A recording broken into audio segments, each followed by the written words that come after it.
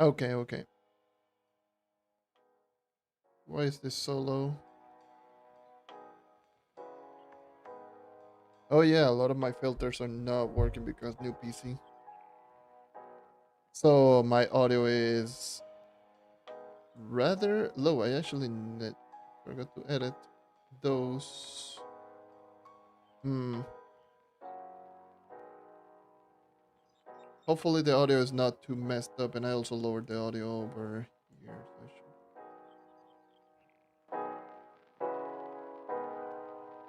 it should be higher, and this should be lower.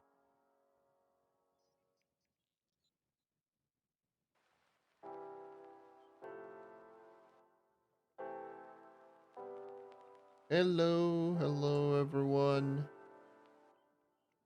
Pardon me, I am changing some stuff up. I got my new PC last week, and I have been messing around with a lot of settings lately. There's still a lot of files that I'm missing, so I'm just going to lower my volume on my headset for a little bit. Put this right here. But yeah, brand new PC. I've already done some editing on some of the other channels, and it's been great. It's lovely. I love not crashing every single time and actually having some proper frame rate. It is annoying as hell.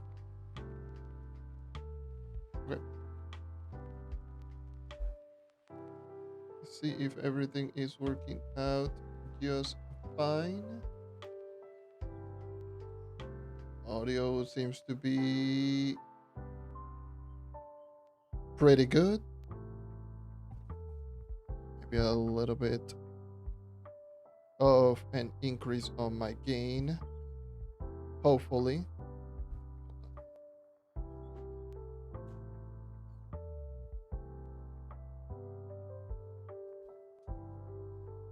Maybe that would be a little bit better now. Maybe lower this a tad bit. And time to hunt some mystic rings. Or rather, hunt a mystic ring, because I do not have one. I do not have a mystic ring. So that is... I'll be hunting for that. I do have a lot of 2x XP potion that I've been saving up for so many years. I got like 260 hours worth of 2x XP pots. So I'll be using those. I don't have patron. I could honestly get patron right now. I do have a 15-day patron pass right here. Am I going to return to make Trove video? Probably not. I don't think so. At least exclusive Trove video, no. That's not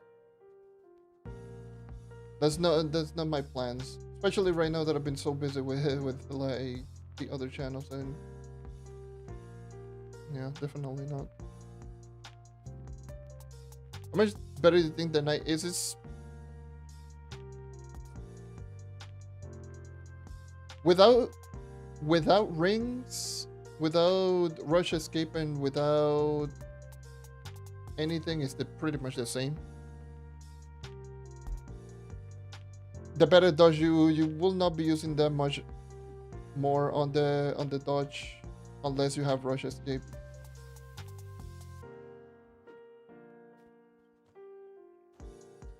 That's doing pretty good.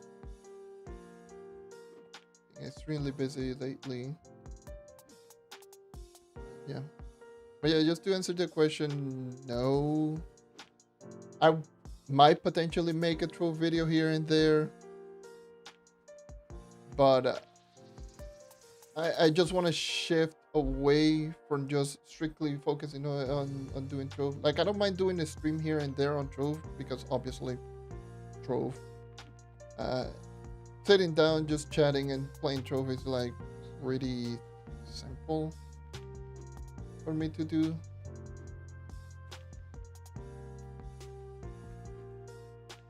Yeah, I was going to make a video talking about this update, just explaining literally everything that this update has to offer, because I did a pretty much almost 11 hours total of live streaming, going over all of it and doing testing. So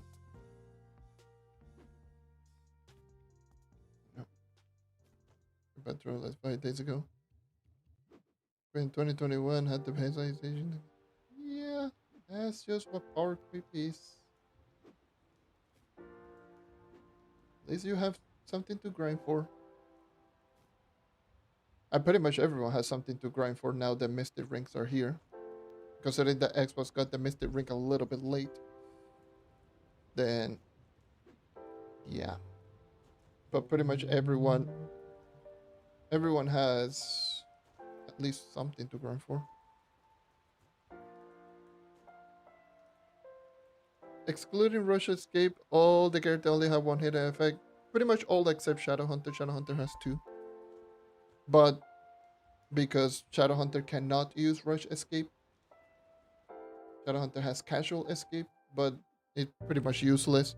So technically, yes, pretty much every character has one hidden effect. Most of them are pretty eh. Now hidden effects are pretty much, is it better than Rush Escape? And 99% of the time it's probably no. But yes, Rush Escape is for all characters. You literally can just get it with one ring and you can just swap it between all of the other characters. Like, you don't even need to get Rush Escape on every single character. You just get one. You can equip it on another character and you get the effect. Oh my god, gotta love the neighbors. With their stupid ass motorcycles.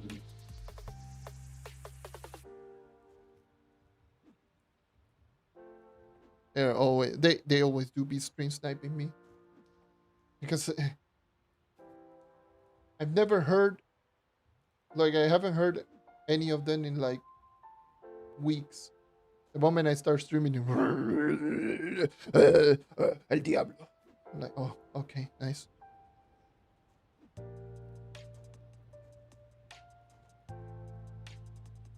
For the Boomeranger's sword, you recommend Cyclone or Rush Escape? I would probably still say Cyclone. Well, it depends on what you're doing. Like, if you're speed farming dungeon, then Rush Escape is most definitely going to be better. But for 5-star due to Cursed Skulls, then I would probably still say Cyclone.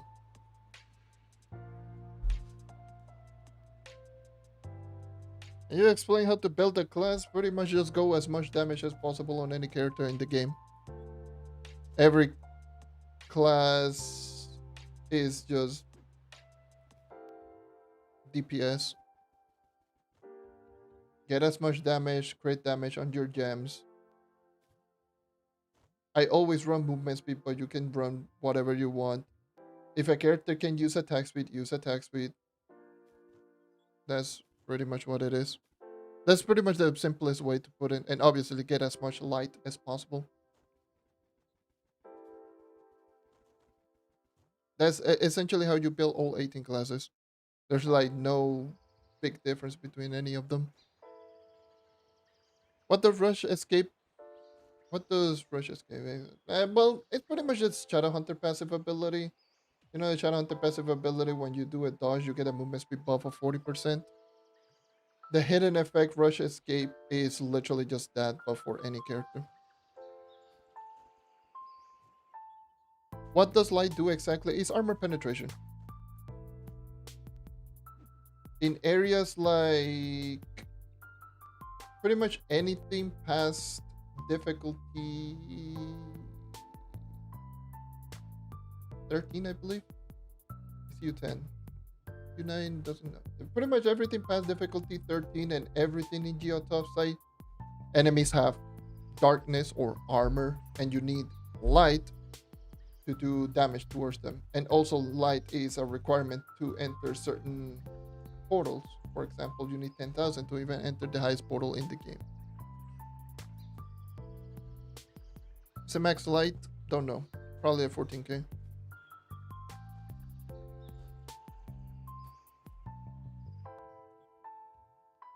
If you have any info about the market lately, at least on PC, no.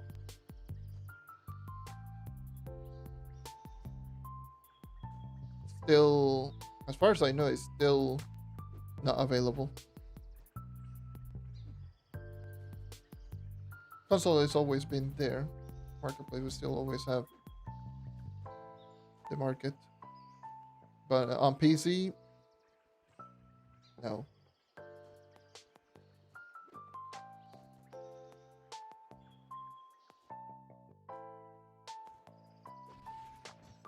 And you can take all of this opportunity, just taking this opportunity just to answer as much questions as possible. Obviously, I haven't been here for a little while, and I'm pretty sure a lot of people have questions, especially regarding this new update that launched last week.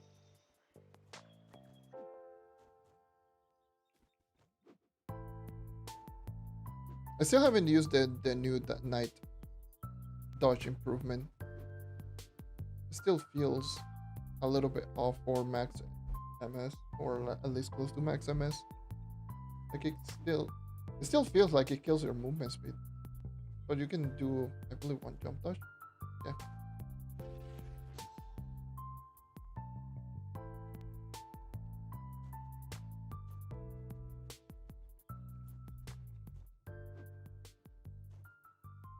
Just explain how can I know if the gem is good?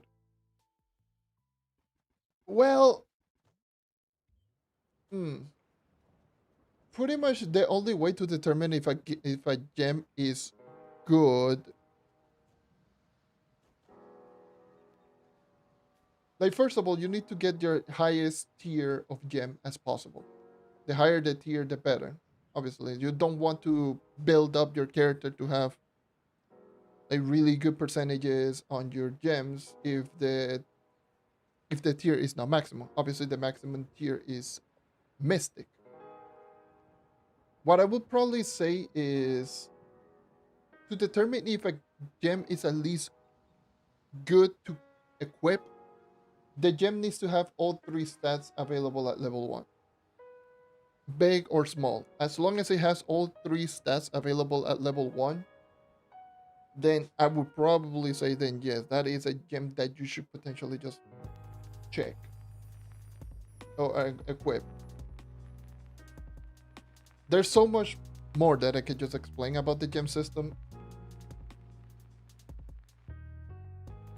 Like, I do have a complete video breakdown just talking about the gem system for the most part. And I can easily just go on and on and on for like half an hour to an hour just explaining everything that the gem system has to offer. But pretty much the LDR, what you want is a gem that has 3 stats available at level 1. Big or small, doesn't matter. It has to be 3 stats, because otherwise it's going to give you less stats at maximum. And if you want to know if the gem is good, then, and I mean good in quotation, then I would probably just say level it up to level 15. And then go into a gem forge and check the percentages. That's probably the best way to start, considering if a gem is good or not. I would probably say, like, at least if there's no reds, it's a decent gem. Like, if there's no red in percentages, then at least it's good. It's good enough to keep. Also, Vanguardian as a farmer is nice, still superior. I would probably maybe say Vanguardian is slightly better, especially right now with the buff.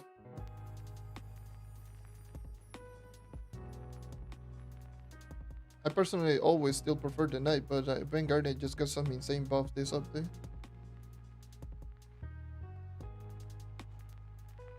Yeah, Boomerang is the highest DPS class in the game, so a lot of people are using it.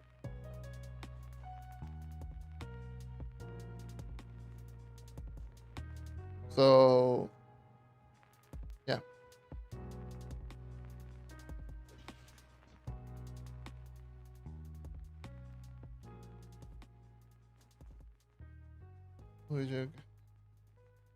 Well, that's nice.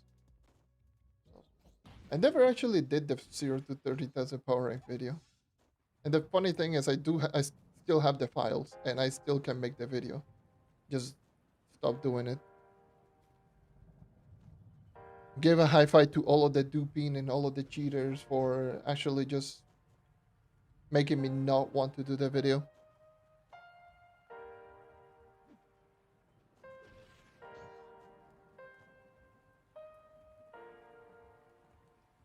That's just how it is with Trove. The cheaters, the duplicating, and all of that ruin everything.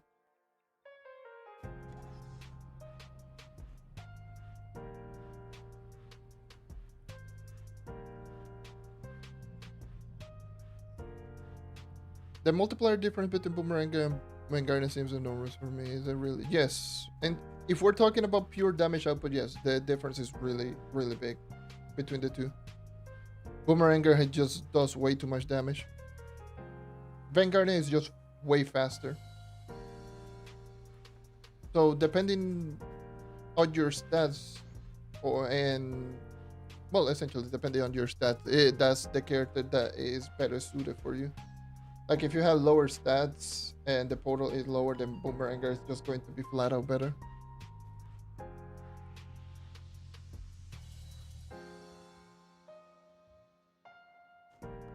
What's the gem best build for pearls? I heard as well. No, well, 9954 is not considered the best, but you shouldn't even worry about that.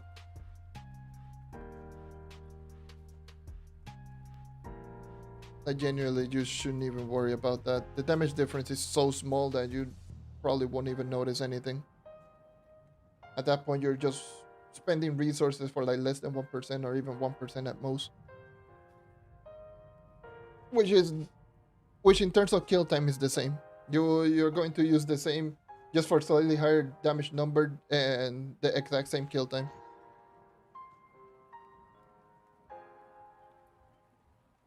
And so if max life rather go from Vanguard, yes, pretty much. If you are close, not even necessarily max, but at least close to maximum, and damage is relatively high, then Vanguard is going to be better. Or at least for dungeons, not for bossing. Bossing always, Boomerang is always going to outshine Vanguardian for bossing.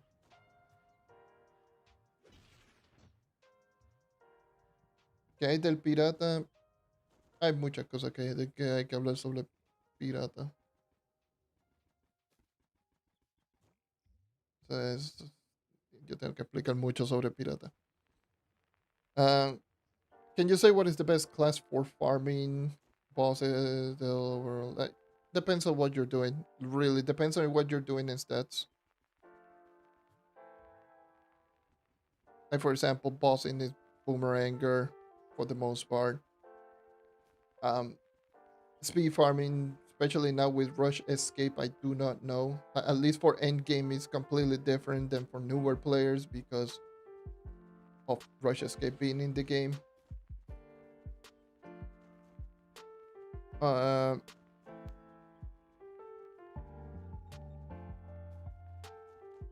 Honestly, like at this point, especially post class rebalancing, I don't know.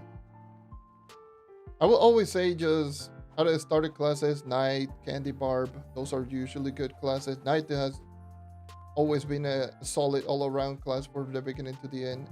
Despite the people don't stop using the Shadow Hunter. Shadow Hunter is still really good, especially for newer players.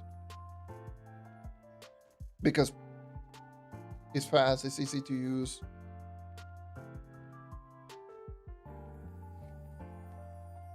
Uh,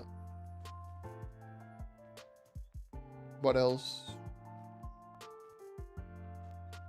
There's way too many classes. I would probably just say, just give it a whirl, give it a shot. I wouldn't necessarily just go for a particular class based on how effective it can be, because this game is all about stats. This game is like, if you have stats, that's how you're going to do.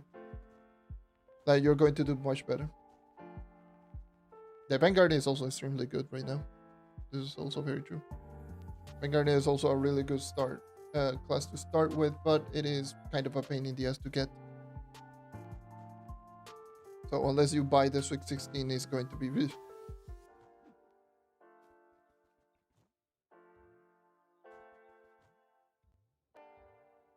The Vision movie around I might be quite awful spending the... Not really. Honestly, in reality, max movement speed rush escape, not really. It's like... It's still relatively easy to maintain. I would probably say is like damn near the same as Shadowhunter right now. Like, Night was easier than Shadowhunter to maintain max movement speed. Now it is like pretty much equal. Because for the most part with Shadowhunter, what you do is basic attack for single target and damage output, and Curse Call you use on Snare. That's your right bumper, that's your basic. For Night is your basic attack and your Spirit Square, which is again your basic and your right bumper, and you do dodge 2 movements, 4 movement speed. It's the same. And you're always going to use flash regardless of which class that you're using, because every single class in the game you need to use flash for martial or arcane emblem.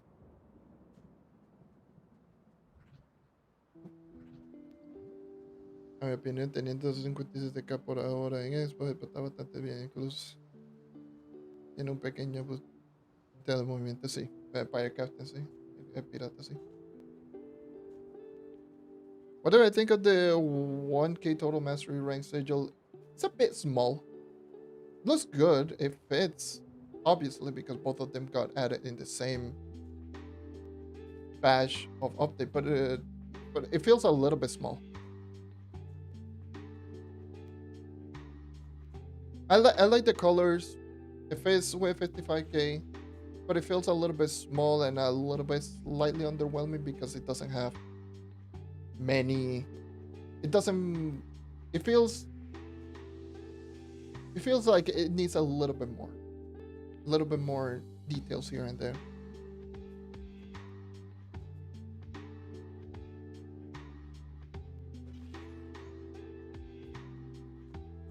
I have one friend that started watching your video. He also got 20,000 power, but he shows Gunslinger. Yeah, well, that's just how it is.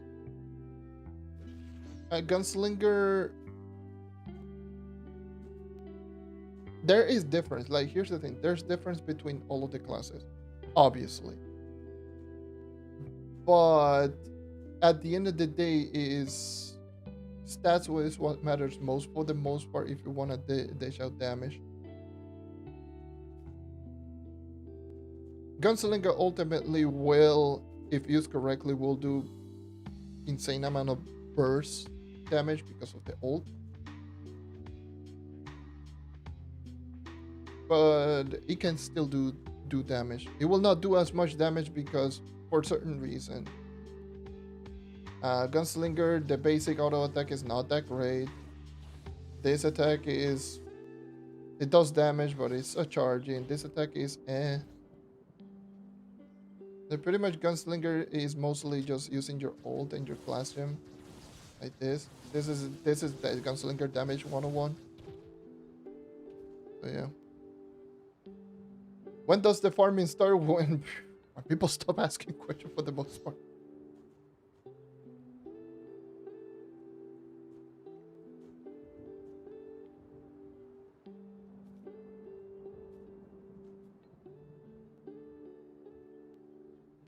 People have their are satisfied, that's when I'll start.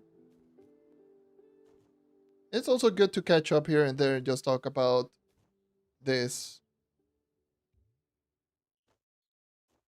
because sometimes well, I might not miss it, but I might not answer the question immediately when I'm just doing the farming or when I'm just grinding. So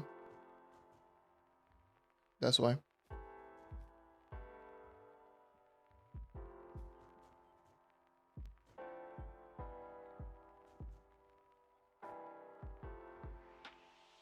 But I guess it's been half an hour, so I guess I should start soon, though. So yeah, I need to get to Paragon, at least Paragon 79, to actually just get one Mystic Loop. I do have 2 times the XP pots, so I'll be doing 5 farms, 5-star dungeons, because I do have way too many sparkling keys. So, do you think I should tell them to change class? If they like the class a lot, then no. But if they really want to try something new, then yeah, maybe.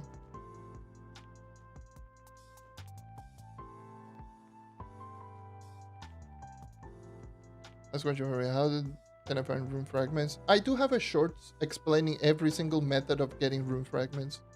I think that would be better. Nothing has changed from there. And with visual representation, I think that short would be better than me just trying to explain it here.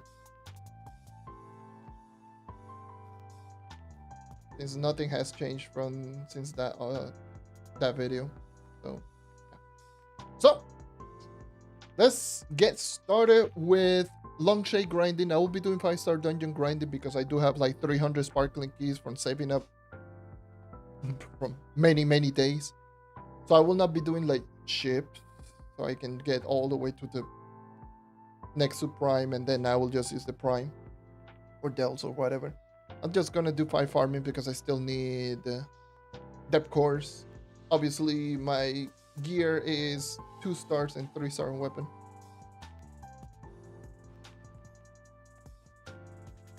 So for the most part, I will also try to hunt down solo.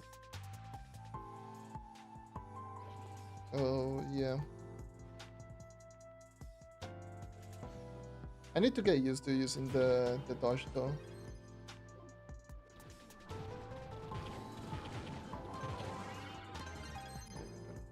Bother with those.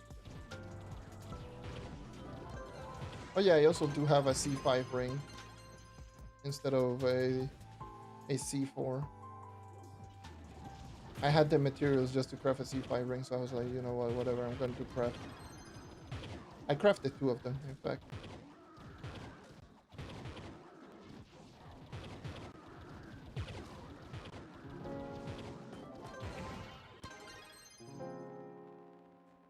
Oh, it's lagging like crazy. Hopefully it's not lagging on stream. I need to double check. I haven't checked that because I know my internet is... Even though despite having a better PC, my internet is not that much better. Okay, there's not been any frame drop.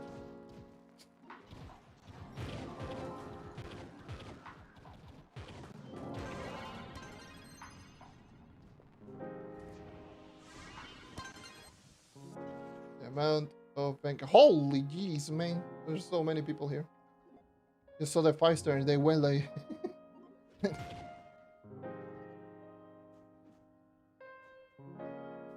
Good quality? Okay. It's good to know because I know my internet is a little bit off.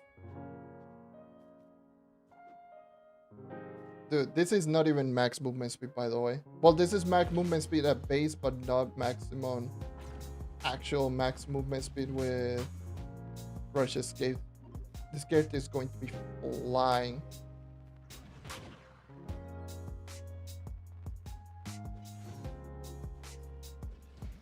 This is max movement speed with overcharge. Well, as close to max. I can get.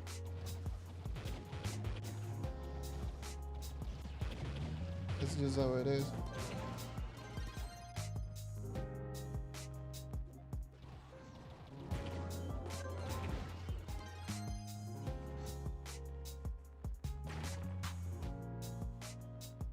Why am I getting a lot of notifications now? Hold on.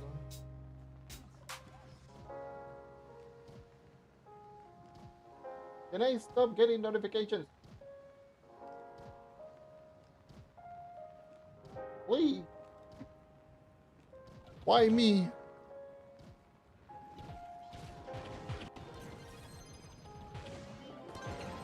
I am not important. Stop doing that.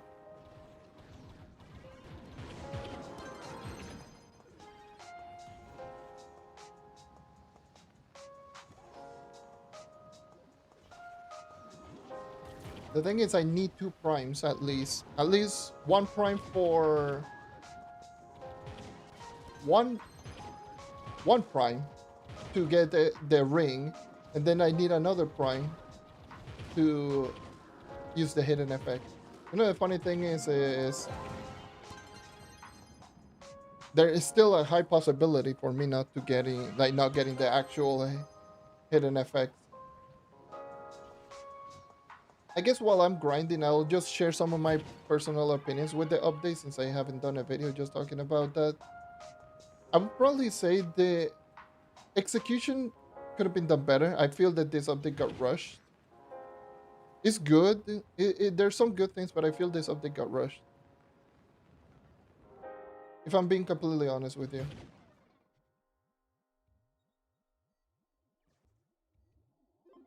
We only got like very small changes and that's it. Like, so many hidden effects are just still horrid. They're really, really bad. So it would have been better if those got tuned up or just changed in different ways.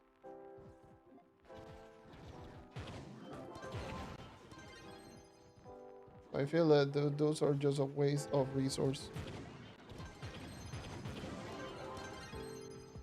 Before that, could have been done better, especially considering that those are only from Mystic Ring. Speaking of Mystic Ring, I don't like the fact that they only drop from prime numbers. The reason why, like, the other prime numbers, people were like semi-okay with the other primes, with the prime loops, is because you had the prime paragon cubes and you also had the paragon piñata, so actually just get a lot of those prime cubes. So naturally a lot of people were selling the piñatas before they got duped. And yeah, it was just way better. Also, the fact that the hidden effects came from every single ring despite the level, regardless of which level it was.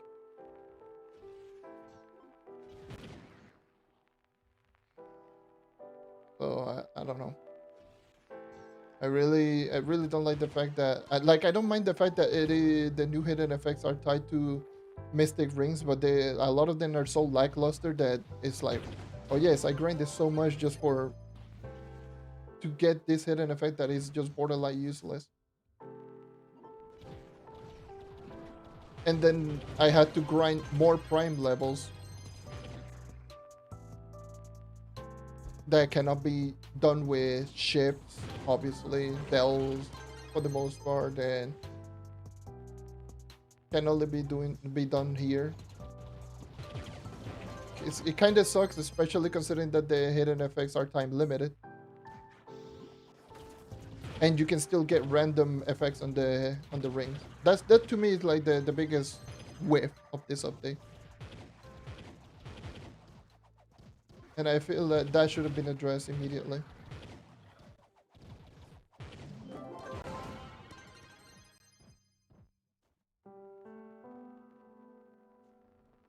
A random question. I'm trying to see if my gem is a 3 or a 2-star. Could you help me? Just go into the gem forge and see how many pearls the gem has. That's how you know the gem is a 3 or 2-star. By the way, go gem forge and just count the pearls above each of those stats. And if it has 2, then it was a 2-star. If it has 3, then it was a 3-star. If it's a small gem, then more than likely it's had all 3 stats available, and power gems is the only one that can spawn with 2 stars.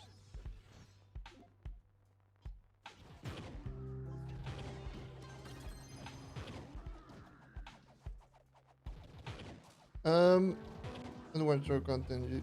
YouTube throw that's just YouTube being YouTube. Trove's been doing all right.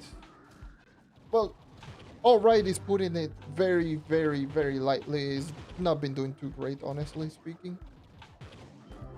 You know, gameplay wise, it's still there, but direction wise, and it's not there. It's just not that great in terms of like how it's been directed, how it's been developed. It doesn't help that the community loves to cheat and exploit and essentially just make everything a living hell. But yeah, if you don't care about like the community or the development and just care about just chill gameplay, then yeah, the game is still pretty good. Still fun to play, still just enjoyable to mess around. But if you are more deep into this, then now, I guess I know.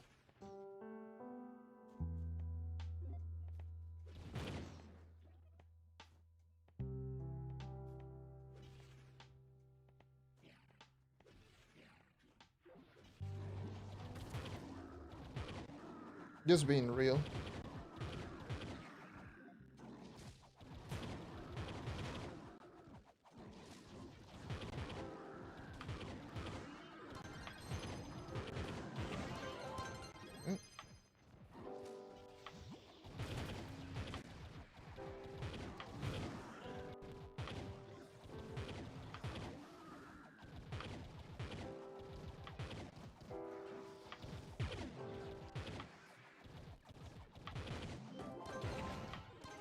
It's still going to be one of the nice biggest weaknesses, and it is his range.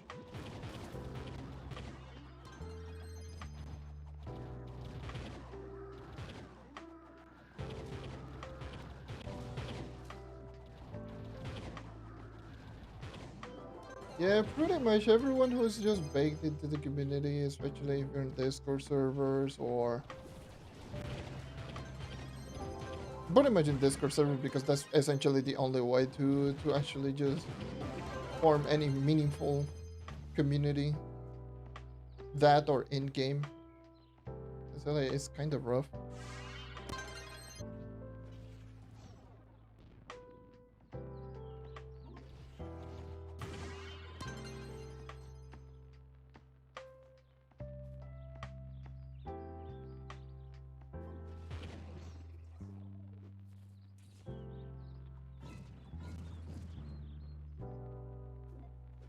Can you cancel? Wait, hold on. Can you cancel a dodge with a flash? Sort of, yeah.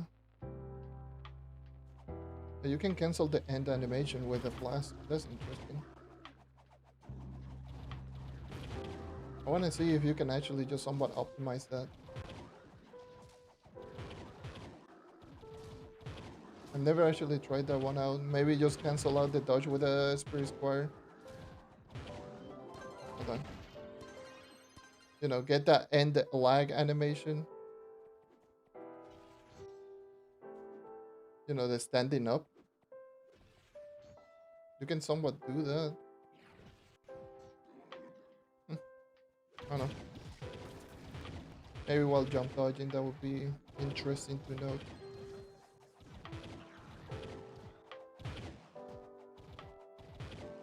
Because In this update, Knight got his dodge improved. That's outside of the hidden effect. That's essentially the only thing that the Knight received. But it is actually pretty good considering that the Knight used to have the worst dodge in the game.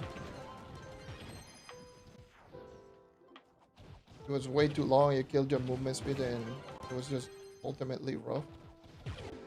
It's still not the greatest dodge, I will be honest here. But you can comfortably do jump dodging, which is good.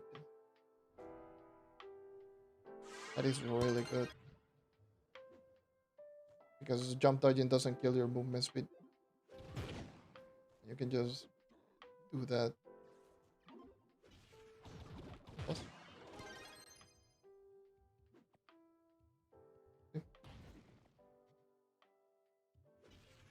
And you can comfortably do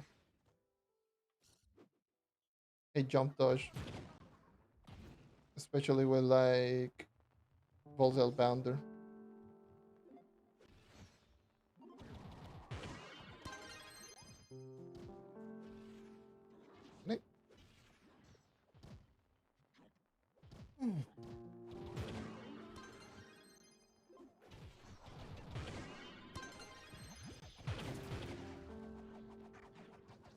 At this point, I wish I had like at least one set of magic damage gem. I don't have a magic damage set of mystic gems. I could probably just upgrade one relatively easy because I do have a fully augmented set of gems that is already crystal 30.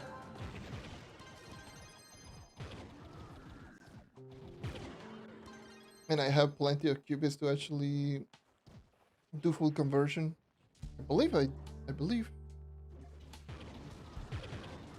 it is crystal. I don't think it's mystic. I don't believe it's mystic. Maybe my empower gems are mystic, but not my lesser gems. I have to double check.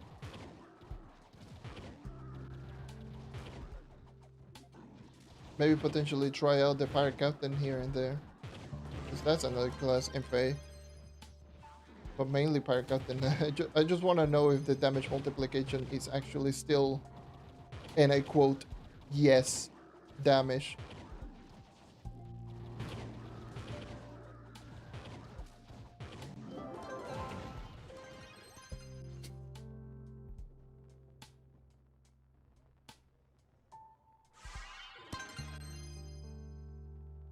I could probably check that one out.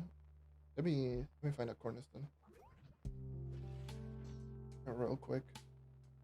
Have some target dummies. Where is my Fire Captain? 42. Okay. That's 51. Let's see how much the damage is.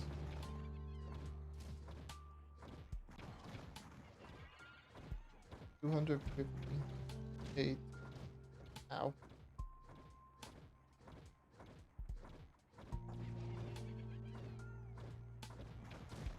I think they might have lowered the damage. I think they might have lowered the damage again.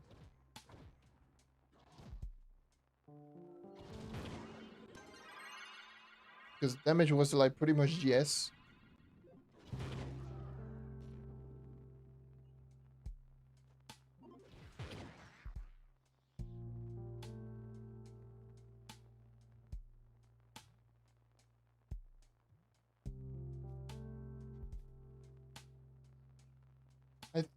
I don't know if they... Let me double check. Now I'm very, very curious.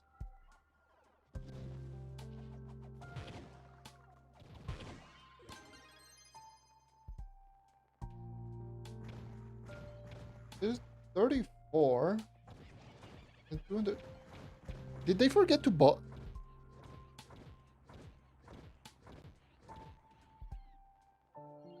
Did they forget to add in like the latest PTS note or the latest PTS patch on the Xbox version?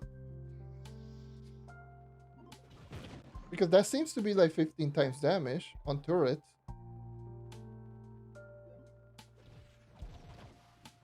Which was the damage that the Pirate Captain used to deal before it got buffed.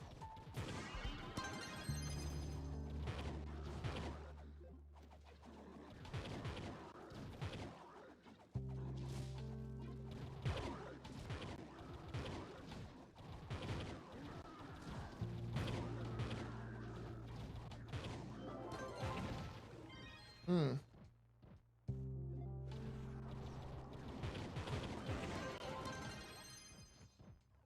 Because the damage got buffed in one of the patches on the test server. Well, the only patch that we got on the test server, if I recall correctly.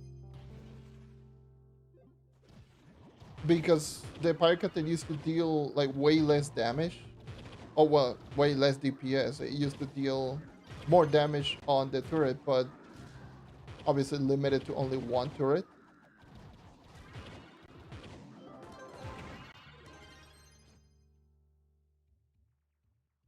And I just checked the damage out like right now, and it feels like it's doing the same damage that it used to deal before the first hotfix.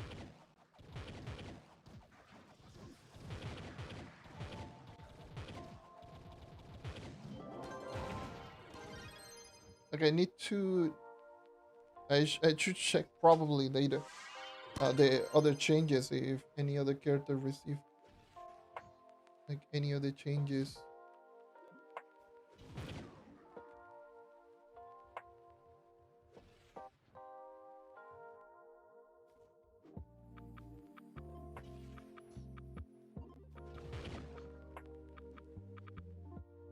It would be good to check it out, like at least for Xbox or maybe other platforms. Because at least what I'm noticing is like the damage on the turrets on Pirate Captain is the same as before the first hotfix, before it got the buff. And Pirate Captain is doing like way less DPS than it should have been.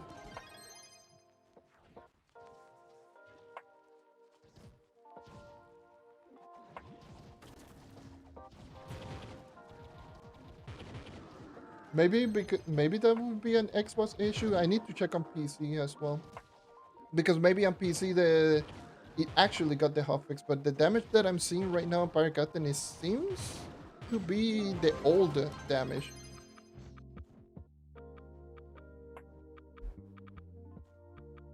Yeah, movement speed wise, yes, that's probably still pretty good. Like I believe is the movement speed. I believe is like the same as momentum shift on the night post buff momentum shift.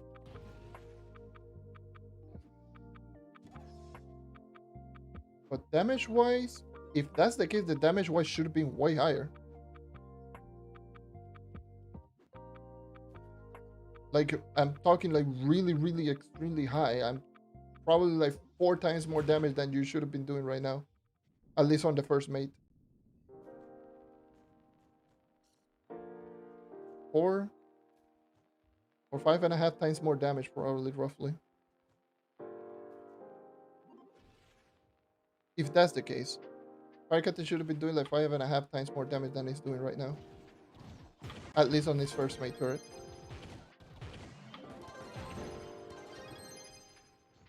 So that might be something to look into.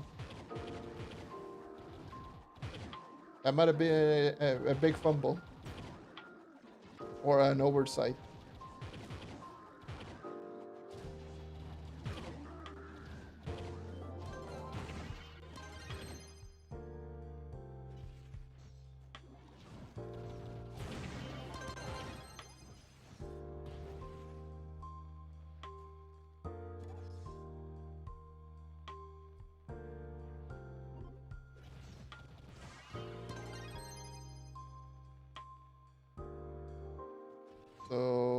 So yeah, I need to check that on PC. At least someone needs to check that on PC. I don't think anyone just cares about the damage multiplication numbers, to be fair.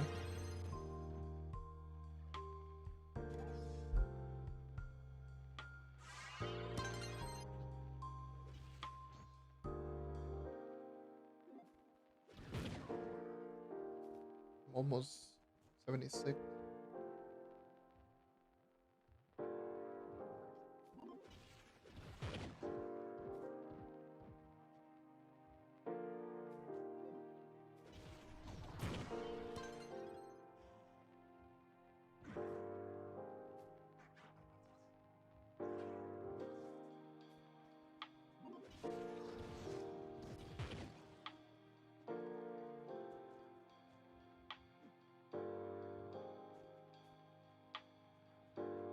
Sucks that my C5 ring doesn't have ER.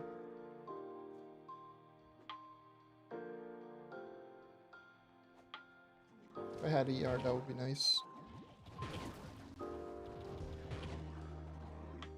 Imagine if I get my Mystic Ring is Energy Regen plus Rush Escape. If I get Rush Escape / Momentum Shift ER Mystic Ring, that would be GG's for me. But knowing my luck is not gonna happen.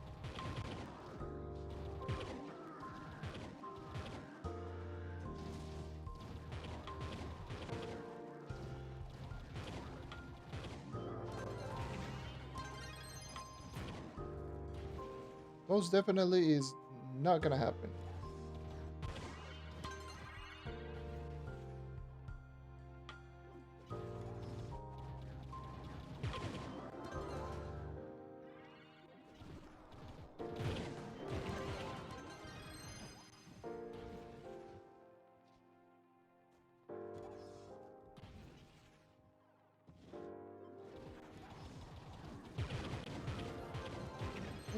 Prime, not prime, but regular. Like, it would have been nice if you actually got Misty Luke on here, like doing regular dungeons, or well, at least every single regular level, because it's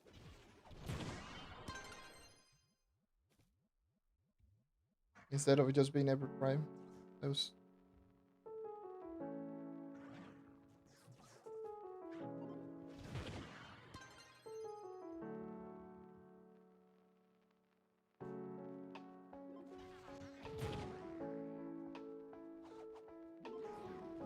Yeah, the damage that I was doing on the test server, at least on the second day after it got buffed, it was absolutely redonkulous. It made no sense. The damage was really, really high, but you know, it was fair because it was only one turret,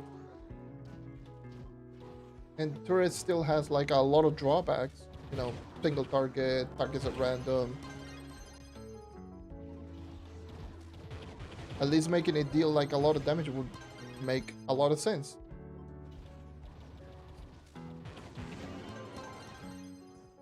But the damage output was ridiculous. It was like 60 something times damage multiplier. It was like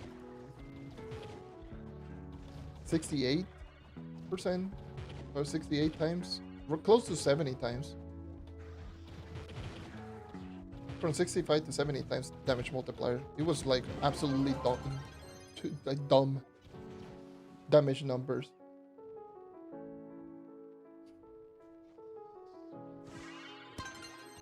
But the damage that I just saw briefly right there, it seems to went back into the damage that it was dealing before it got buffed, which was 15 times damage.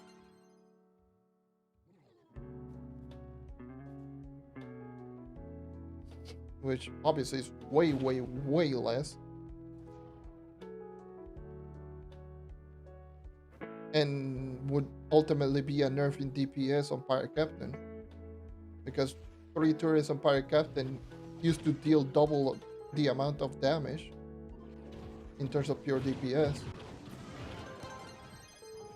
Probably a little bit more considering that I believe they also used to shoot faster.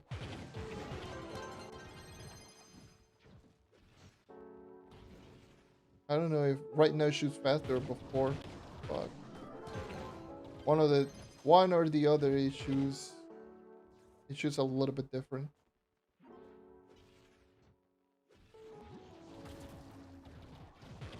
I am definitely leaning more towards the now shoots slower. But I had to check the patch notes.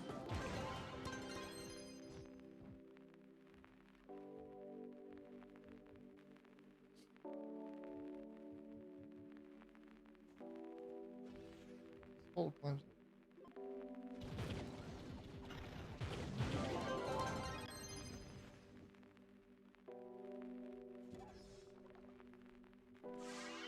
So that might be something to look into, because if that's the case, then Pirate Captain damage output should have been way higher, and that is something that they really need to look into.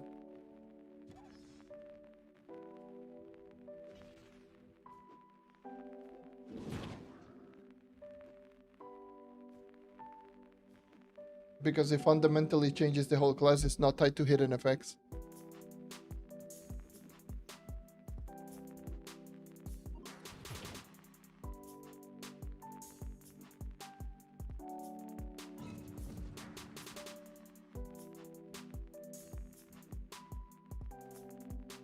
I don't know if the test server is still on. I can also, if that's the case, then I can check, but don't know.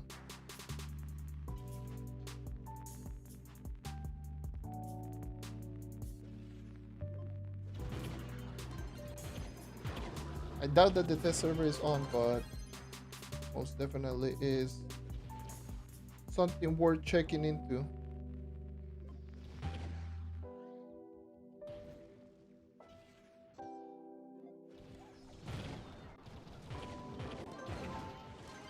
For anyone that loves doing the testing, yes, it's definitely worth checking into and just doing a comparison between live and test server.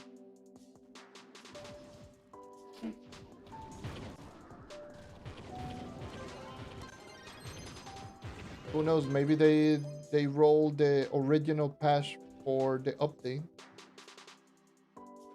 So maybe many things are like what they used to be before it received the first patch.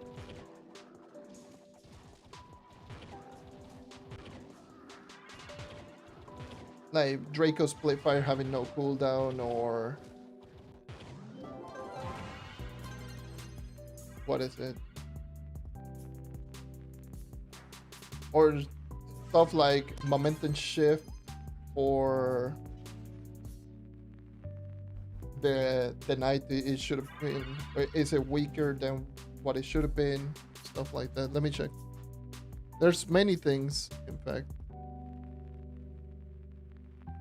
Actually, let me go into the Discord server.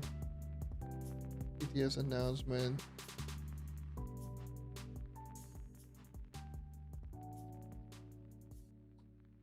What is the other thing?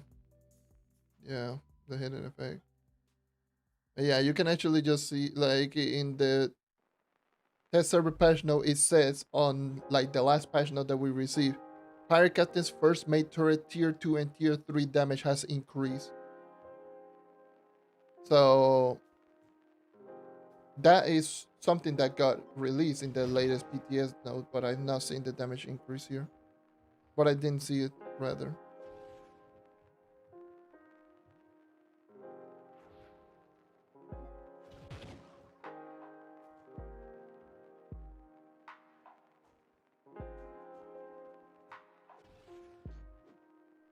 Because most of the changes that we received in that update were hidden effect related.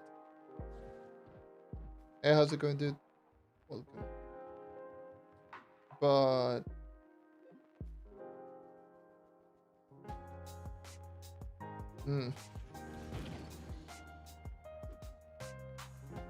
worth looking into, because it really does affect the character in general. And certain changes are like pretty big, especially for people who were thinking of using momentum shift on the knight rather than rush escape.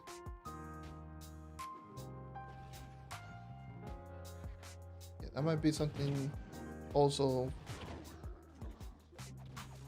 to look into as well. If hidden effects weren't so disgusting to get, then would have been way, way better. I've been pretty good, pretty busy. Got a new PC last week.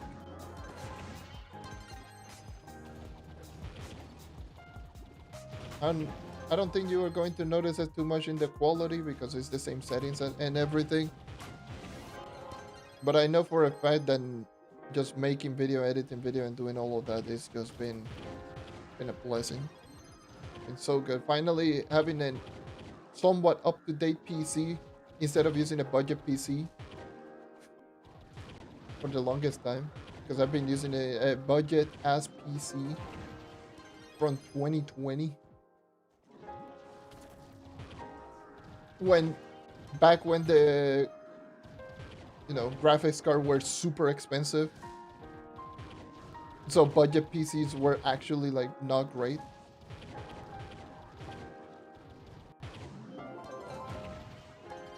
It's pretty much what I use for the past like 5+ years. Right now I have a pretty much up to date. Look.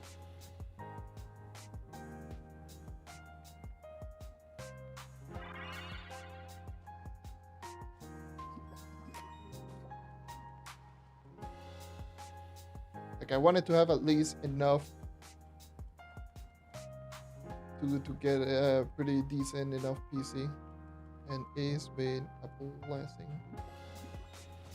Having 32 gigs of RAM is actually kind of good.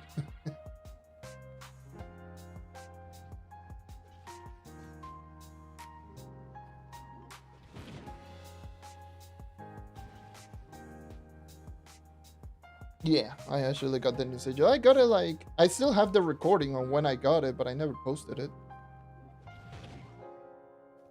But yes, I do have my 1K schedule.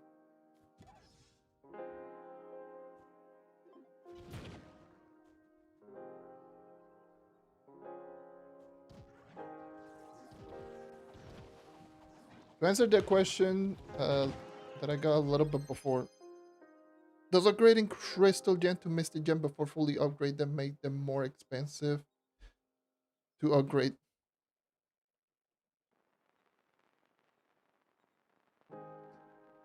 I'm trying to decipher what you try to say. Let's see what are you trying to say? Upgrading Crystal Gem to Mystic before fully upgrading them. I probably mean before getting it to level 30.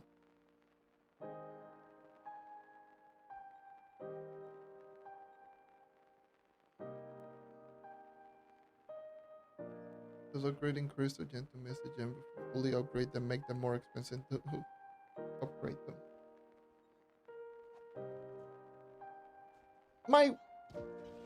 I'm trying my best to actually just try to decipher, but I might want to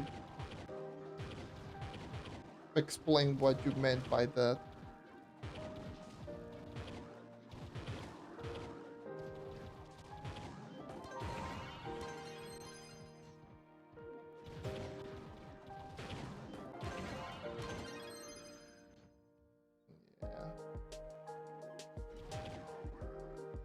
To be fair, a lot of people are more and more people are starting to just not even care about mastery at this point.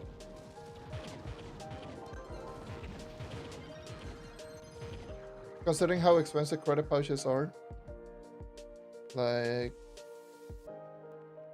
I'm 17 right now.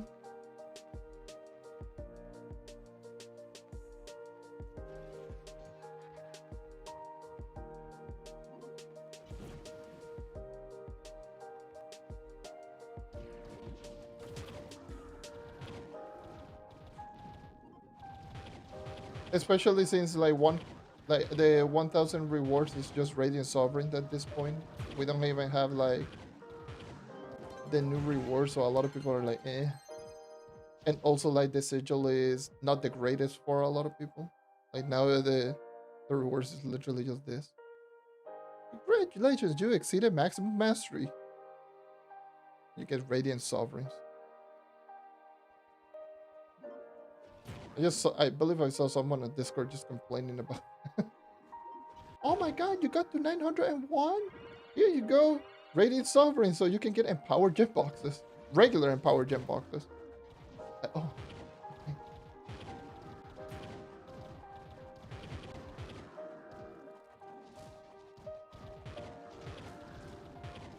Hello, welcome. Welcome, Vitality.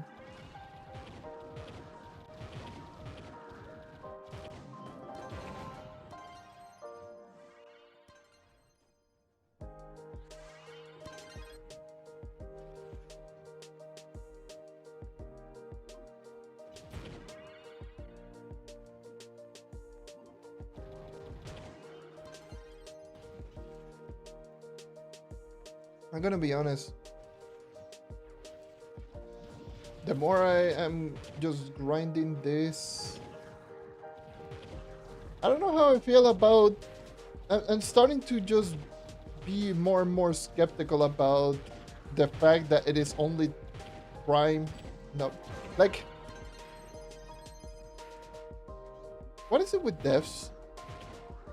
With the devs actually just going, let's make the Mystic Loop into prime numbers and be separated for each of the characters. Like, I don't mind getting Mystic Loops only in Long Shade. I think that's a good idea because it incentivizes people to actually just grind Long Shade.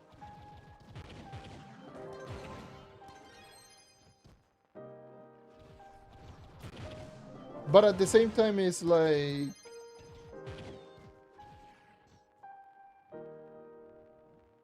eh. Because here's the thing that I don't like about like being prime numbers.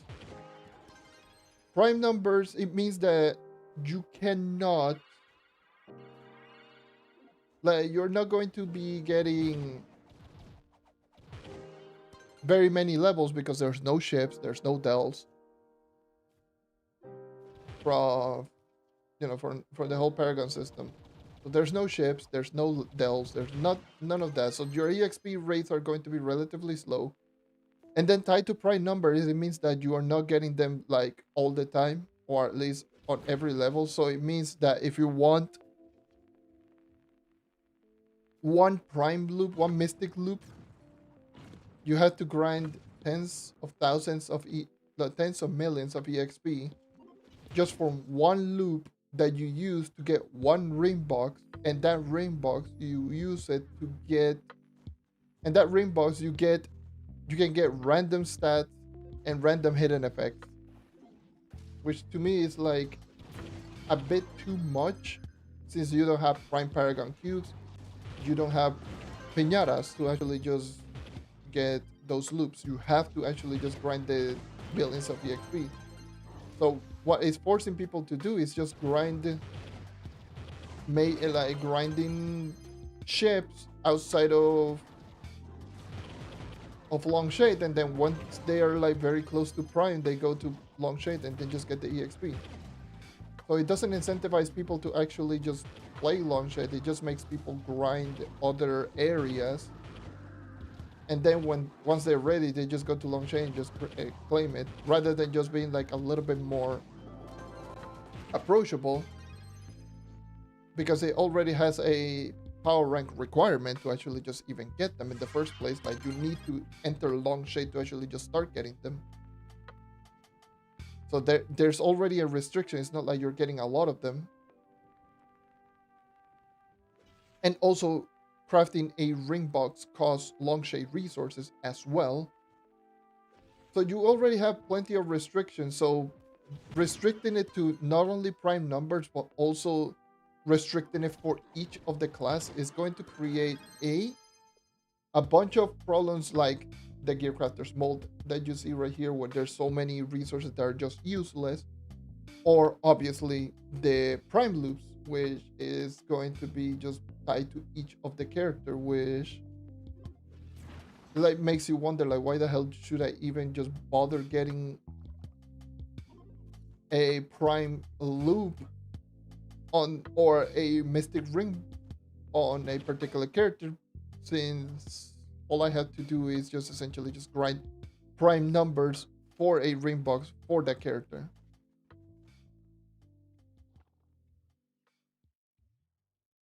What do you mean there's no ship? I meant no ships in Longshade.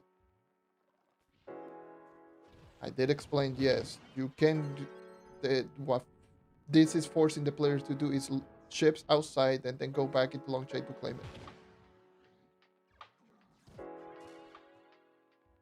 That's what I meant.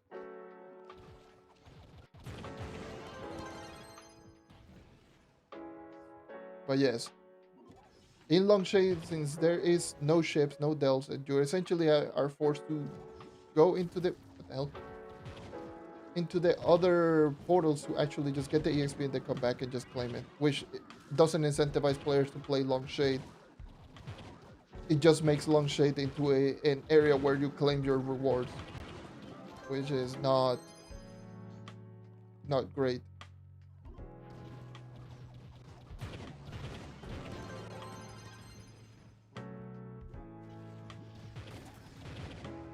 I think it would have been better if it was like, oh, if it was like every regular level, which gives the people, if they want to do ships and then go back and claim it, then they can still do it. But it's not essentially forcing players to do that if they want to get it in a reasonable amount of time. That's where I'm at. That's where we at right now. Like if you want to grind the Mystic Loop, you on a reasonable amount of time, that you have to do Dells or difficulty 13 ships, which I hate the fact because ships are just horrible. It's a horrible design. I know a lot of people enjoy ships. I don't like them. I think they're terrible.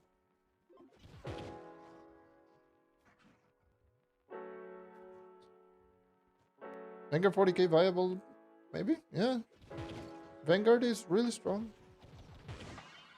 Well, Vanguard has always been somewhat good. It hasn't been insanely great, but now it's like the same damage, but it's just way faster.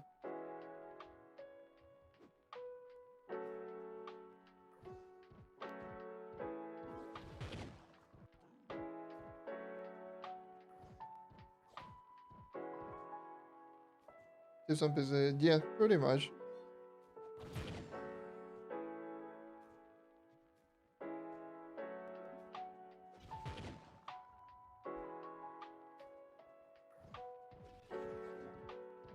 I feel ships are just so terribly designed because outside of that scripting and botting, it's just essentially it's AFK farming for the most part. Whoa, there's some hefty lag. Whoa, whoa, whoa. Whoa, what the hell, game? Why are you freaking out?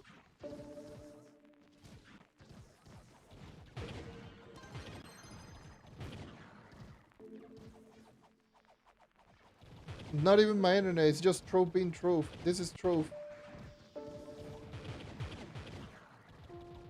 Look at this. Trove is just being an awesome game. Smile.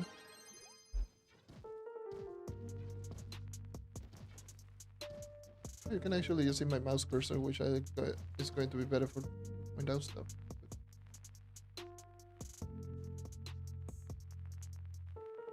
Yep.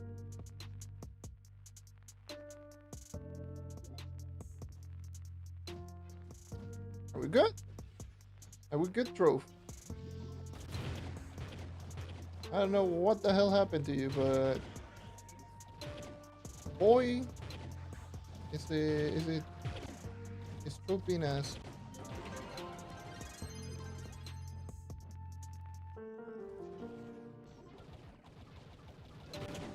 Ah, damn, Trove. Jeez. Please, man.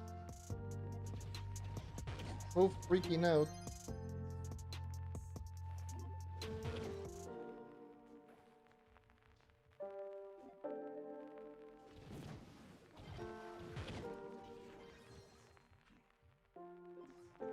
just kill this and then just move on.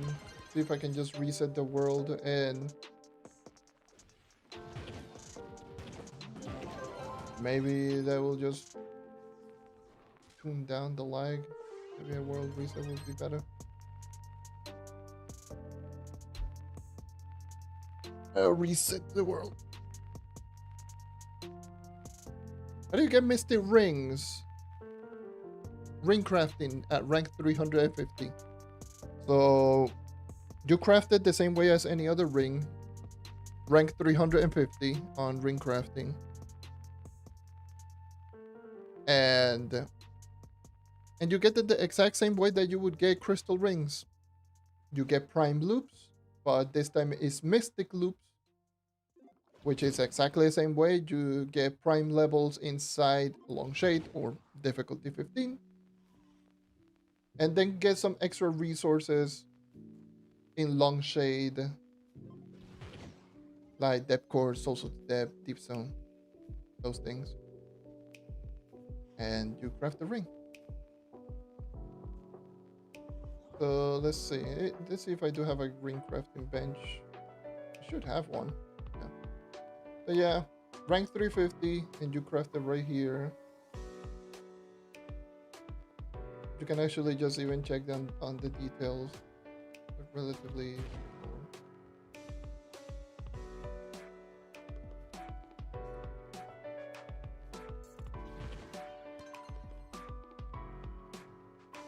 Okay, I mean, if you want, honestly.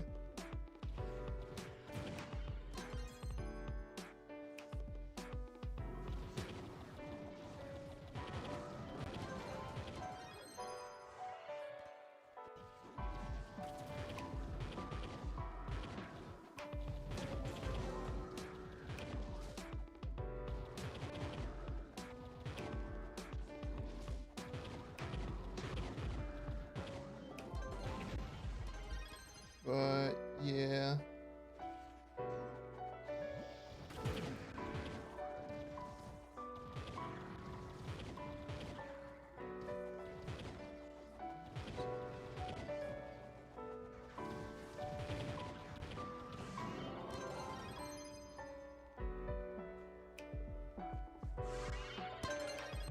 At least that worked out.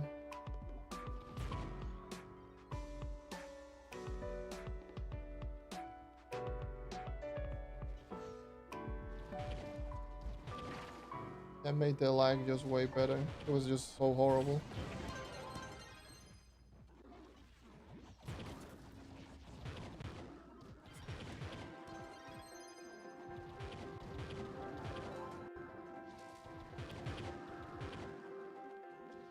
Might give a Vanguardian a whirl, but I need to get the ring first on the night because that's just how it is with this game. Like, I cannot switch to another character because I will end up getting EXP for another character. And I need to get all of the EXP for this character.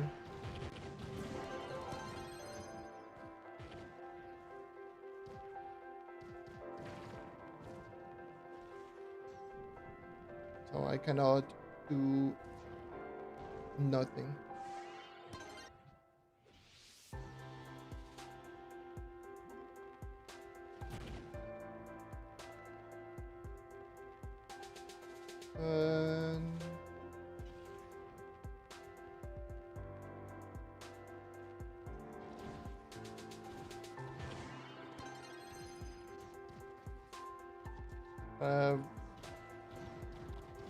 The thing is, I need to get at least 2 primes. 2 primes at least. If I recall, that is at 79 and at 83, if I recall.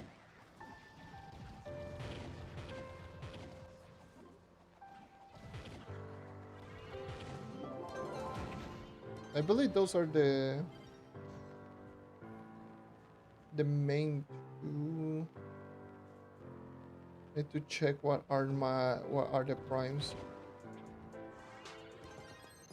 Let me check.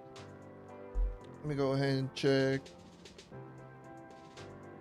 prime numbers at least to 100. Yes, at 83.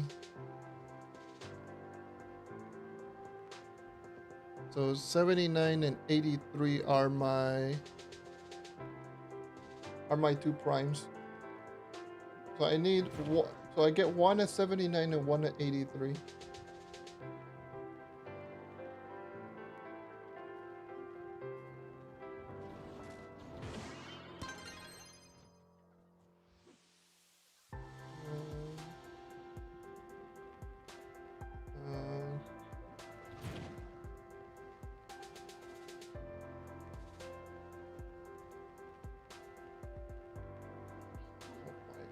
God damn.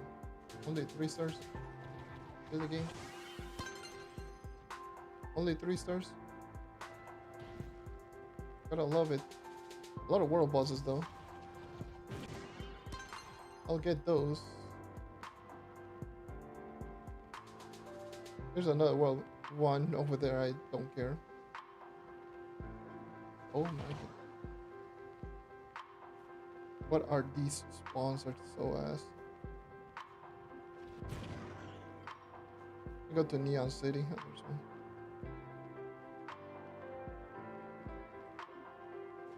Close.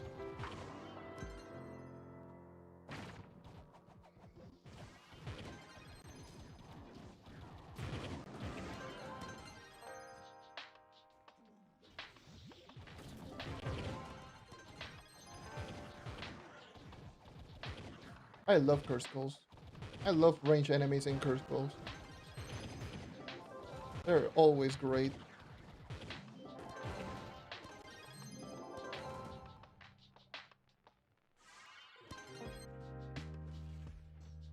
They're so fun. Smile.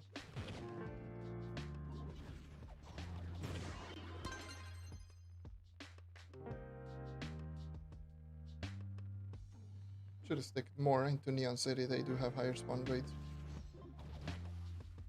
They have less 3 stars, so they have higher spawn rate on 5s.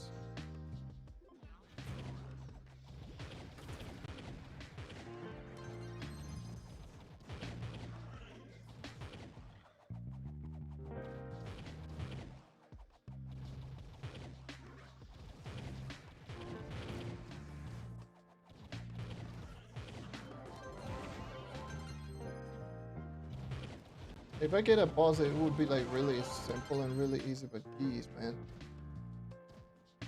Whenever I get a curse code is like so slow.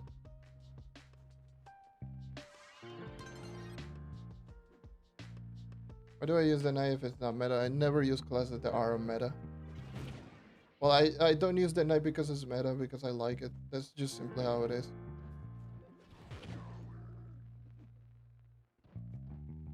I never use a class because it is like the meta class. I might have it for like secondary if I need the extra, like if I want to just do bossing, for example, and I might just build a boomeranger here and there, but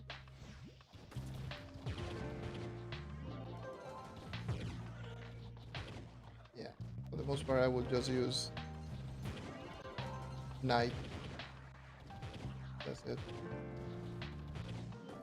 The class that I started with is the class that I'm gonna keep using.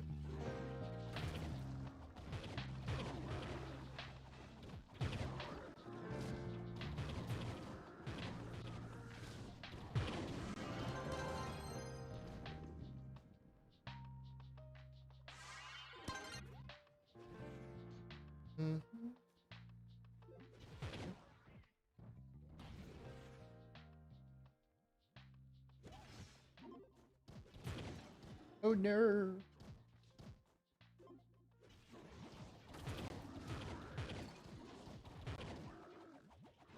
I'm gonna keep doing 5-star because I have way too many of the sparkling keys. I don't care if I don't get like a lot of souls of the depths, it's whatever. No, I don't wanna just stress too much in like, oh my god, I need to get souls of the depths. I'm not doing this on Mondays, I need to get souls of the depths. Ah, crazy.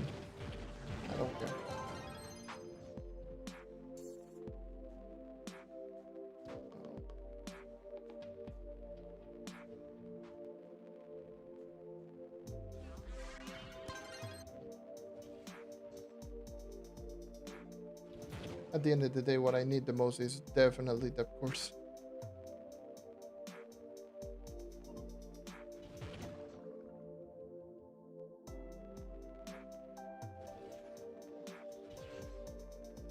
That's the one definitely that I need the most. And I need to change.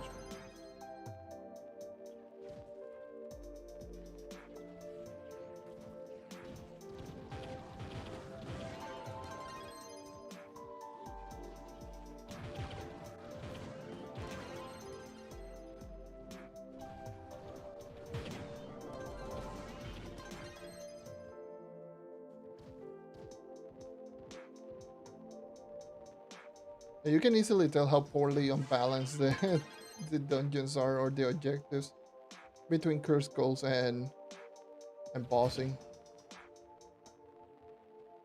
That's why vacuum is like so important for 5 farms.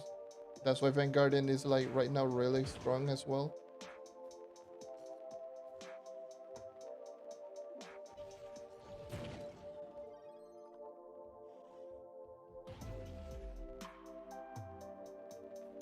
And just keep circling it around the Neon City so I see if I can actually just spot another 5.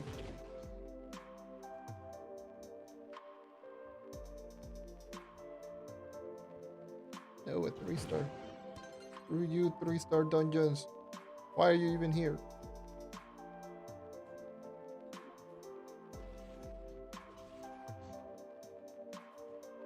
Would have been nice if you can actually just get. Oh, there's one. You can actually just get these from Geotopside 5-stars. That would have been so much better.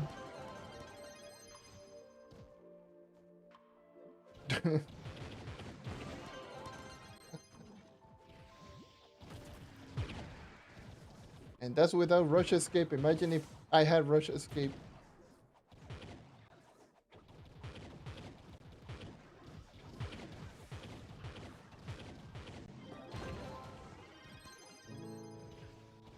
Horrible.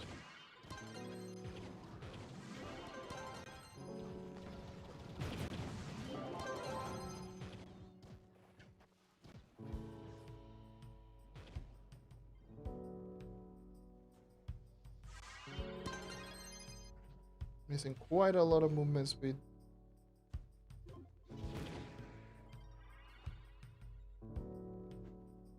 Be just running around like 350 to 400 movement speed.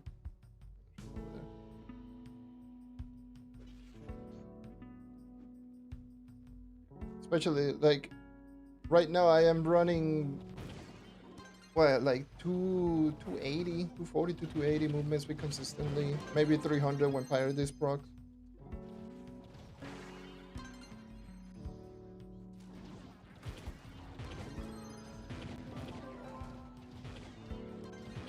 With Rush Escape, that would easily be maybe in the maybe in like the 360 to 370 movement speed. Yeah.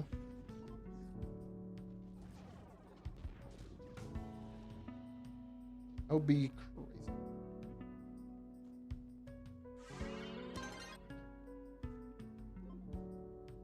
Because it's 40%. I'm telling you. I've been telling this for so long. Give a knight a percentage movement speed buff and the knight is going to be absolutely disgusting. And this is without it. And it's already really fast and very strong.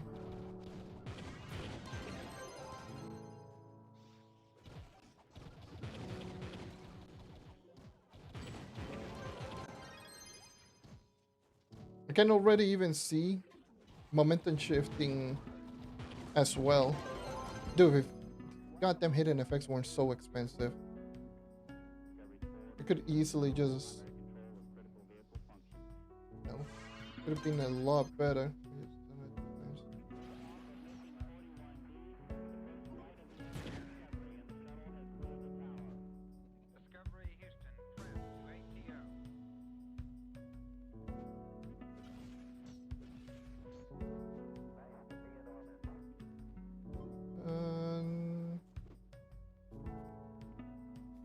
Where are the enemies? Jeez, man.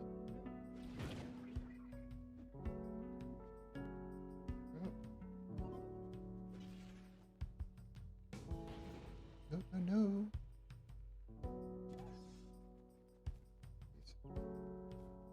But I love the random ass structures.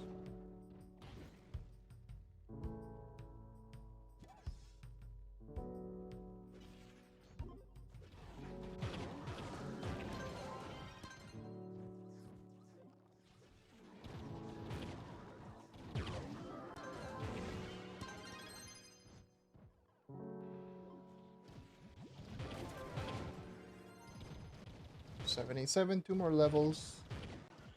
And I can craft a mystic ring. And then it will be 4 more levels to get another one. Well, for one attempt. This is just all for one attempt.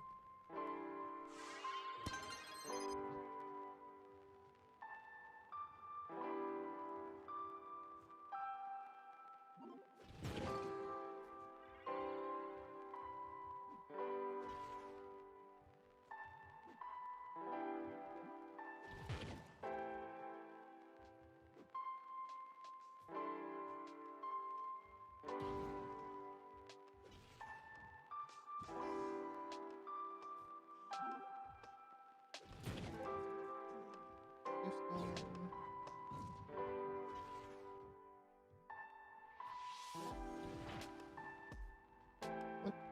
Right.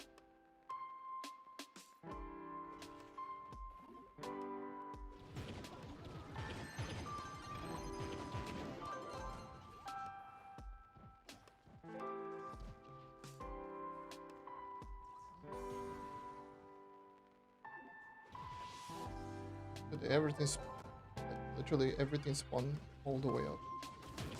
What the hell?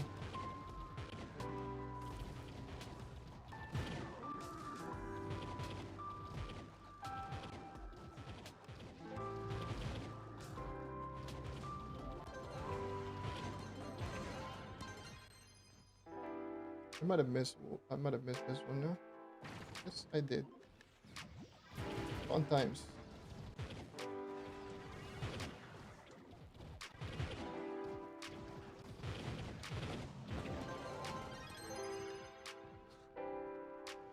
Yeah, Vanguard is going to be also so disgusting for that.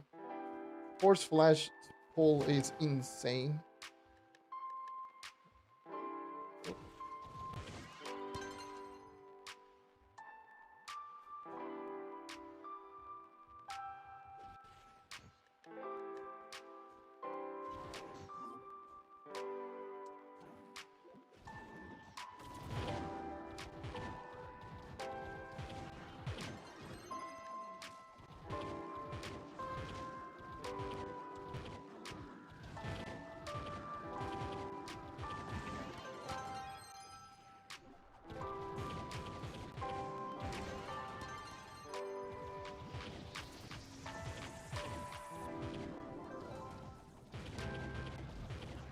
Dude, if I had like at least a 1-day patron pass or a 3-day patron pass, I would have used it, but I don't want to use my 15. But at the same time, I think I should to actually just gain the 50% more EXP.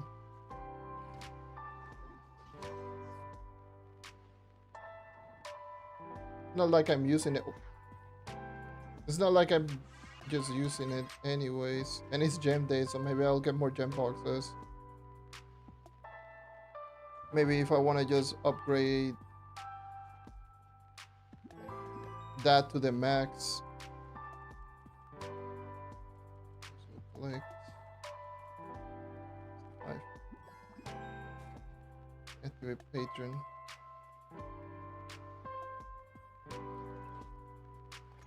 I think I might have to reset the world so the patron activates.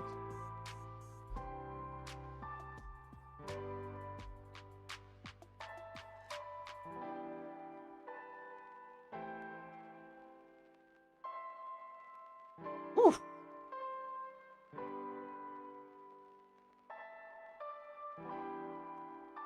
Hopefully I don't crash. Why am I getting And let's check everything. Hopefully I don't lose my voice doing all this, but that does tend to happen. Uh, Hopefully everything, the audio, everything is good. Let me make sure everything is fine before I go into the second run. What the hell? Oh, there is one with Rush Escape. So yeah, that is Rush Escape. That effect right there. If you see that trail, that is Rush Escape.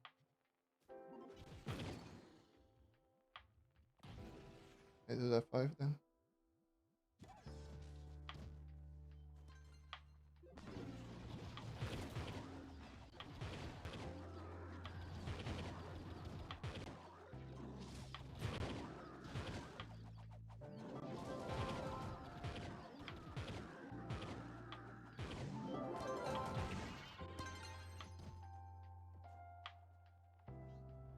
But yeah, if you ever see someone with that green trail, that is the effect.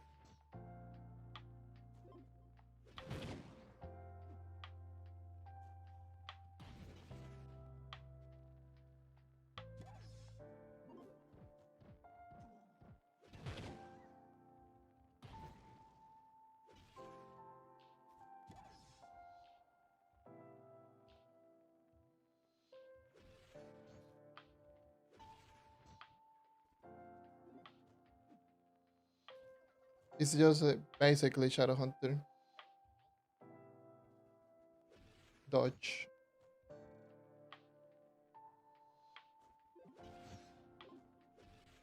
But on any single character. It is so insane. When I saw that, it was like, holy, that is Shadow Hunter passive on any character. That's just absolutely disgusting. The amount of possibility that you can do with just that,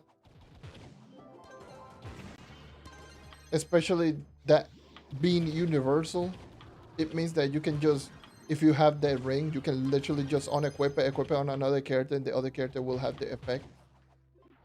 Except Shadowhunter, because Shadowhunter already has it by default. And so it doesn't stack. Which sucks because a lot of movement speed in this game do stack. That being one that doesn't, it kinda sucks. It really kinda sucks.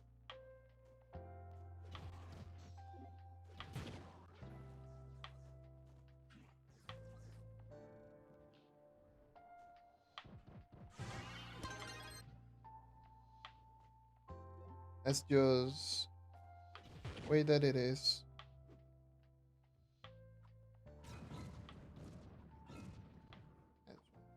That's it.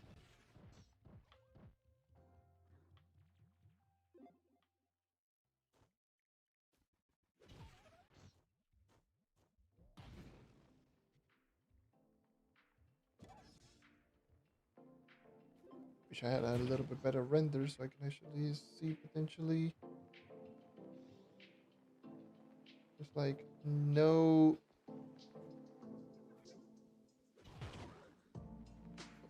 Never mind. There's one.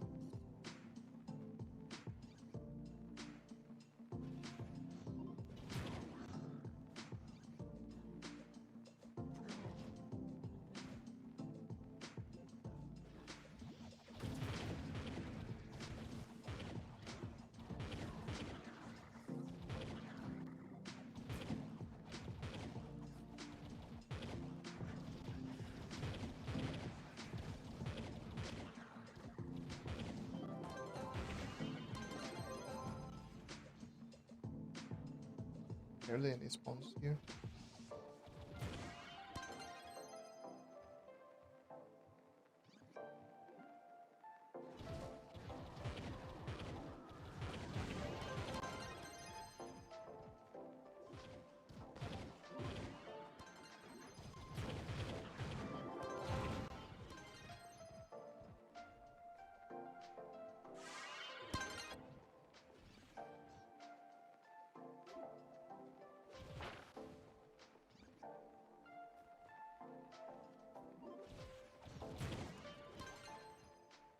Just running around like crazy. See if I can find another 5.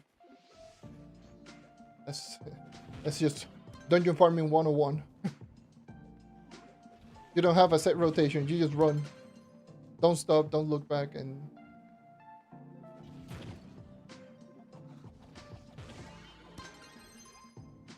don't prioritize. Just zero thought in your brain.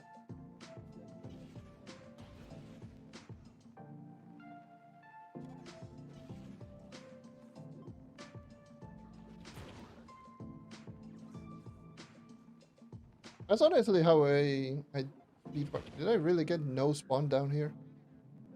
Bruh, I got no spawns.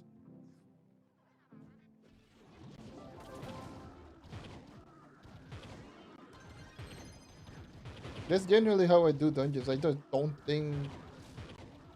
Oh, but there's maybe potential. Nah, none of that. I just run forward.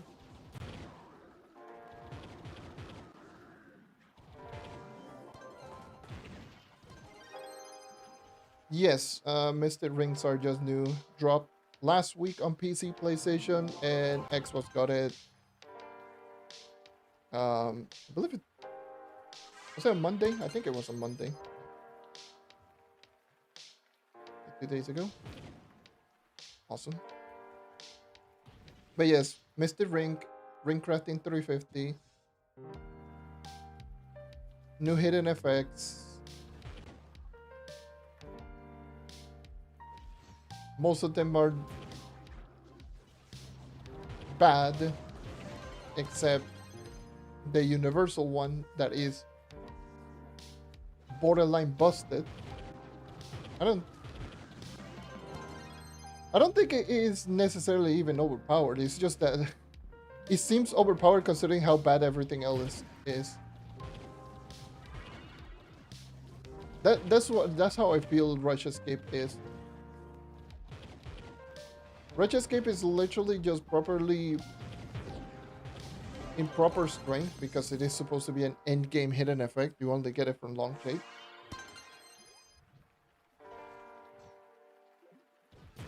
And it's appropriately strong.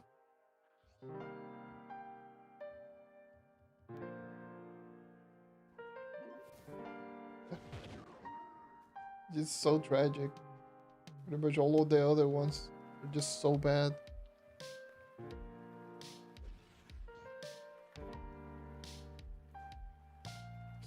Like the only ones that were really good were Dracos, but that got nerfed.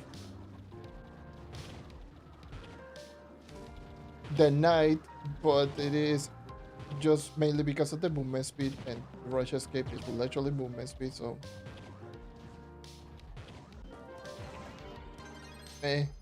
the Shadow Hunter because you don't have another option.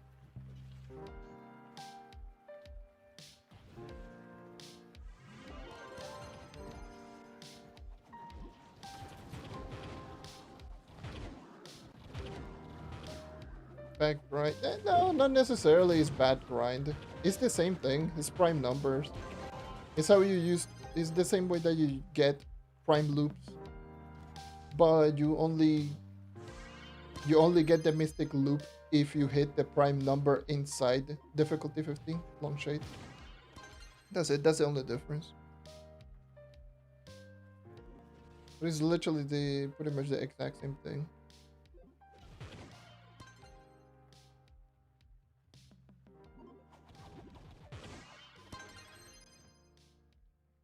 My problem is like you cannot use prime Paragon cubes. And being tied to prime number, it means that it's extremely limited and the system is the same. So the hidden effects are time limited. They are random per ring. Like you don't get them immediately. Like you don't get every single hidden effect. You have to pray for the stats and the abilities. Those are like the problems.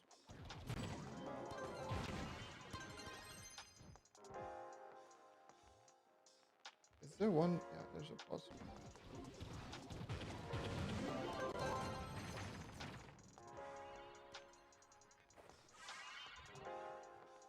didn't even grab the drops.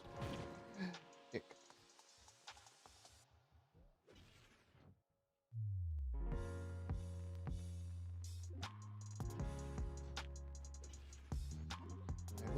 It was a much better idea to go with Patron.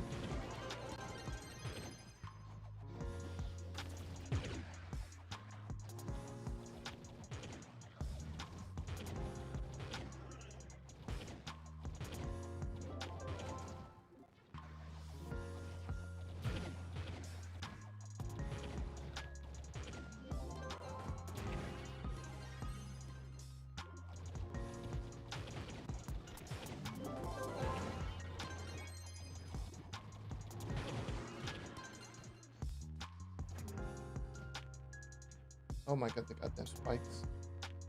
I hate the fact that the spikes kills your movement speed completely. This feels rough.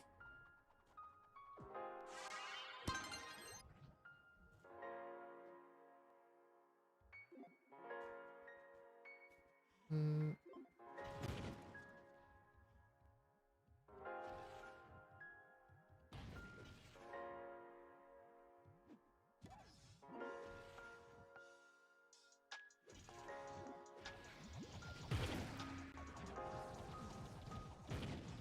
But honestly, like, for the most part, you're going to see a lot of people getting it rather quickly.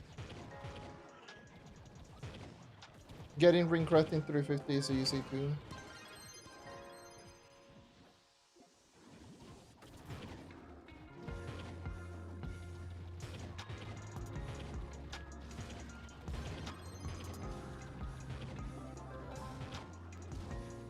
The only problem with this update for me is that,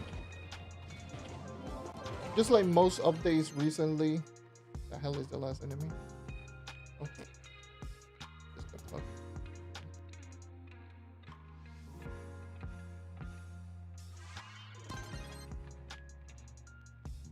Um, just like most updates recently, is just been rushed. Feels rushed. They didn't take into account like a lot of the players' feedback, and they just decided, you know what? One patch note is enough. Update dropped. Like, no. You have a good opportunity for a good update. Please, everyone's been asking for class rebalancing, and you gave us shite. Come on, you have a good opportunity.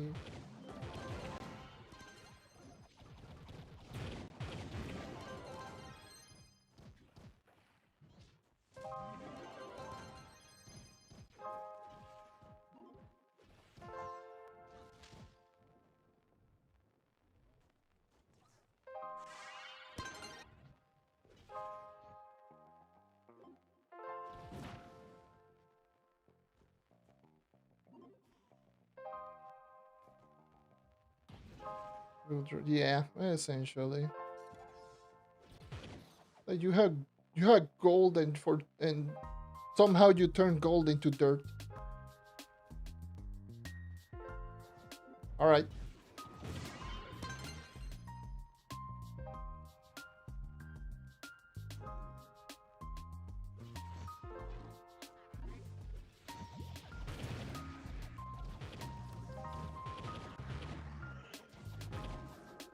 You turn gold into copper or something like that. That's just how this update feels. Like, it's still a net positive, but it doesn't feel as insane as it should have been. Which is like really funny considering that on there's another MMO that is called Tibia, which is an MMO that I personally play. And in that MMO, there is a class rebalancing literally going right now. And that class rebalancing is like, Tibia class rebalancing is like very infrequent. So they really went ham on the changes, and essentially just fundamentally changed like a lot of the character in it. And it's been going crazy.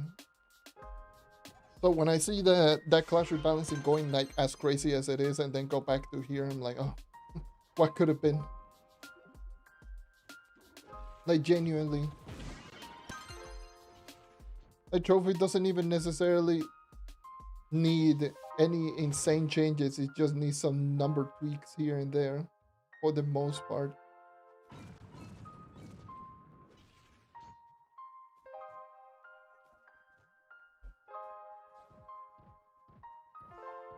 Welcome back.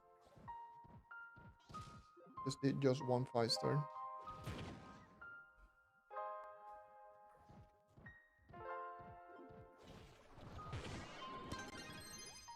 Yep, that's what pretty much everyone's been doing.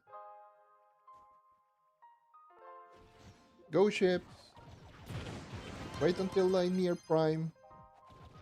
And then go. And once they're near prime, they go to launch aid to claim it essentially. I really don't like. That's why I don't like the fact that it is tied to prime levels.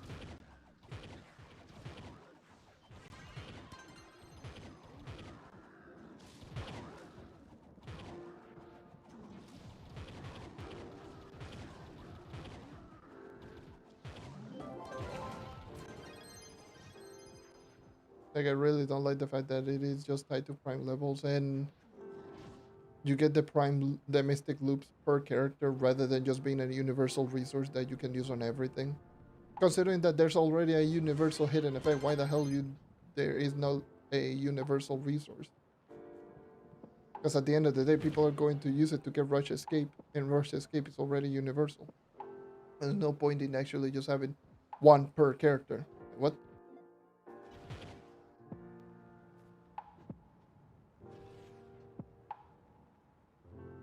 And they should have done the exact same thing with prime loose, with regular prime loose. Prime loose should be one resource, not a resource per character. Especially considering that there is the prime paragon cubes, and prime paragon cubes are, you get prime loose regardless of which character that you're using. As long as the character that like the only requirement is to use the character that you want. Like, if you use, so you can technically just use prime loops on any character, so there's no point in just having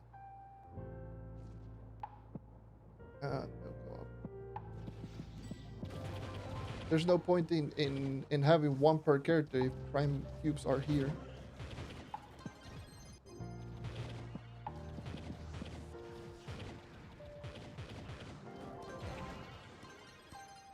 For the regular prime loop, it's something that I personally suggested in the the survey that they did a while back. My suggestions were class rebalancing, quality of life, and a bunch of quality of life. One of those quality of life is literally just that. Just remove the excessive resources that are just that serve the same purpose. Jesus, can't speak to save my life. Like prime loose, gearcrafter's vault, well, no gearcrafter's vault, like the mold, venture chest, and many of those things that are just like, all of them serve the same purpose. Why the hell do we have so many of them? It's just going to clog up inventory.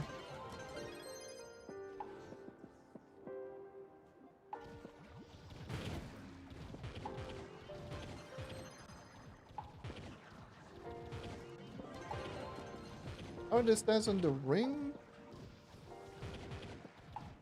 In terms of power rank, it's like 500 more power rank. Light is like 125 comparable to C4.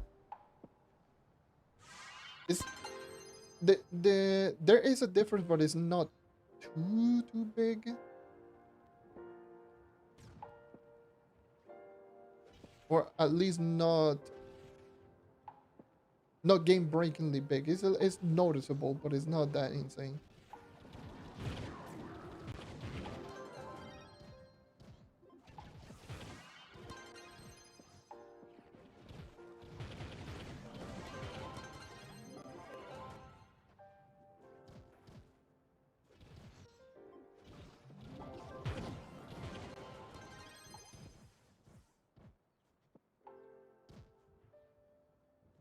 Yeah, it's honestly not that big of a like.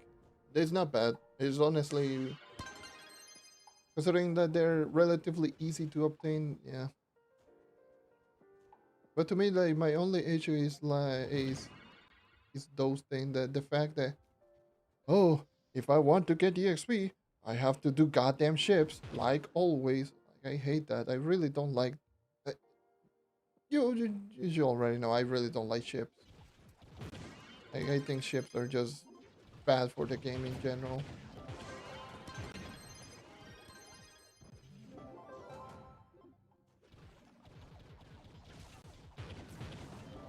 Just essentially AFK farming for the best EXP, and the requirement is not even that high, and it forces like a. It doesn't force us, but it encourages a lot of people to do scripting, botting, and all of that, and it's not that great.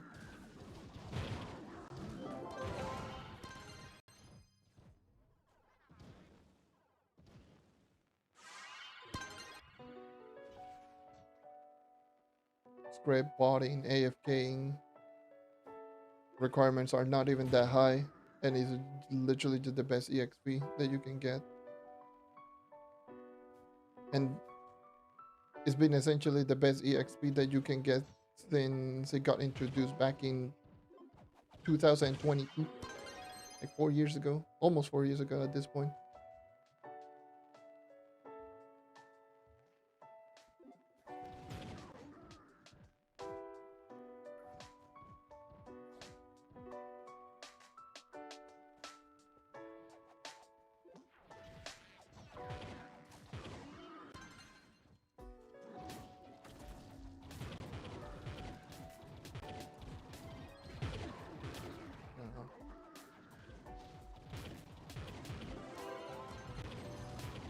Uh, I already got to 78, so one more level.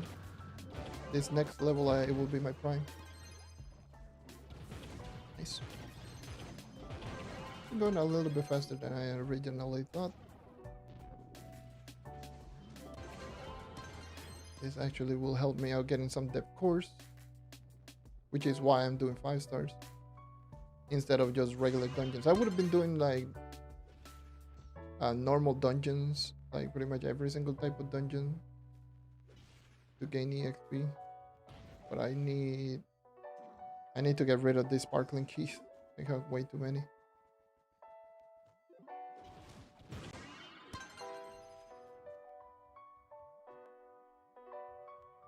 I'm not going to wait until Monday till I can actually just get Souls of the Depths. I'm good. I'm fine with that.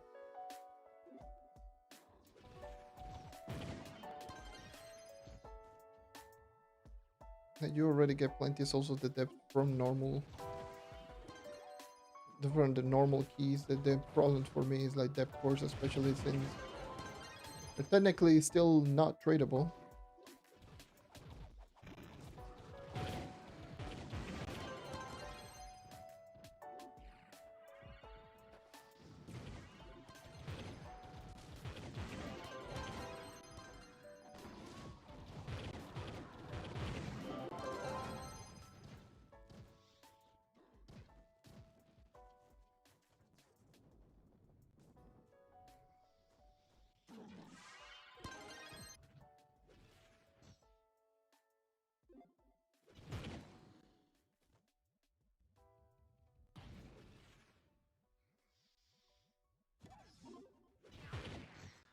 It still feels kind of weird to actually just see.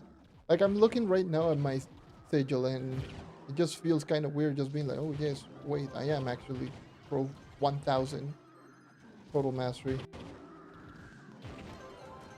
The quad digit total mastery, and it feels kind of weird.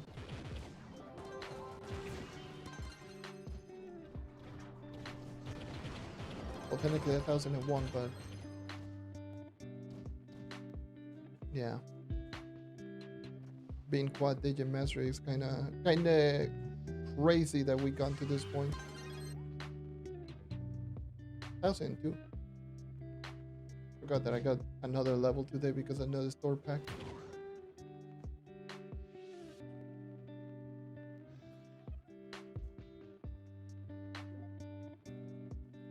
What are the worlds. I'm gonna consider just refreshing the world. Lost Isle is pretty good for 5 farms. First Veil is okay. Permafrost is pretty decent and it's pretty easy to spot, but Lost Isle might be pretty good. They're pretty easy to spot and there's not very many terrain blocking. And higher chances of spawning bigger dungeons.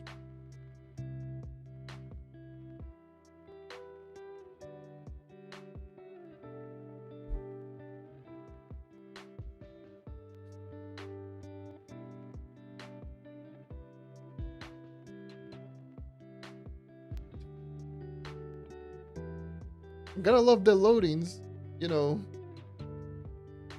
not moving. Well, thank you. Jeez. And a crash.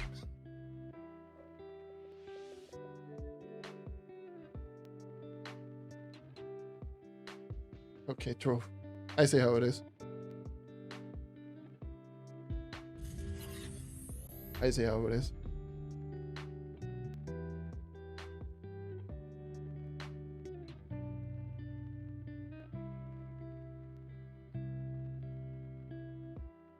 Good old-fashioned hashtag get Trove. Get Trove at its finest.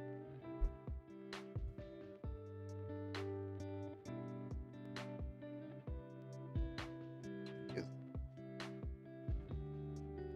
I'm back. I'm back from the void.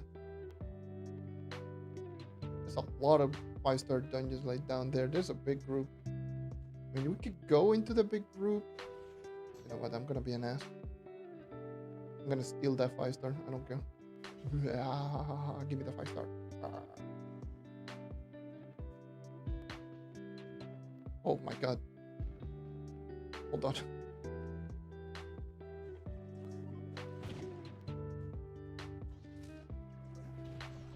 I am stealing them dungeons. I like leeching.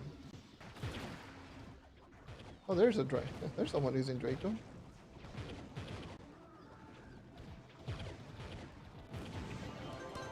Crazy. Not even crazy person. Draco is kind of fun. I just have a pretty funny vendetta with Draco main. Excited for the nice dodge pick. I mean, it's here and it feels kind of good because I can do one jump dodge, and that is definitely something that I could not do before. It's actually pretty nice.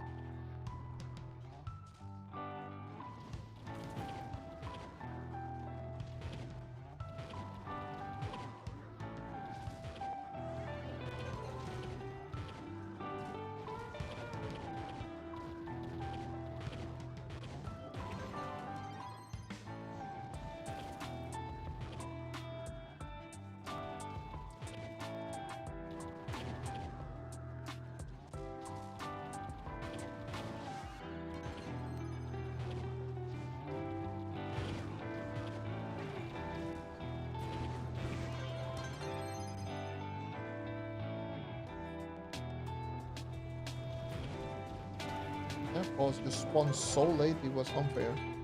I literally just ran past it, didn't even spawn. Then I moved on. Look at this, 5 stars galore. I really don't want to go all the way down there. Like, I am afraid that Trove is just going to start freaking out and just start lagging. Let's look at someone trying to keep switching characters. Someone's been doing ships. Someone's been doing ships. I'm gonna keep rolling solo. Someone's been doing ships.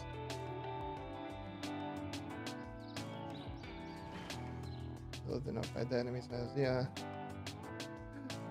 I agree. 3.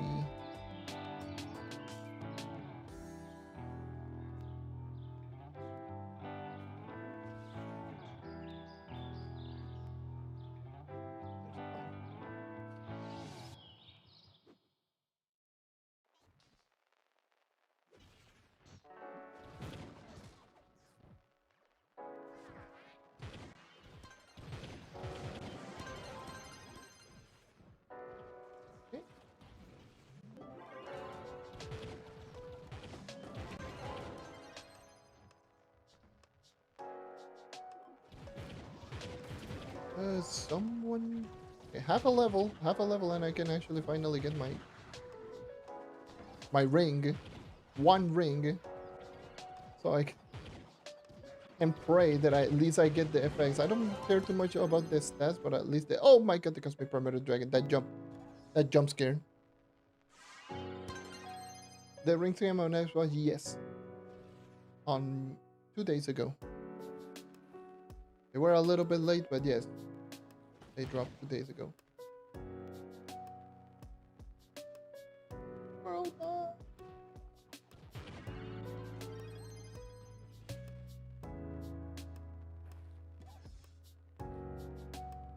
Resource. There's another one.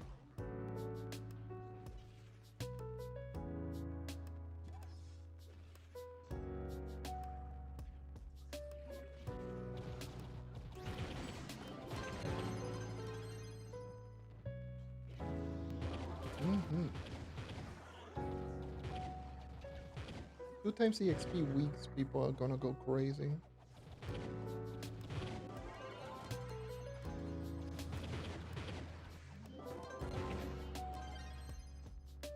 And Saturdays, of course, but mainly 2 times the XP week.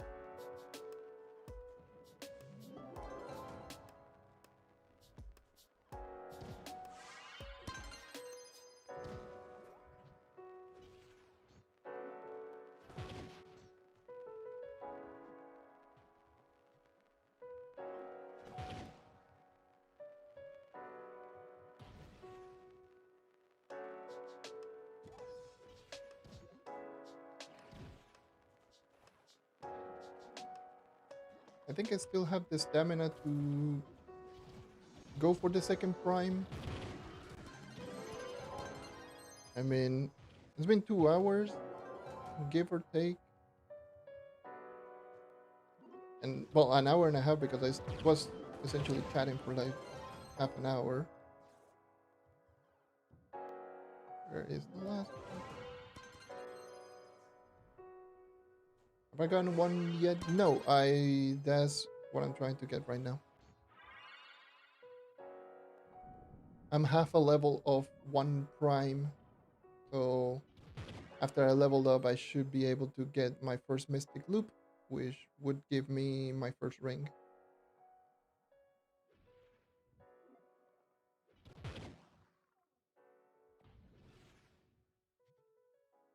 I'm praying that at least I get the new effects. But knowing my luck, I'm not gonna get it. I know in my luck, I am not gonna get it.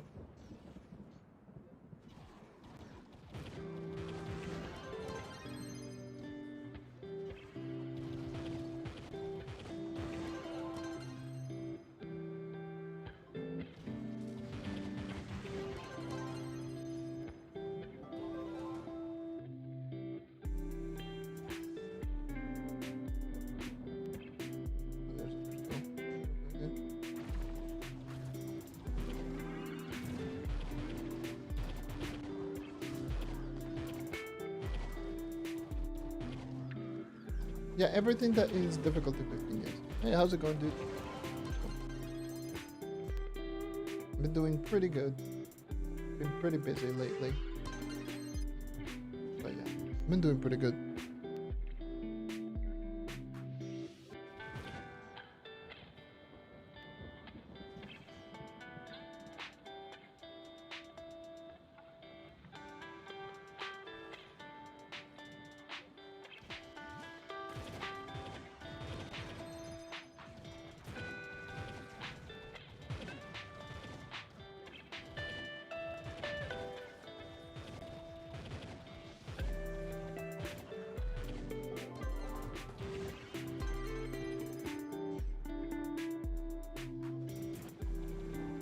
I'm pretty sure they haven't changed the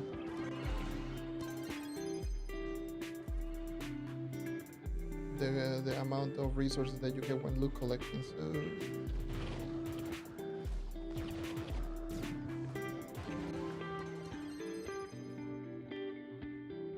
yeah, you can just do your dailies. Um, as long as you hit the prime number on difficulty 15, that's the only way to actually just get the mystic loot. You can just do your dailies like normal, and then once you're almost there, that's when you get it. But yes, you can essentially just get all of your dailies and everything down, which I haven't done honestly. I should do it, but at the same time I'm like, I'm doing 5 farms. I wanna just get as many 5-star dungeons done. I'm already rocking it 2 times, so it's not that big of a deal.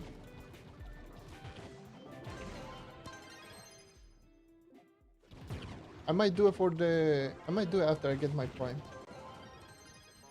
Just quickly do my dailies, get the EXP, and then come back.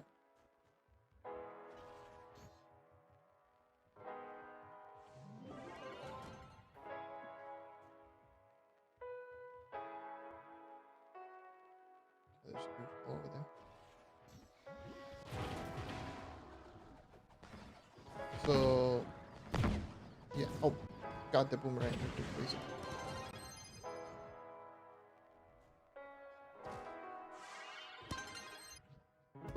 But yeah, I think that's the thing that I'm going to be doing.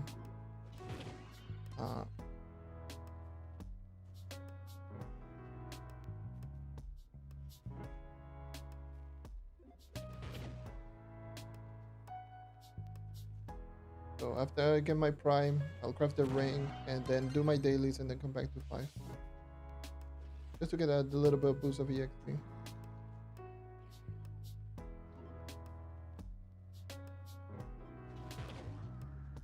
Oh, there is one over there, yeah. That's fine.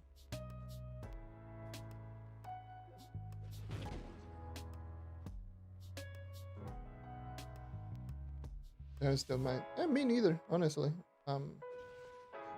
My gear is still 2 stars and 3-star weapon. Like I stopped caring about this whole grind a long time ago. I might potentially just consider going for full max mystic now that I have been essentially just playing more casually.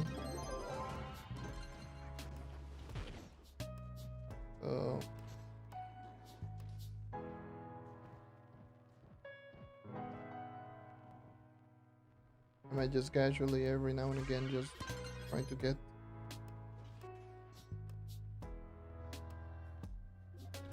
Yeah, pretty much. I'm missing like 800 PR from gear. Or 900 PR, something like that. So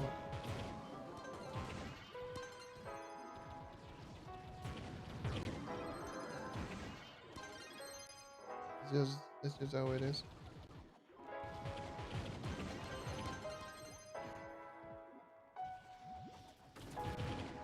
Yeah, it's mostly from the mastery dragons. Practically pretty much everything else.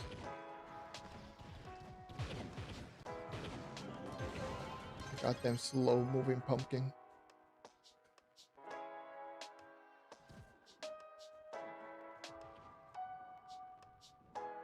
Alright.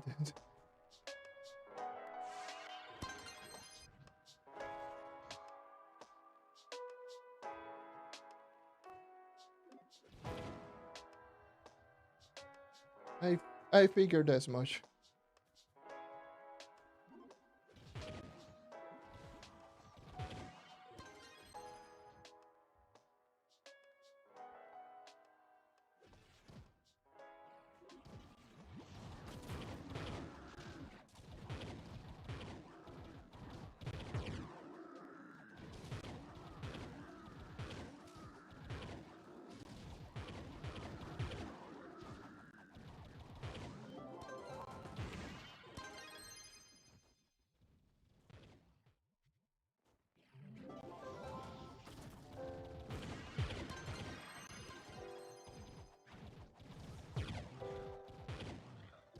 Ooh, I'm full inventory.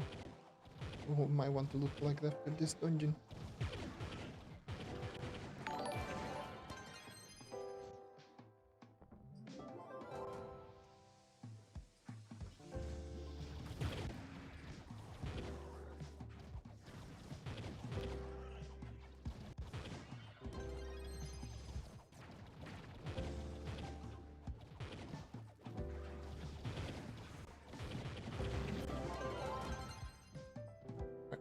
Look collect.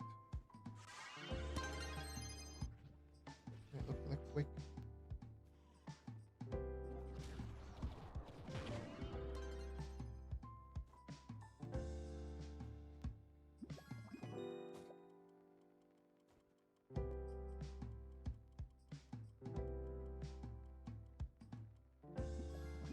Let me grab all that loot.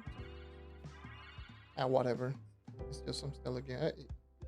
I see that. I see that 5-star.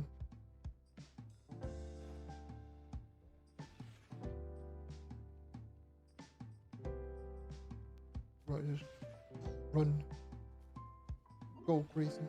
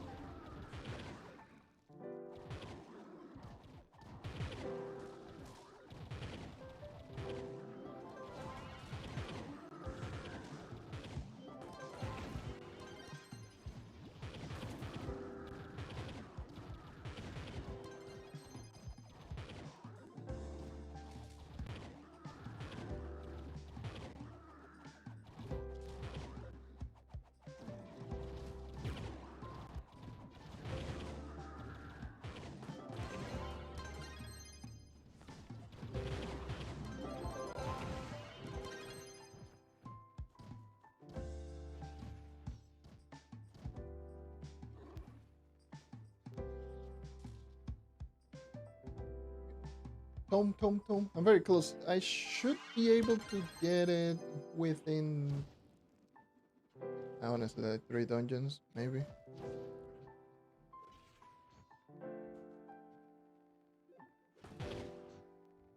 There's the ducky.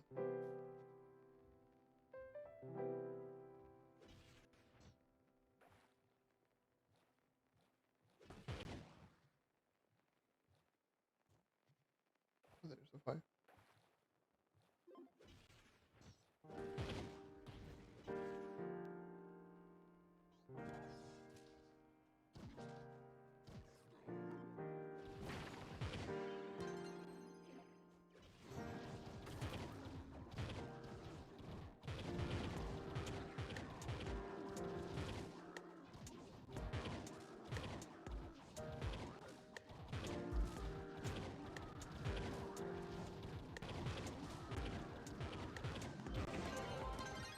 I might want to just go back and start grinding every now and again to actually just max out my mystic gear.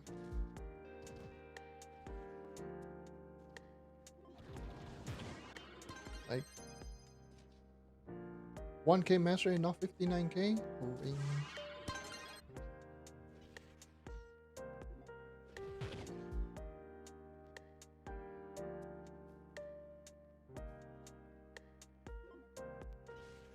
There's an enemy.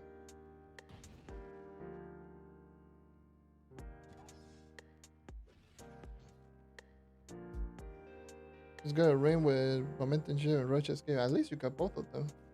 Great hit though, but hey. You got the ring, you got the ring.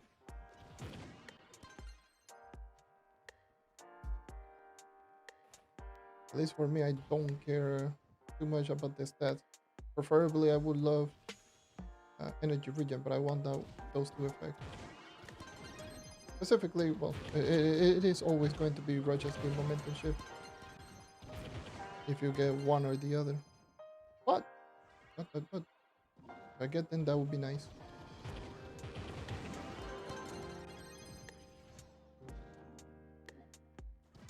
All the missing event stuff, yeah. Event stuff, random ass store pack that keep appearing out of nowhere. prefer that's what a lot of people are missing.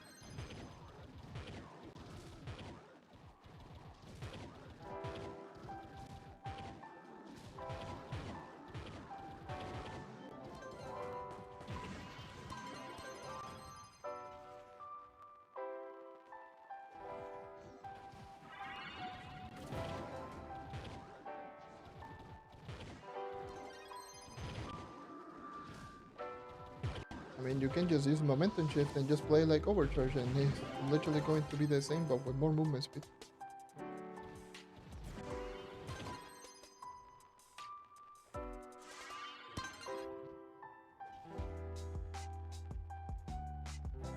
There's it. 23, I've already completed. Also, got my prime.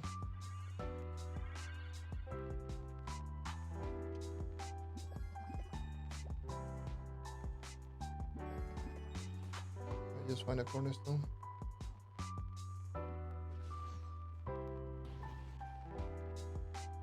A 5-star over there. Let's see, let's see. Let's pray. Pray that I get at least a decent mystic.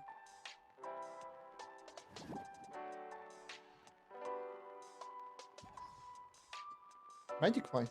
Rush escape, momentum shift. Nice. Well done. Nice, nice, nice. I got it. I got the effect.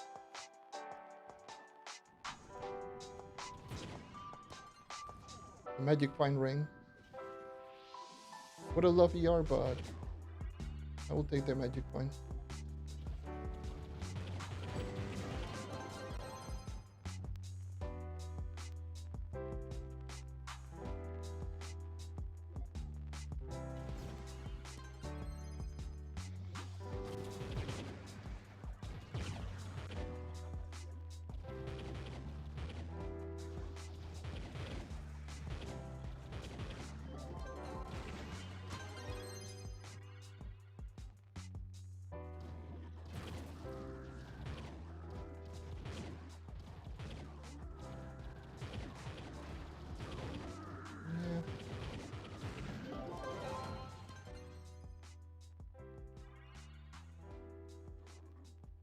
That's why I will probably just keep using overcharge for now until I get let me start doing my dailies.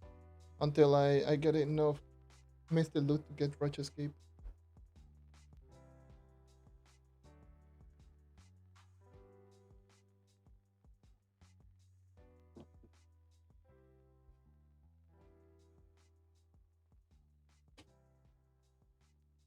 Okay.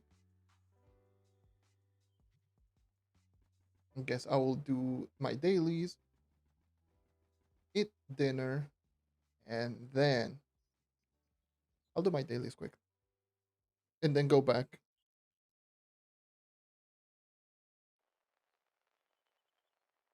Probably just eat dinner relatively quickly.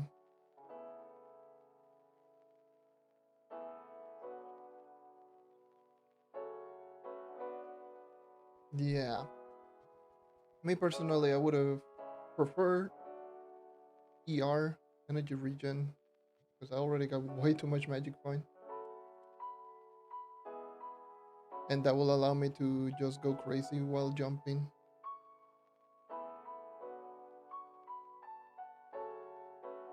No problem, man. Thank you for dropping by as always. It did help out quite a lot, that boomeranger going crazy.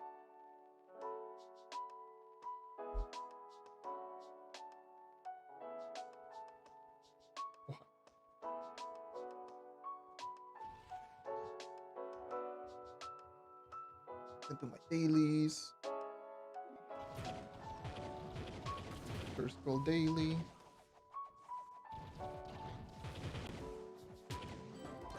Okay. 5 gem boxes, 5 dungeons. 5 dungeons can do them relatively easy. So this one should be the 5 gem boxes. Okay.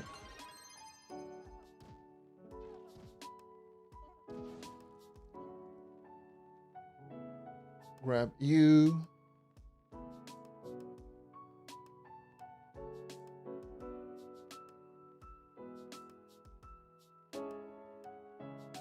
What about using 9? Hey, it's pretty solid right now.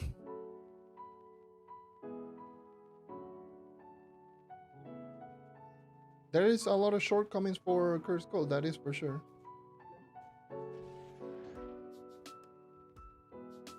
Like if you're doing 5 farms. But for dungeons, oh me, oh my.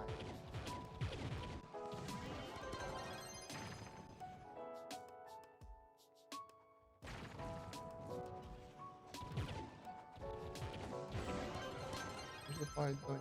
I think I need one more gem box.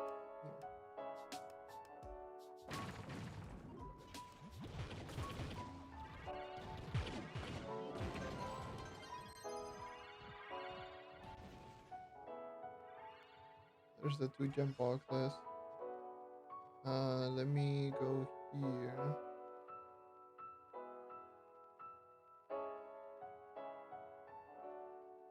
I need the what are the quests?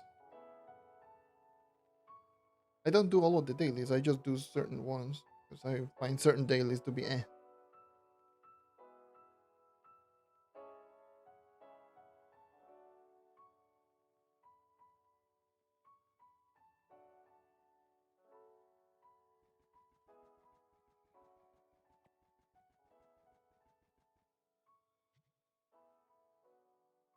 And desert.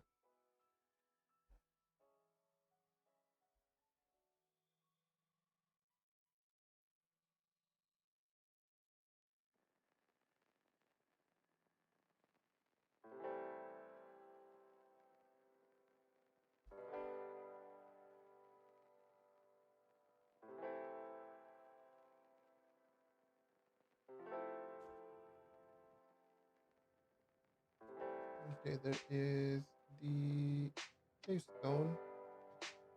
And I know this one is Infinium. Jesus Christ, the loadings are so ass. Please give us PC load times. That would be greatly appreciated.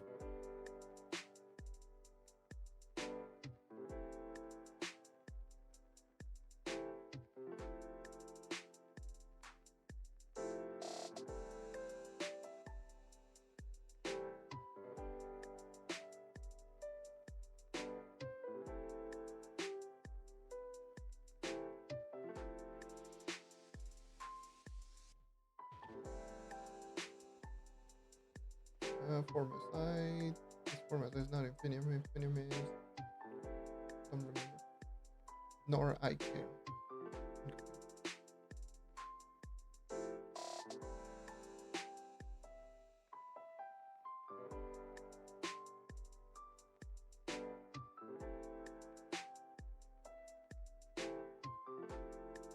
You change this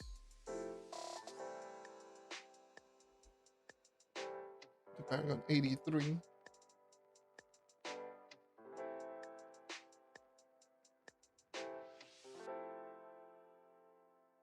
I think I can get Rush Escape today and then just test it out probably on top side.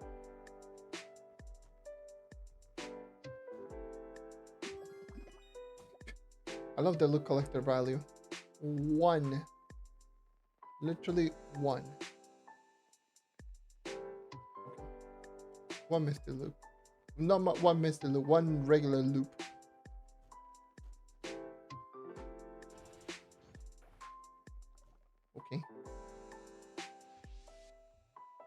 you get it, it's like, oh, I got nothing.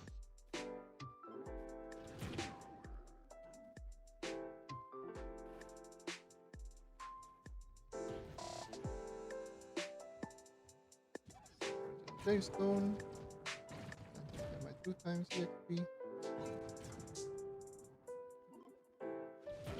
Should also, there's a 5-star. I should also always grab Keystone, grab the Glacial Shard.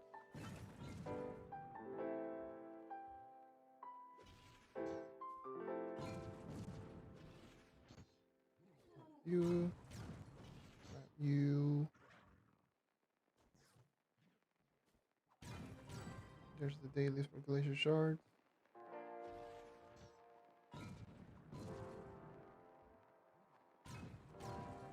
The Chave Stones.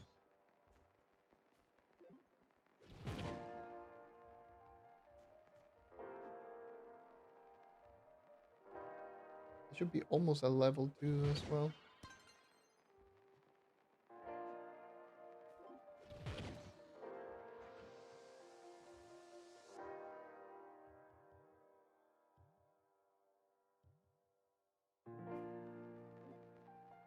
It would have been nice, now that I think about it, it would have been nice if they upped the EXP gain here in Longshade so that it would compete with ships. Now thinking about it, that would be a good solution.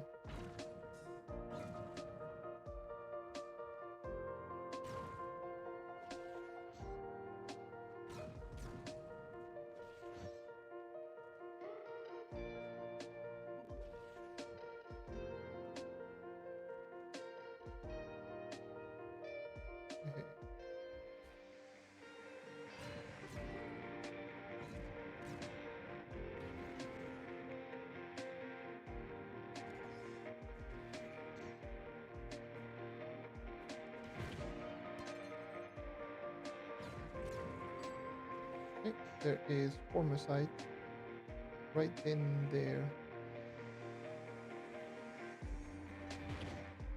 How much time do I have on my 2 times? A minute. You. I only have 1 minute left. I don't think I'm going to be doing more dailies or less EXP. But I will grab the dailies that I am missing, which should be. I still haven't done the Fire World. I need Dragonfire Pigs, Jurassic Jungle, Fae, and the Geotop site. So I need these 3 and some of the Neon City as well. Plenty of dailies to go, which I normally do. I normally just do the resource farming. Grab some of the extra resources. Like enchanted wood. Bleach bone. And what is the other thing? The T-Rex and also the Fiery Feather. Essentially Blue Dragon Scale. Those are definitely needed. My god, these loadings are so ass. What the hell, man?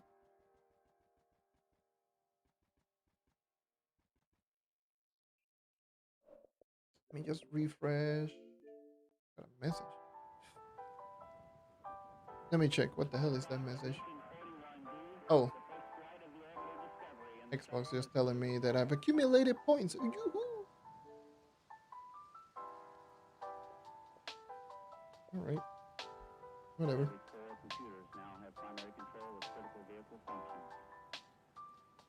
I guess I'll just. Okay, Trove is not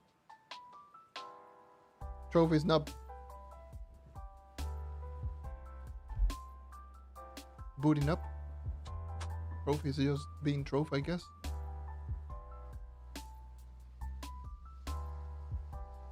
Trove being Trove. criminal.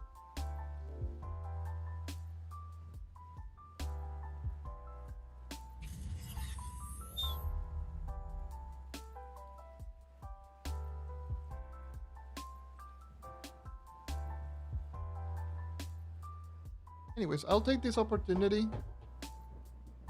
to grab the dailies, and then once I grab the dailies, I will go a little bit AFK, just eating dinner, and then I will come back, finish the dailies, and trying to get the remaining prime levels so I can actually just get Rush Escape to proc.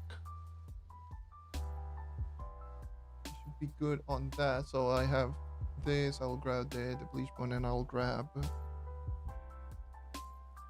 probably a Forbidden Spires. It doesn't matter which one. Which. Forbidden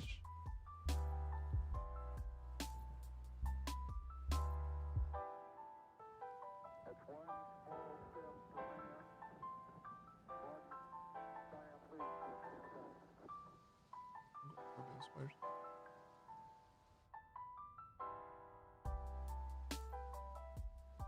Yeah, Trove. Do we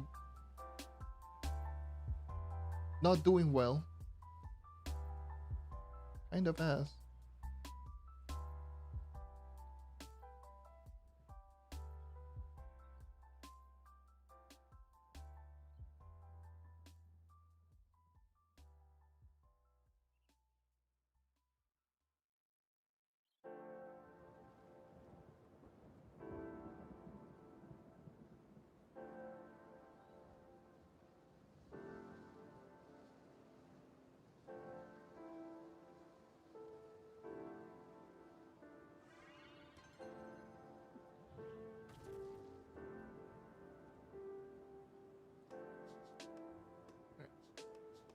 Grab this. All right. Guess I'll just BRB.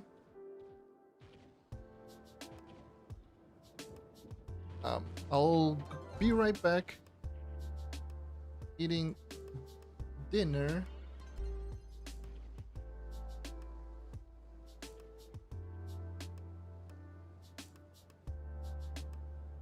Put this.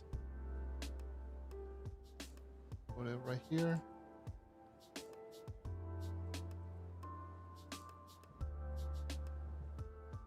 I know I have a BRB screen right there.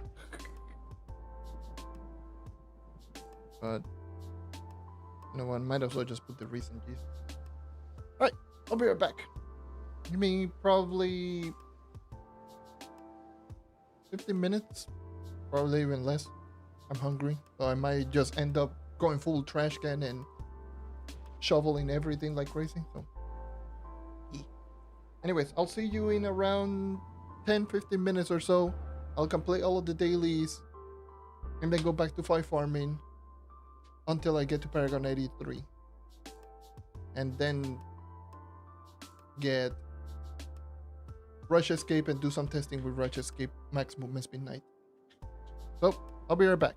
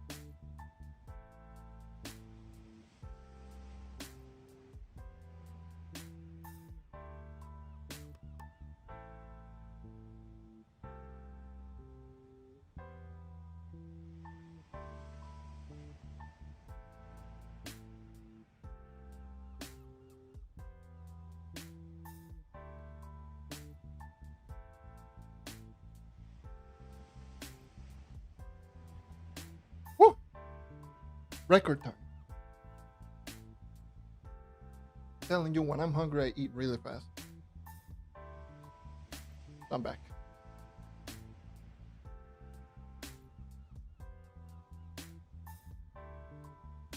I did say 10 minutes. How much was that?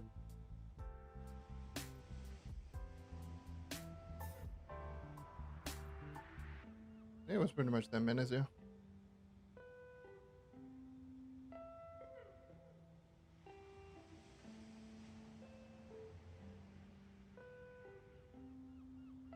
I did say 10 minutes. It's 10 minutes. As promised. Right.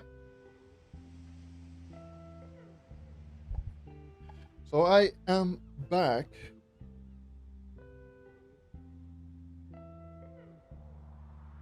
We should continue with our dailies. We check certain things first. Sure everything is working just fine. We go here.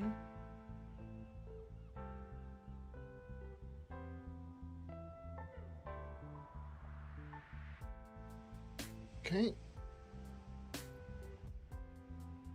Let me refresh certain things over here.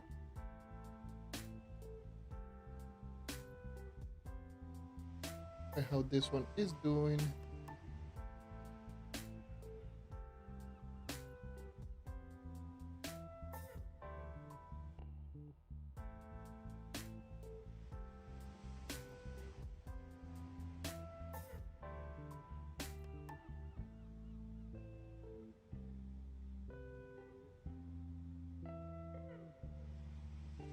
Check things. Check the latest short that I've uploaded. See how is it? How's okay? It's doing pretty. Oh my god, it's spiky. What the hell? Why the hell is it spiking so late?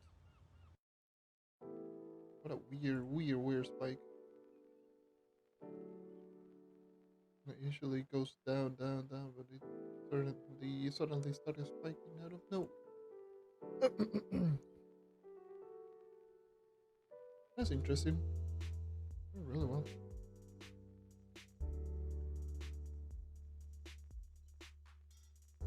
Okay.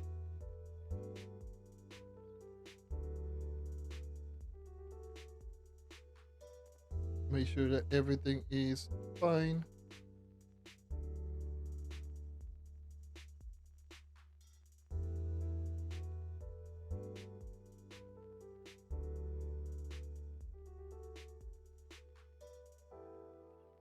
Okay. Good. Let's go. So moving on where we left off. What I was gonna say is, well, not gonna say. I was gonna do is do my dailies, get as many EXP as possible. Since I already got my Mystic Ring, luckily it actually rolled with Rush Escape. It was Magic Fine. I would have loved to be Energy Regen, but I don't care.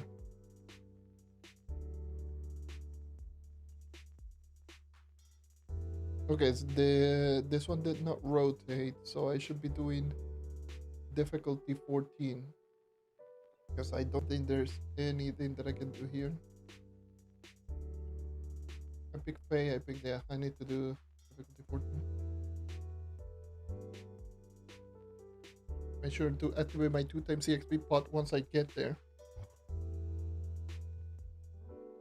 And continue the dailies. And then I think the only one that I would be missing would be the Neon Cities, the Jurassic Jungle and Fire World.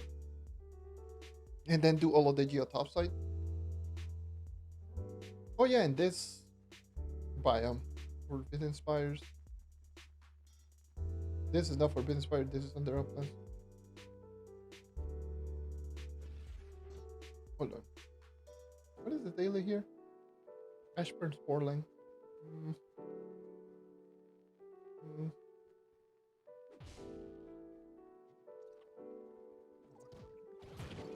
I think it's quite a bit too.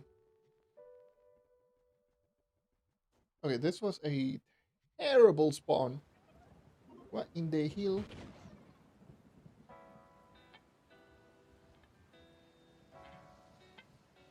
I got plenty of Neon City, but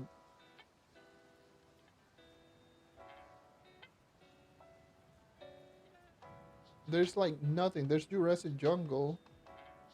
There's Dragonfire Peak. This is Luminopolis, so I can actually just get a Luminopolis done. Let me see if I can get a cornerstone here. Grab this cornerstone and do the other quest all the way over here. Respawn and grab the one from the Luminopolis. Let me go all the way over there.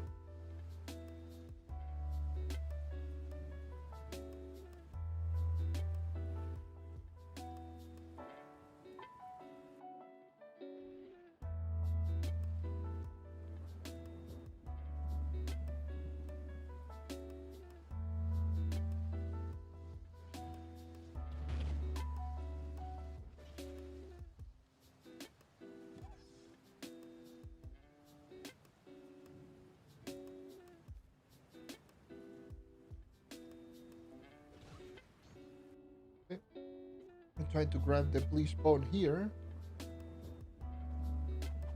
So bleach bones, need 10 of them. And quick a bleachy bone.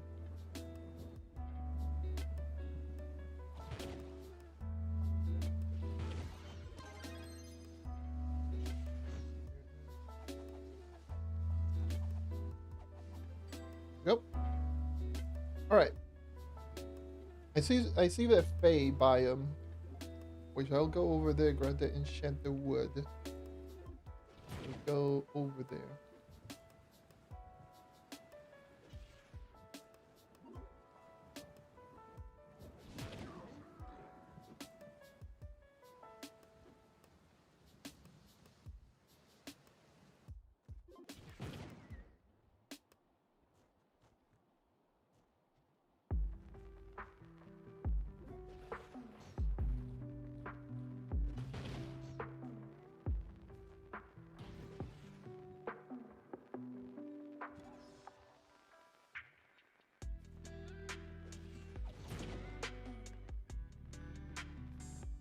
Enchanted wood. It's enchanted wood of fate does. So if I see a recipe, I should be doing recipe and kill every enemy that I can, just so I can get the extra fate dust.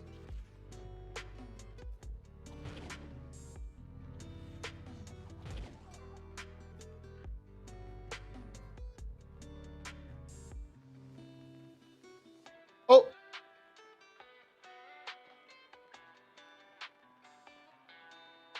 Classic Trove. Classic Trove. Move 2 inches. Move your reticle to the right or the left, and you crush. That's just this game.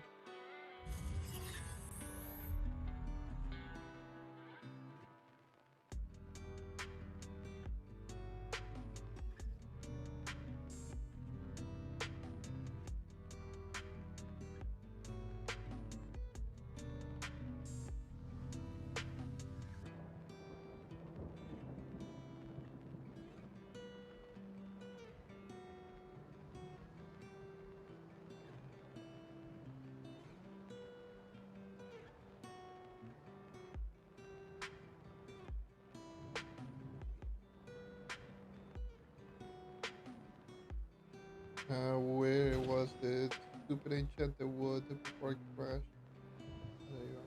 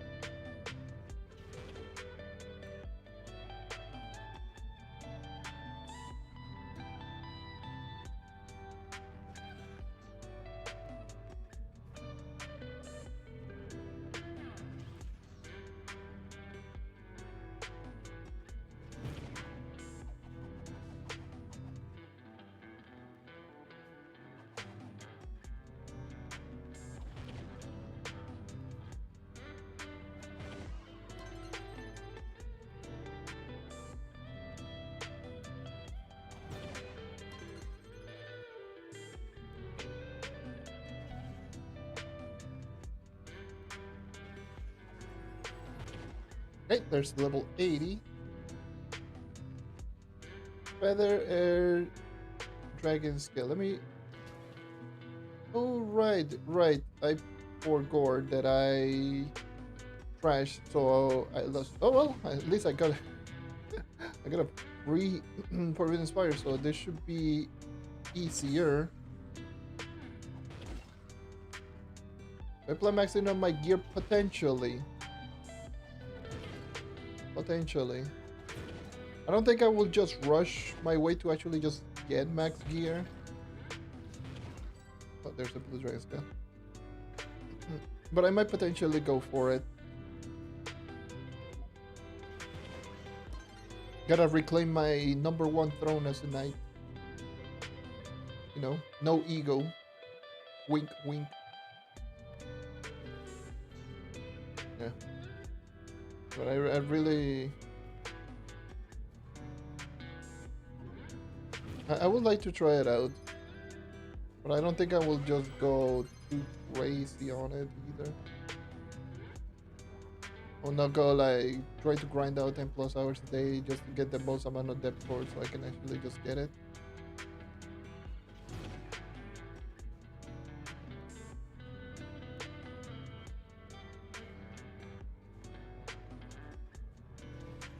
But this would definitely motivate me to actually go for it. This whole mystic loop shenanigans.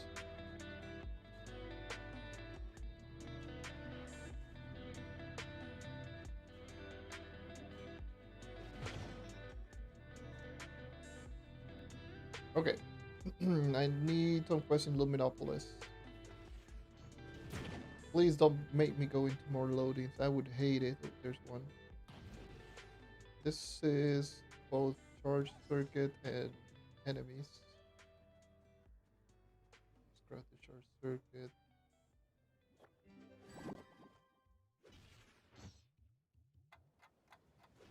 And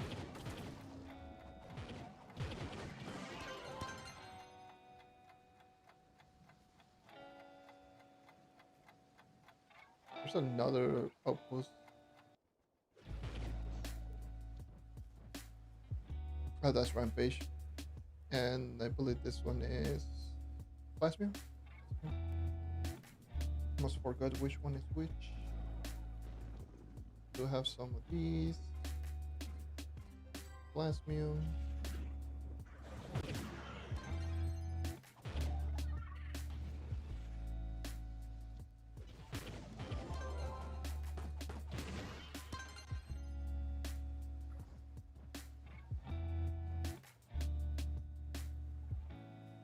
There's fishing. I can technically get the Rampage right now, but I don't even want to bother with Rampage.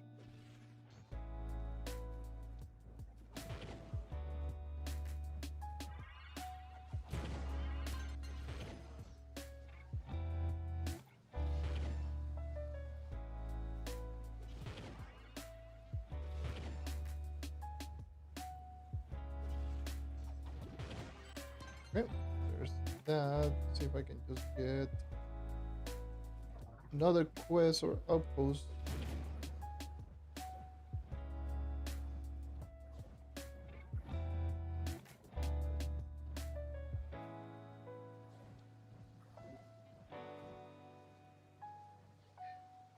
I want to also keep trying to get more Mystic Ring. See if I can get an energy region. And an energy region ring. I think I need... I'm not even gonna bother. Gonna go for Fire World and then I will do the 5 from the Geotop side. That should probably level me up at least once or twice.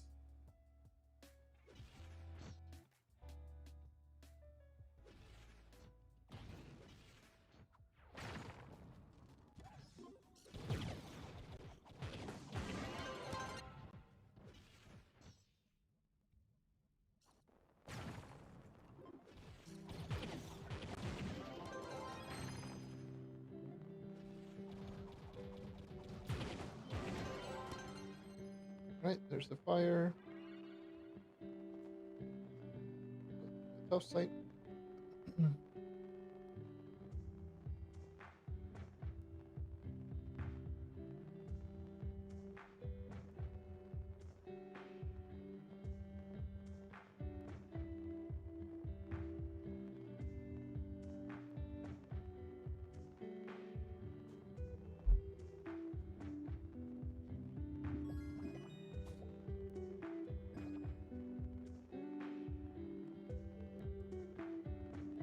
All of these. Now let me grab the 5-star dungeons. Hopefully it's every 5-star dungeon, not just the geotopside one. That would be very tragic if it was only geotopside.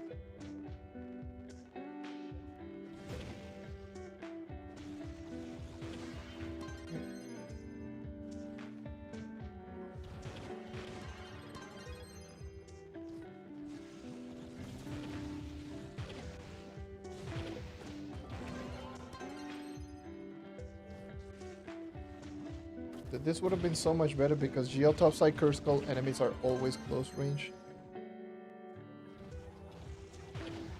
So characters like this one, like the knight, it would do just so wonders if you could just use the keys.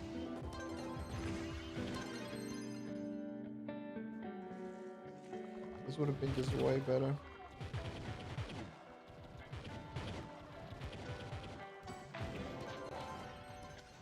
Just have the chest literally appear right here. Use the key.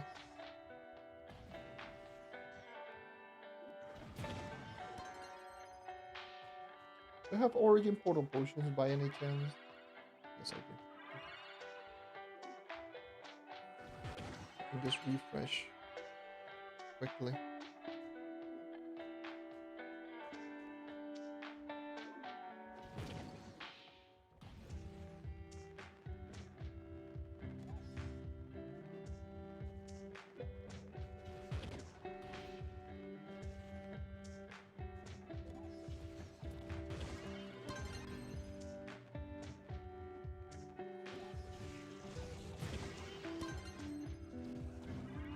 The fact that you can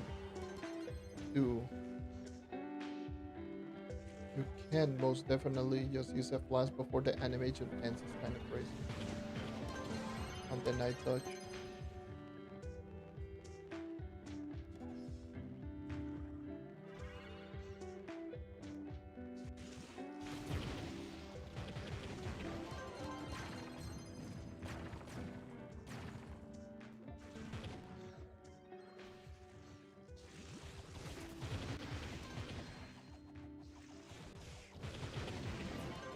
Maybe dodge into Spirit Square before you actually just stand up. Or dodge into a blast like this. So you don't have like any of that end lag like this. Combine that with a jump. Oh my.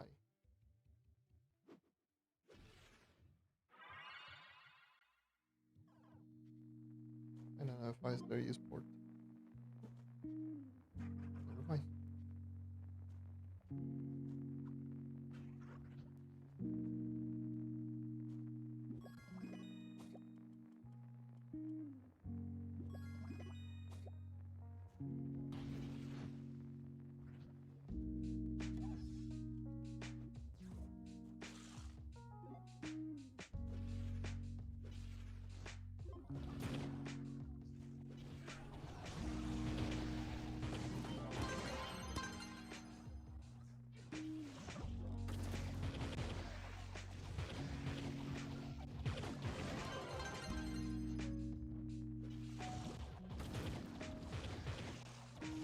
That should level me up to 81.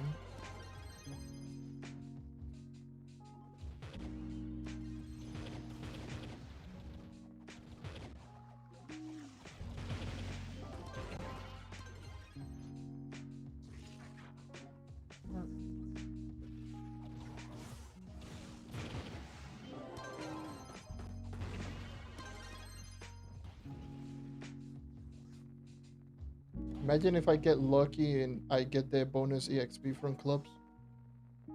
Sometimes you can get a huge chunk of EXP from one of the fixtures. If I get it from one of these quests, that would be crazy.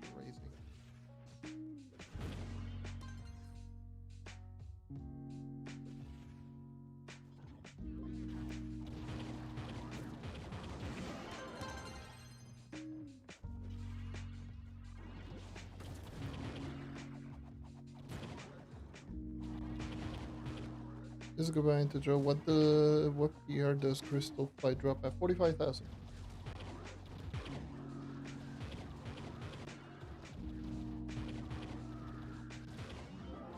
But you can get it as a random drop from difficulty 14 plus.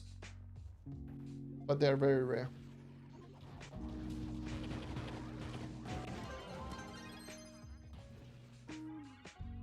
But yeah, from the vaults, 45,000, and of course you need to be Gear Crafters Max.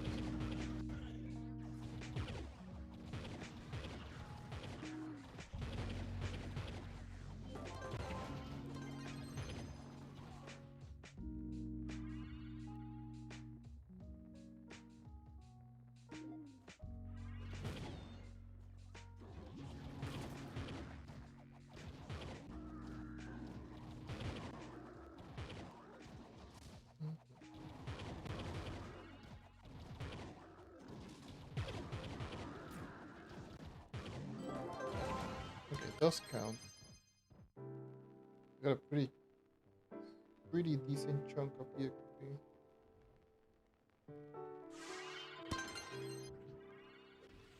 Thank God.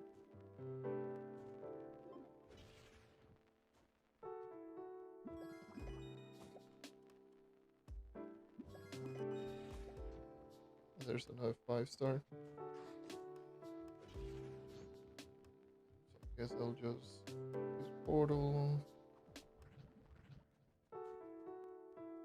Quest.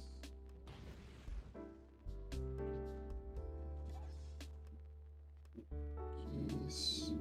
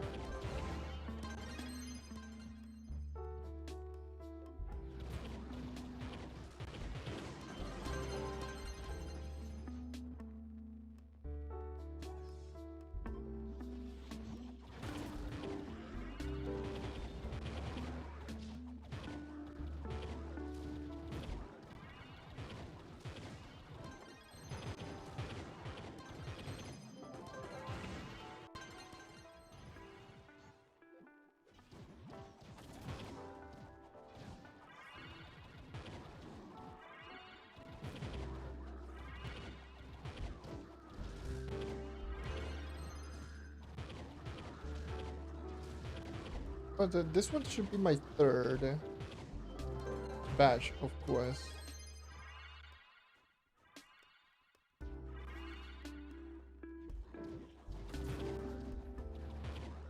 So this should be this one and 2 more. So I should level up at least once more. I'll be at 82, and then all I need to do is just grind 5 until I get to 83.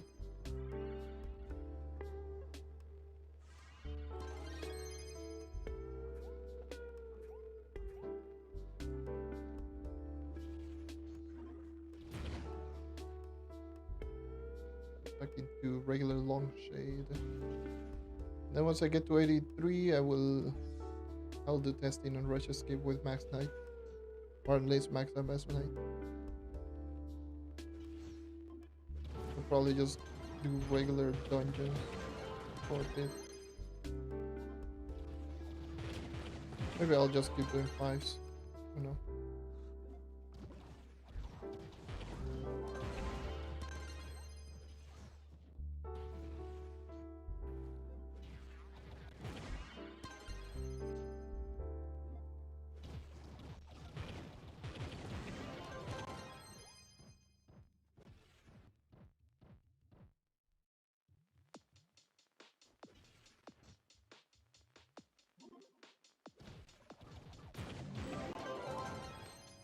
Whoa, that was a huge chunk. That was a pretty big chunk. What the hell? That was much bigger than I anticipated.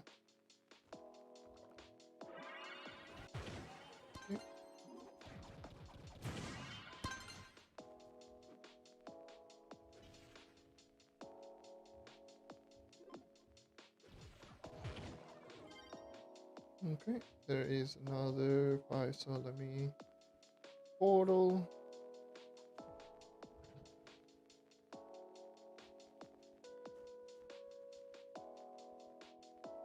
Look, collect.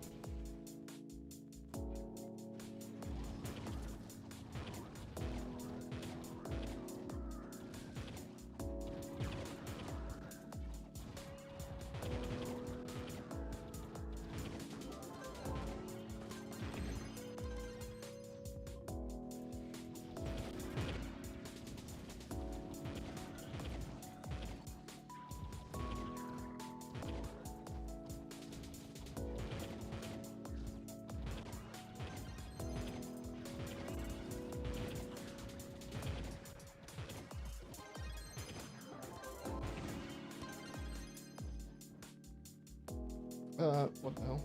One more.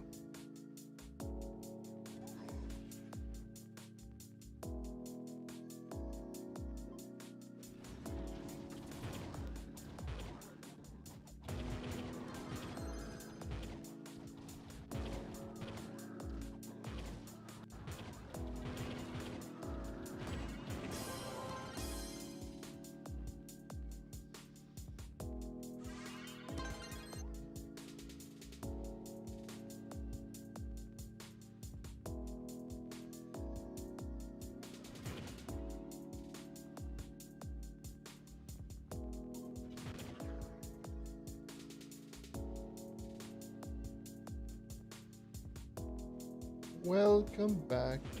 I'm still doing my dailies. Well, finishing up my 5-star dailies, and yeah, I need this one and one more, and I'm done with the dailies. Or at least most of the dailies that I want to do, anyways.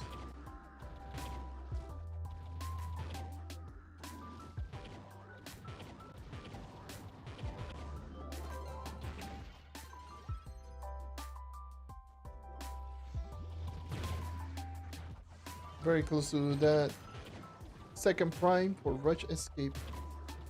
Hell yeah.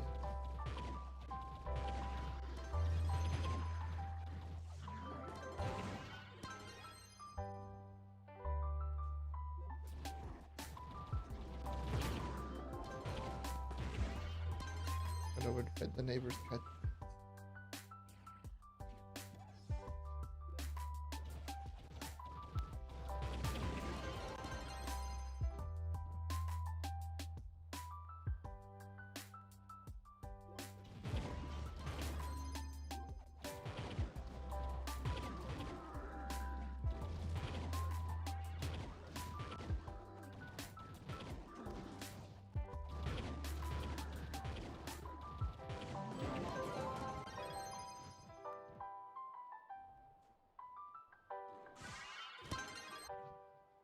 Alright, so I need one more.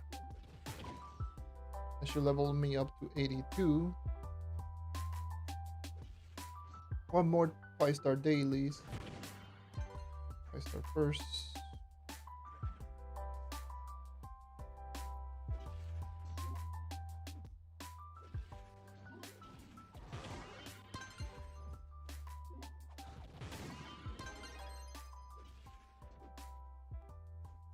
Okay, there's the 5.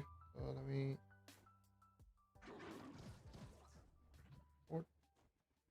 daily.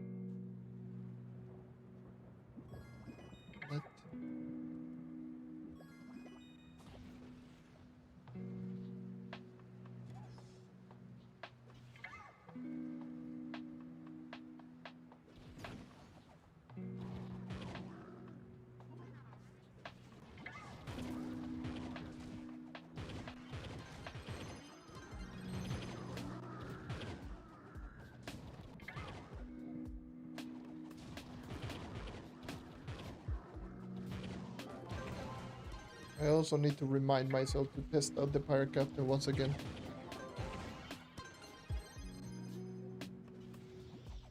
Or at least check the damage output on PC. See if it is the same that it is on Xbox.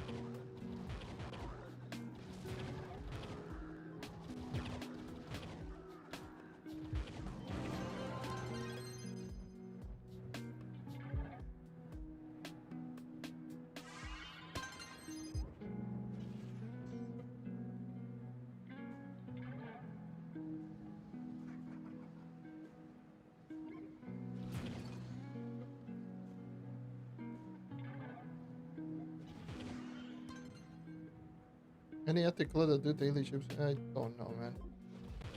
Pretty sure like 32 is like the only active club that I know that does anything.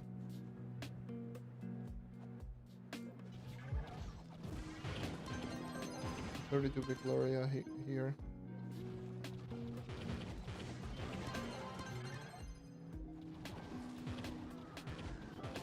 I'm pretty sure also Nav.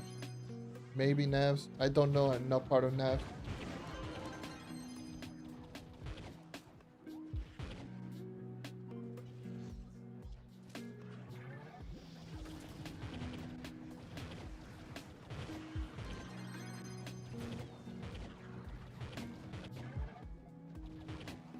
You know, for that, I believe you just need to ask whenever you're doing a group, a ship. Just ask on the world chat. Just trust me, I have no goddamn clue in regards to the ship.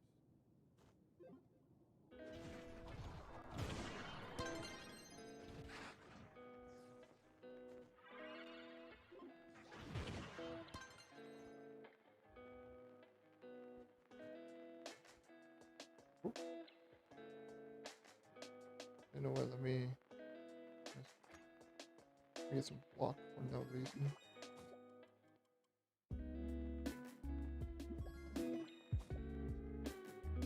Oh, that's interesting. Wait for mill block element. We put stuff on the personal chest real quick and I'll go back into doing fives.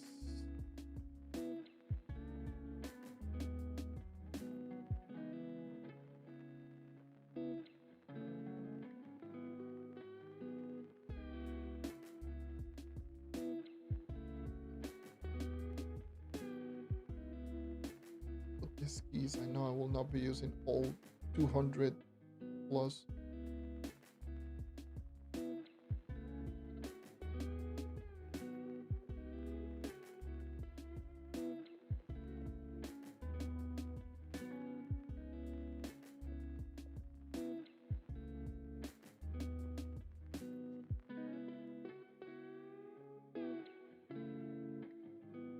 Oh yeah, the strong boxes. Do I have them? Yeah, I do have them.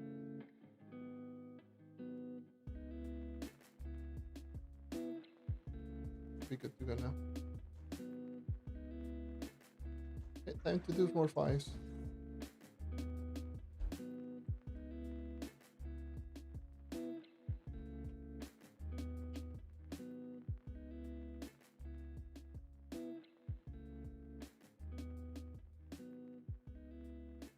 Still relatively early.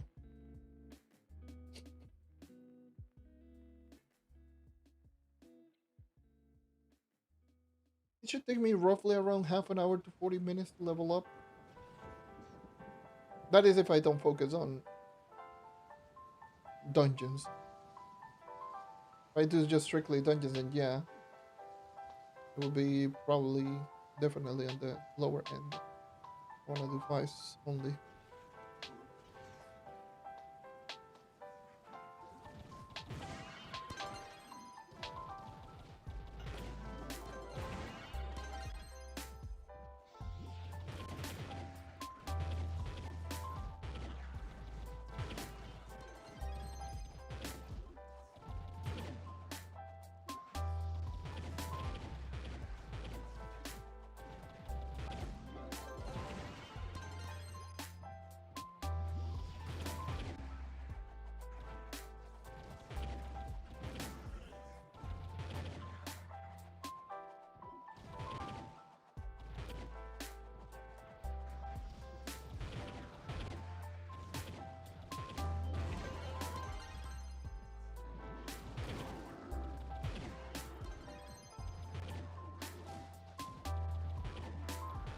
take into account.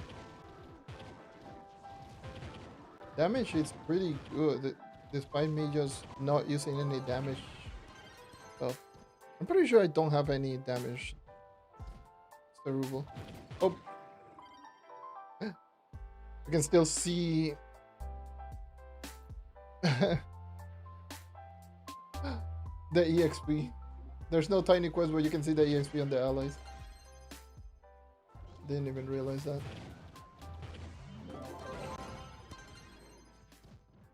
I'm missing to reach 59. Just gear. Pretty much. Like with ring, I will be 58.8. So just gear. Just powering up my gear. My mystic gear. That's literally all I'm missing.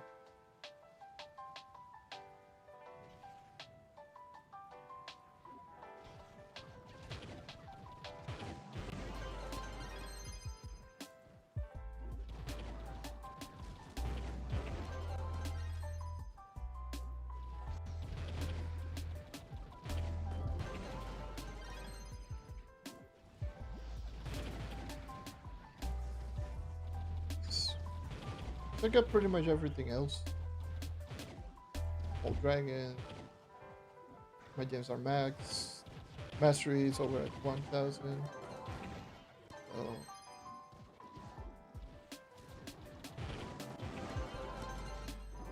Regarding everything else I'm set, the only thing that I'm missing is just gear that I have 2 and 3 star. Like 2-star hat face, 3-star weapon, so that's quite a bit of PR. Like 900, 800, 900 PR. Like, yeah, these are close to around 900 powering.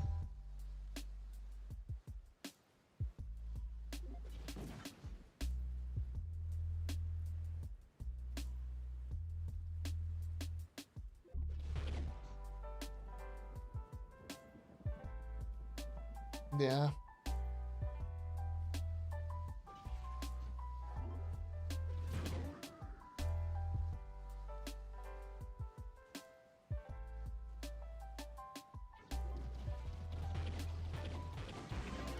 Much like do you recommend to solo the depth? I would probably say 12,000. Also depends on the class. Certain classes will do just better. But if you're using something like Boomerang or Ice Age, I would probably say 12k.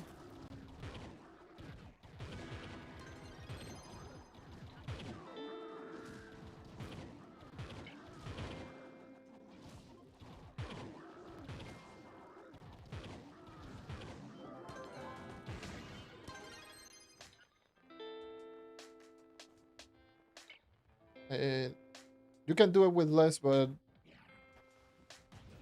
certain rooms are going to be a pain in the ass.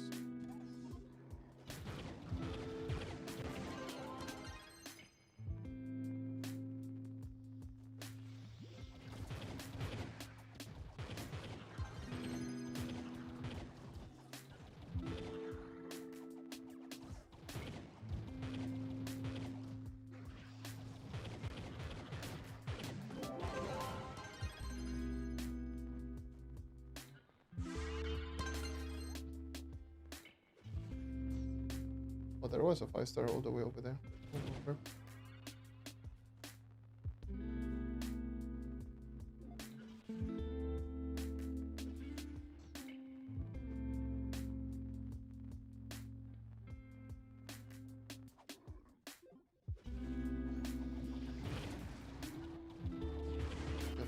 Oh, boss. Oh, lovely spawns. My word.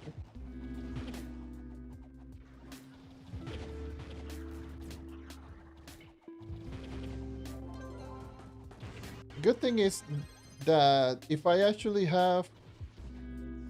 Once I actually get Rush Escape, I should be able to do testing with other classes, like Vanguard, for example. I can finally just do testing with Vanguard.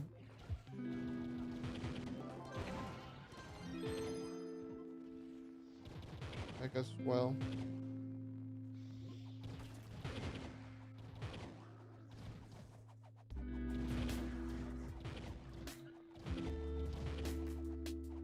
But of course, I want to check out max movement speed Knight first.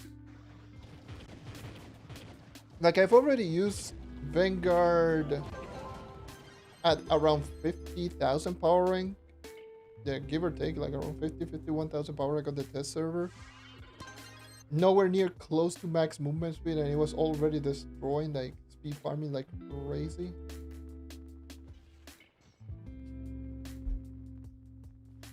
Like, I wouldn't imagine with like 150 plus base movement speed and every movement speed buff in the game, 57,000 power rank or something like that. Boy is gonna go crazy.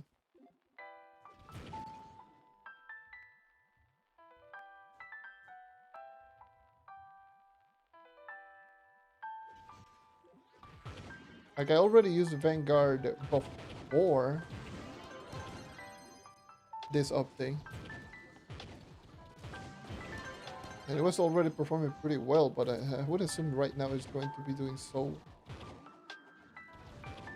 much better. Especially for this, for 5 stars.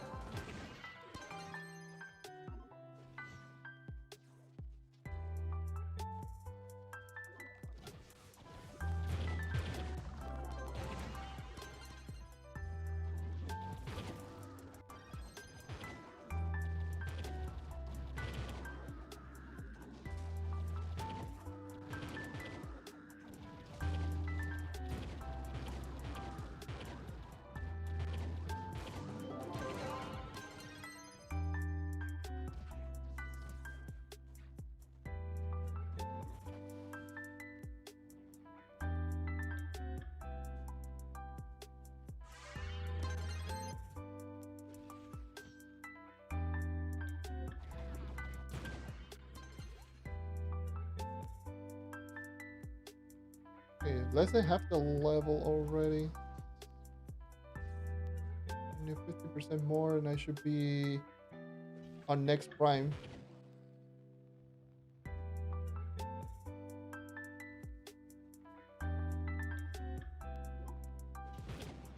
I really need to start getting used to just doing this.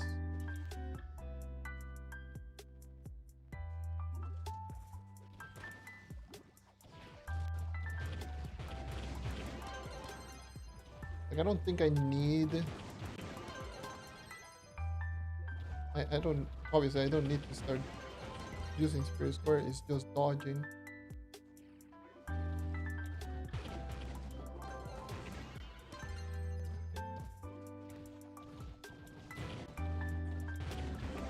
Spirit Square is going to be there just for momentum building.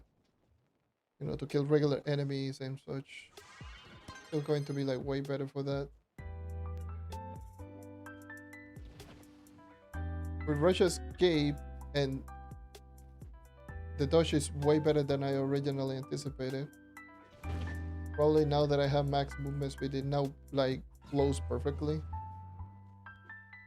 Like, it's far from the best dodge in the game. Like, not even close. Still, it's extremely long animation.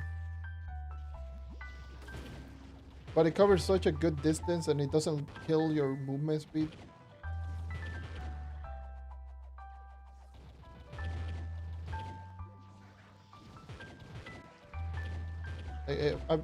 If I recall, the Knight was either the Knight and Revenant. I think those were the only two that would legitimately kill your movement speed, regardless of what you were doing. Especially the Knight was like much more egregious.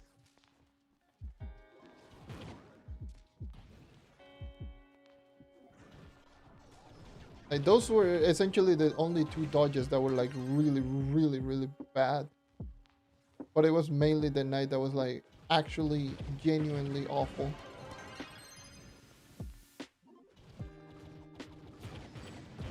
Pretty much every other class you could mitigate, you know, the end lag of the dodge by jumping.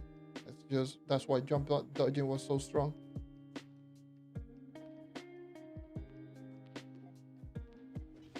but the knight was like the only class that you needed to, if you wanted to effectively do that, you needed to do like 3 jumps or 2 jumps. I think it was 2 jumps with repel rune. The 2 jump with repel rune, 3 without, to actually just see any meaningful benefit from it. Now with just 1, you can just get it like this. You see, that's what this does. The jump dodging is why probably doing jump dodging is why it's so important for speed farming, or just for building up a lot of speed.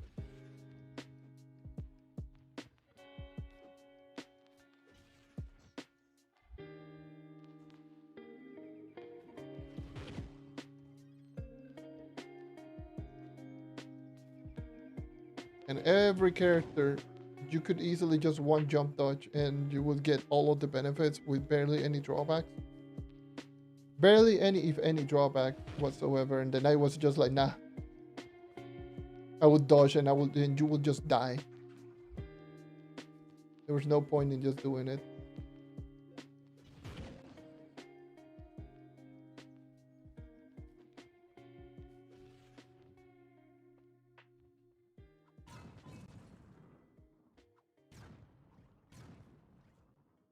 And to me, jump dodging is such an underrated, not underrated, overlooked. That's probably the best way to put it. It's such an overlooked speed tactic that people just straight up don't do.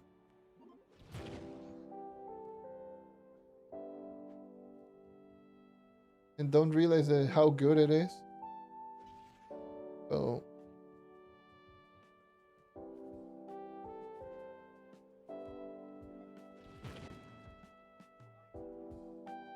I mean, I've already explained it so many times.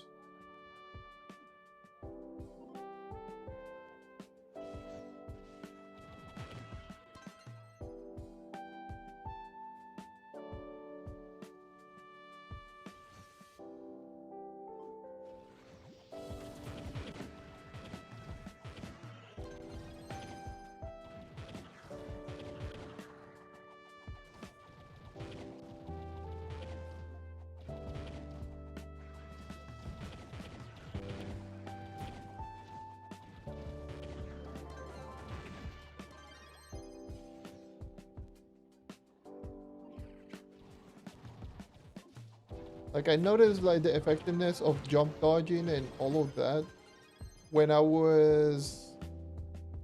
remember it was years ago.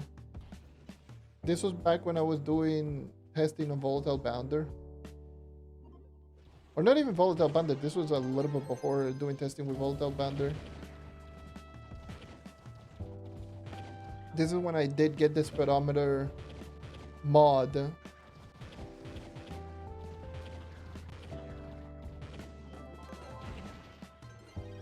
And properly just started doing testing, and I noticed that jumping in this game is just borderline almost broken in terms of like building speed. What the hell are you doing? Boy, was teabagging.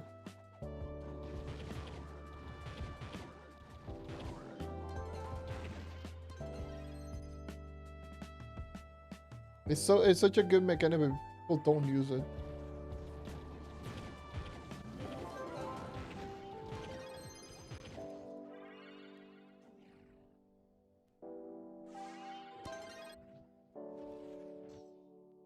You will see, like, you will notice it. Like, to anyone out there, if you see someone, especially if they are a speed farmer and they are jumping a whole lot, you know that they know how effective that is.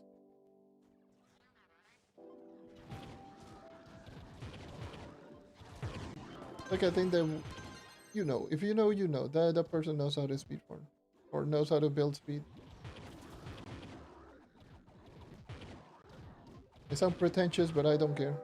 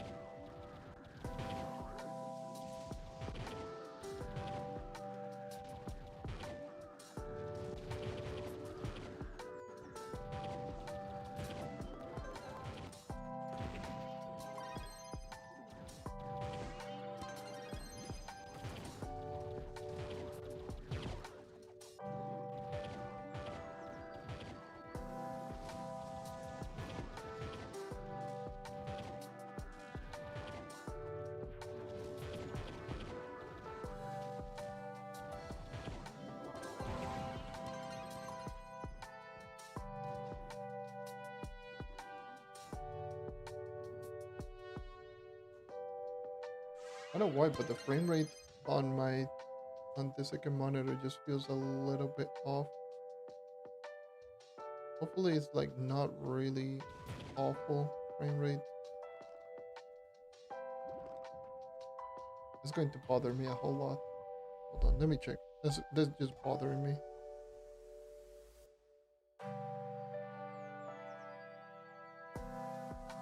Maybe it's just my... No, it's definitely the recording. I'm seeing it. Like if it's fine on the stream, but on like my actual tab on Streamlabs is like, it feels like it's running at like 15 frames per second, but no, it is most definitely running at a regular frame rate. I was like, oh shoot, me giving a PowerPoint presentation for gameplay. Oh no.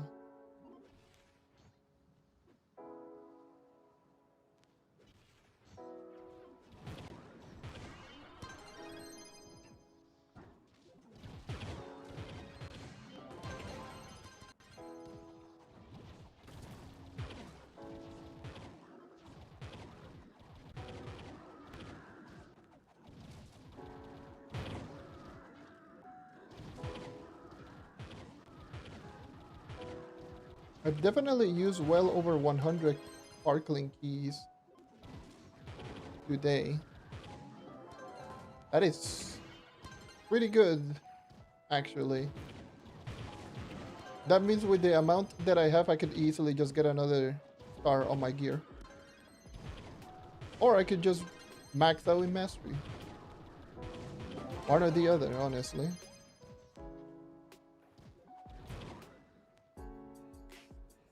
I could possibly, let's see. How many deck cards do I have?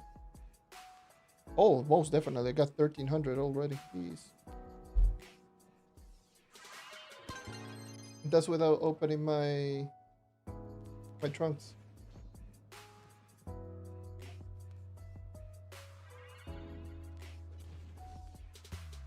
I don't think that will boost me up to 59,000 power rank, but it will most definitely be a decent boost nonetheless.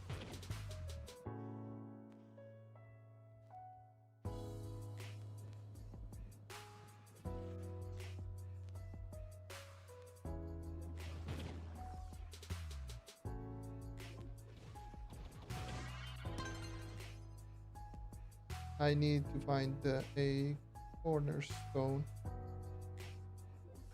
soon. Let's see. Yeah.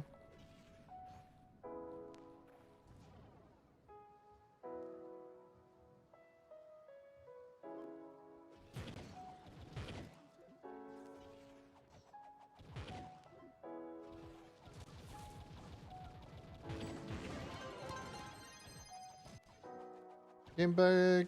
You came back through because of me. Considering that I have not been playing too much lately. Greatly appreciate it. You also started playing that because of me. How much PR do you need? Get crystal gear from Dells. To start getting crystal gear, I believe. I mean, it depends on the level of the gear that you're looking for. I would assume that you're looking for crystal 4 plus, which honestly, if I'm being honest, don't worry about getting crystal gear from Dells. Just boost up your power rank, boost up your gear crafter's profession, and get your crystal gear from these vaults. Just a little bit. Just don't bother in getting crystal gear from those from Dells. Just get it from these vaults. Max out the gear crafter's profession and get it from those vaults. You should be able to be you will be swimming in crystal 3s and 4s if you're below 30,000, and crystal 4 once you actually get to 30,000. Either way, just to answer the question, assuming that you want crystal level 4, it is starts at depth of around 115 to 116, give or take. Like depth of 100, I will always say like around 115. Sometimes it's less, sometimes it's more, but that is usually like the average. That's the difficulty, like 115.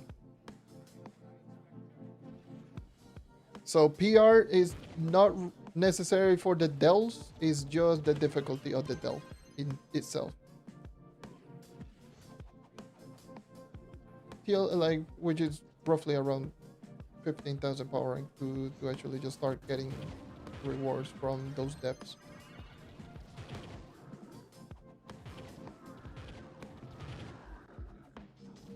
But yeah, my recommendation, yes, just pretty much just level up gear crafters, the whole profession and the gear crafters, and then just get the gear from the vaults. It's much easier, much more efficient.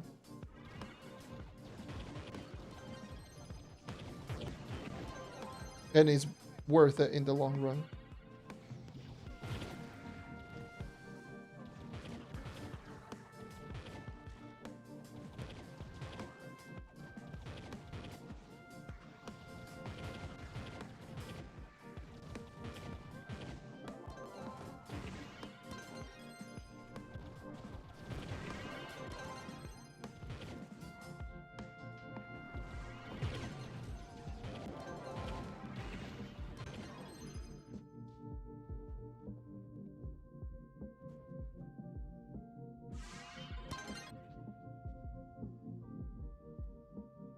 Yeah, yo hablo español, sí.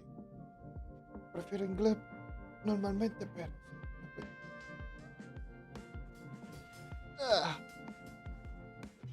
Good old-fashioned stretch.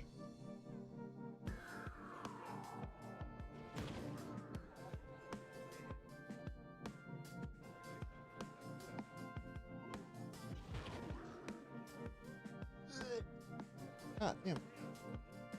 Really need to stretch like crazy. I'm almost there. I'm almost 83. Rush escape is almost there.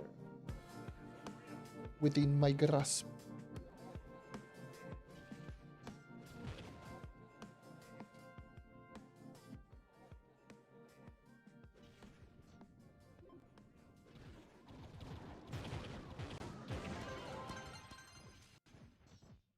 Alright, stream, thank you. Have a good one.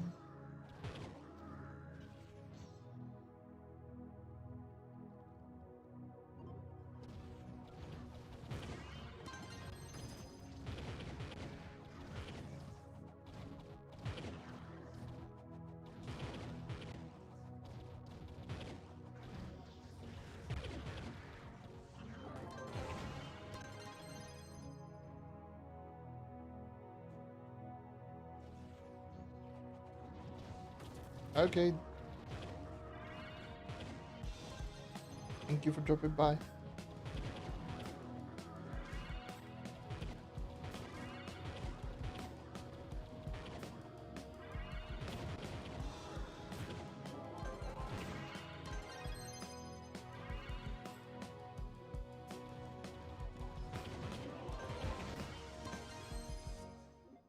I should...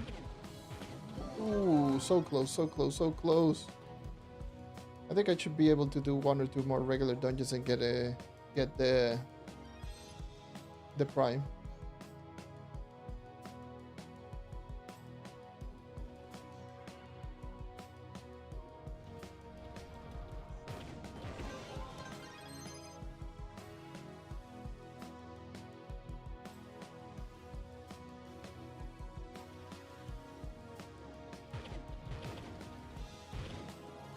Yep. There's prime. Now it is time for rush escape.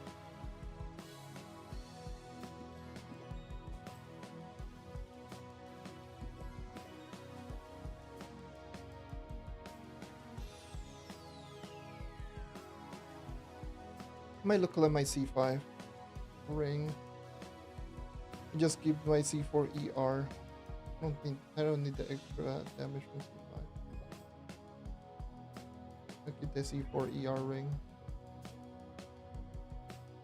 It sucks, like it would have been nice if I could just use the primal Q to actually just get the MST loop. Oh, it's just prime loops.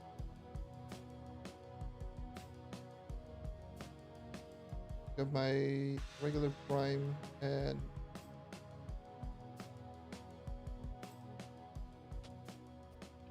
my mystic.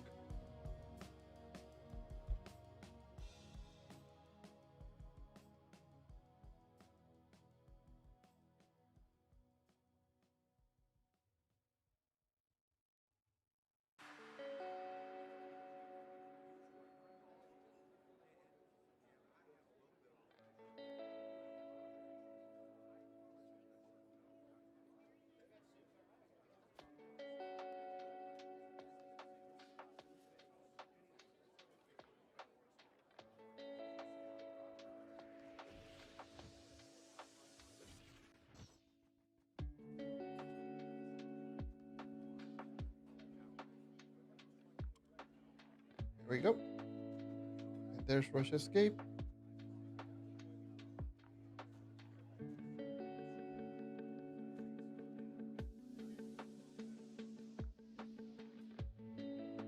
Took me roughly 4 hours, give or take.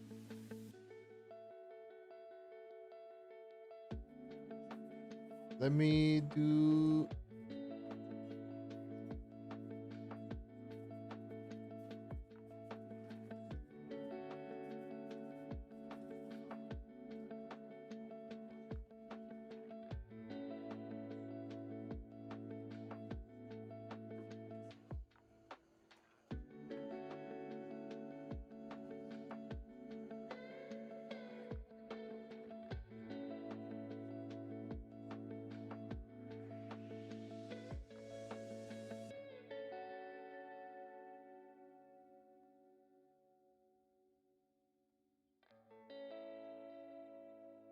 Okay.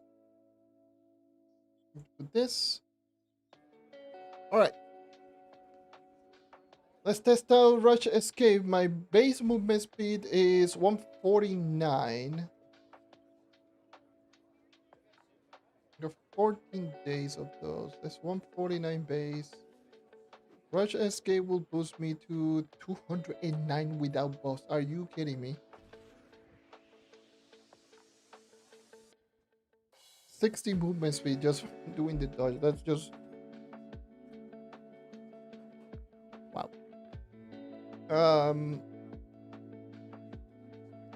For as a comparison, by the way, overcharge is 25 movement speed. I'm already getting 60 without buffs, and it is going to get more with buffs. I'm going to be getting like maybe 90 plus movement speed because of Bard sub and everything. First of all, let me check out my max movement speed. What is my max movement speed? Let me go to the water well. I want to see what is my max movement speed.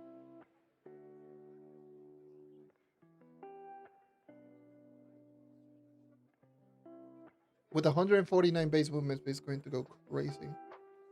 I'm predicting probably 370 movement speed if everything procs.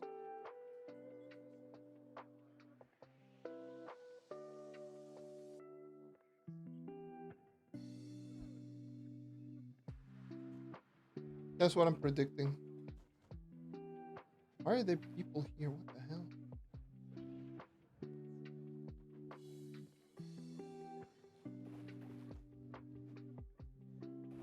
Use classic, rush escape. I don't think no, this is a boss. I need a swarm. I need a swarm dungeon.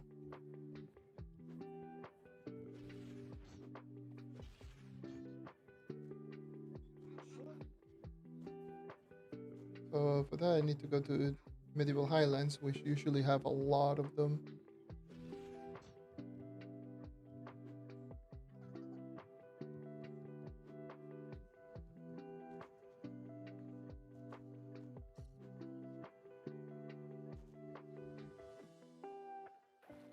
I should have gone to the air world if I'm being honest.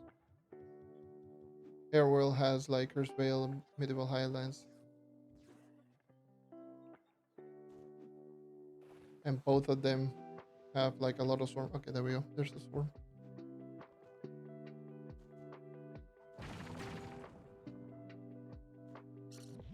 Okay.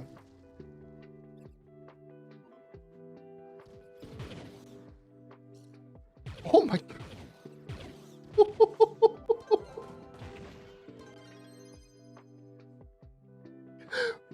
Okay, so my prediction was a little bit off. Was off by a little bit. I may or may not have seen 399 movement speed. Jeez Louise, man, what the hell?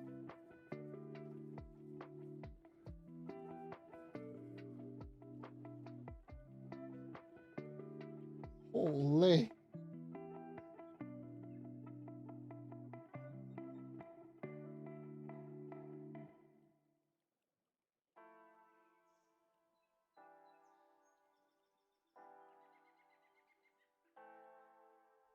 Now, if I increase my gear, it could. If I get one more movement speed from gear, I could get 400.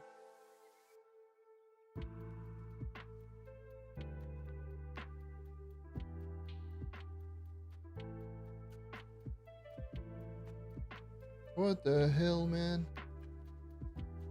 What the hell? Which I'll take that opportunity just to power up my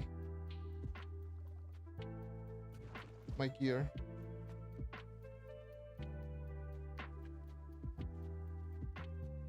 At base, it don't matter. I think I will just pick my base. That is so tragic. I'm not gonna get one more movement speed. It's not enough. I guess I'll get more light. I'm 23 powering, so.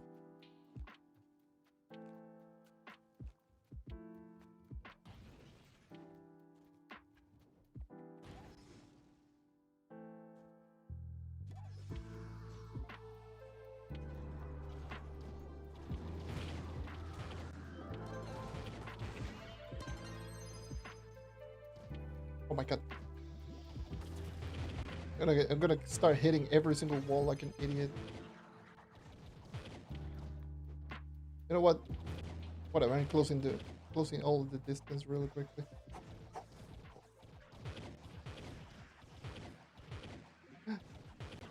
But moving from point A to point B in time just is going to be so insane. Oh my.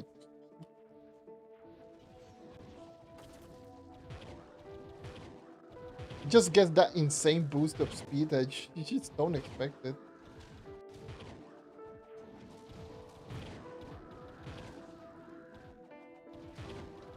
Like, especially building a speed is just going to be so insane.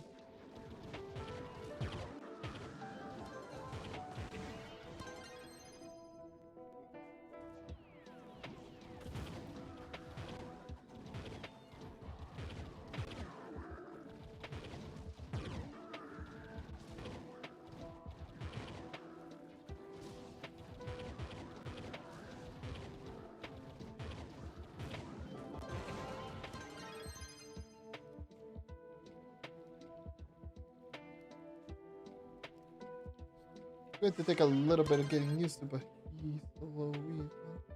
Okay, it was like.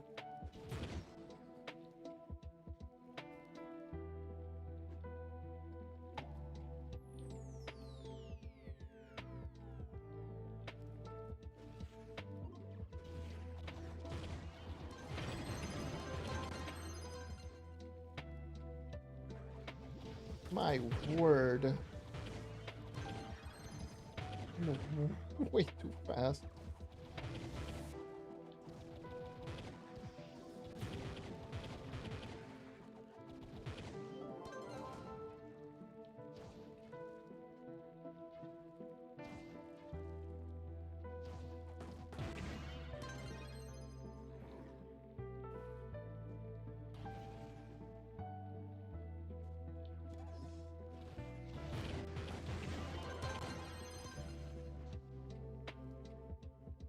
I suppose.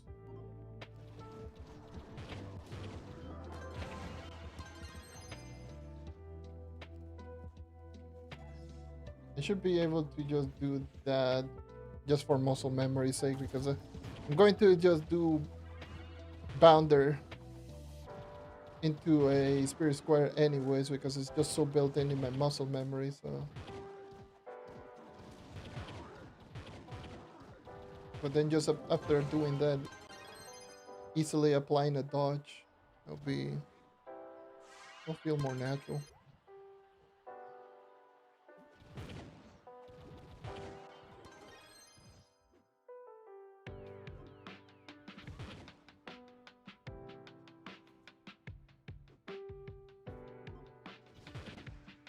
Look at this. That's a knight. This is a knight, by the way.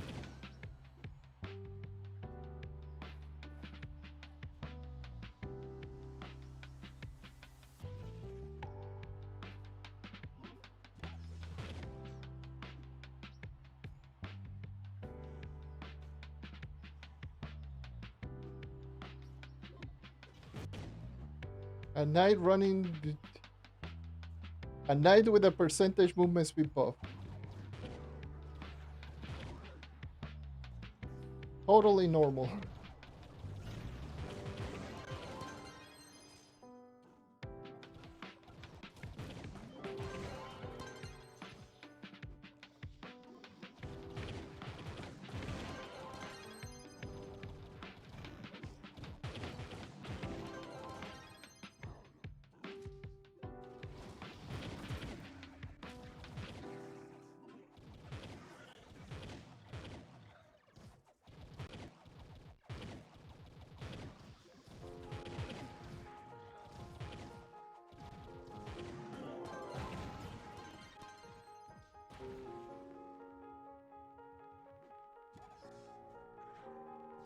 He's so insane, dude.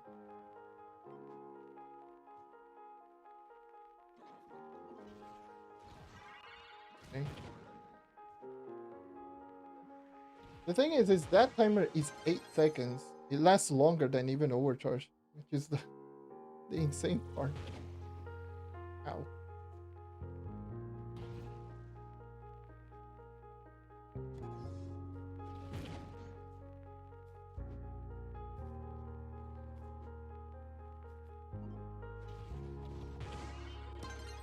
Oh my god, there's fire this rock into.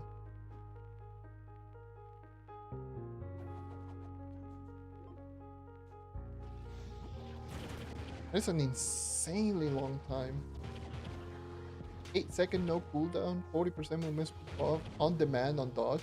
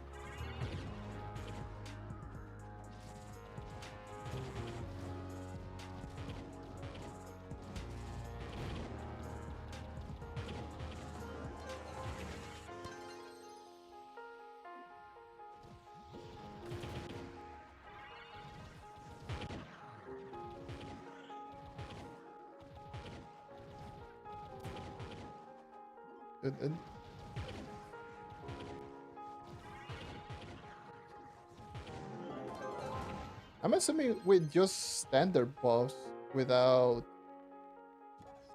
Pyrades or Bard Sub, it's still like really freaking fast.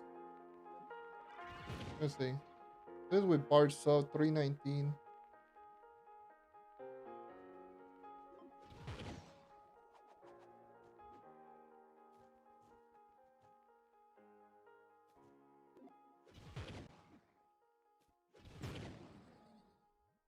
351. I was without bar sub.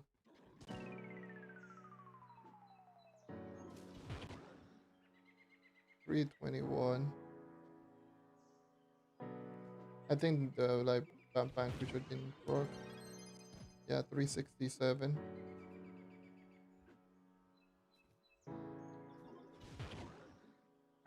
307. It's like one of them is not proccing. 263. 307. Like 307 seems to be like around my average.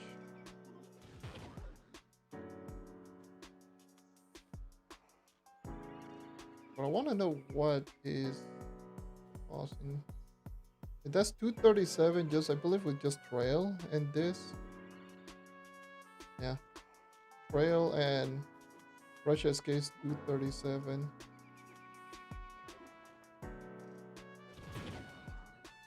351. That's with bar sub. And I would assume with Pirate Days goes to 399.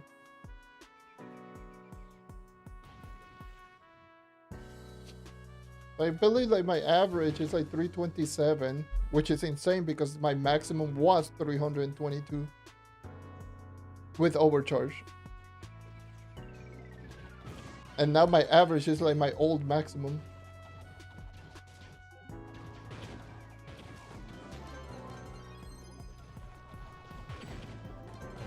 So Rush Escape just essentially buffed my movement speed by like 77.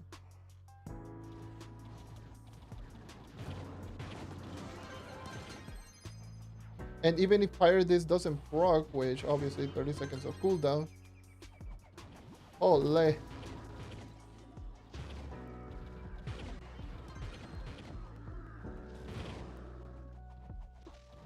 It's still at 350 with bar sub on 15 seconds. Like 327, 351, 307 roughly.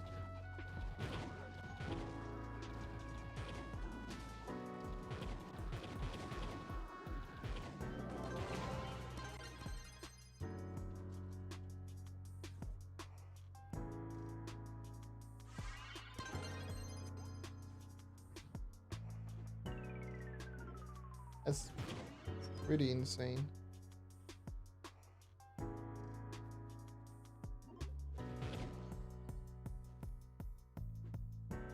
I can assure you this is not normal night speed.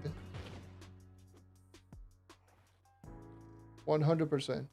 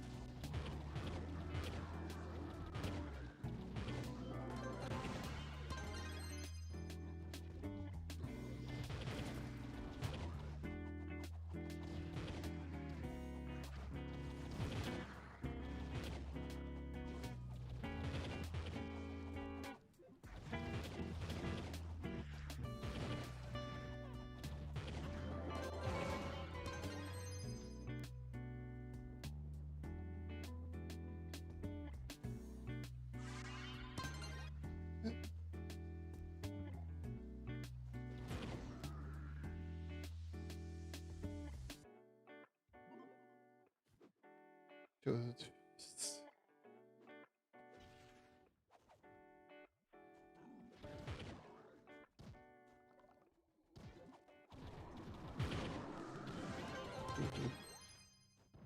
This is insane. This is actually insane.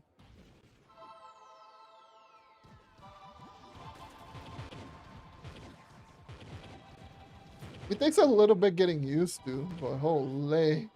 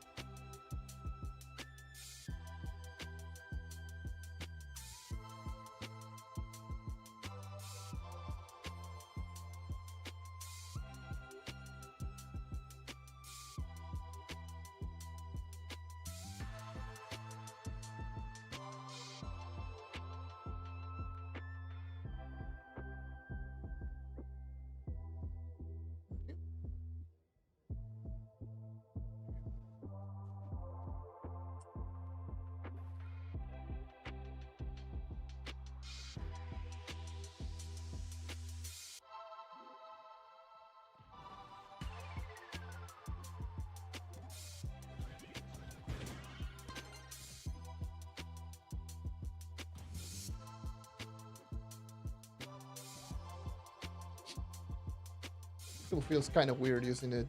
This stupid dodge.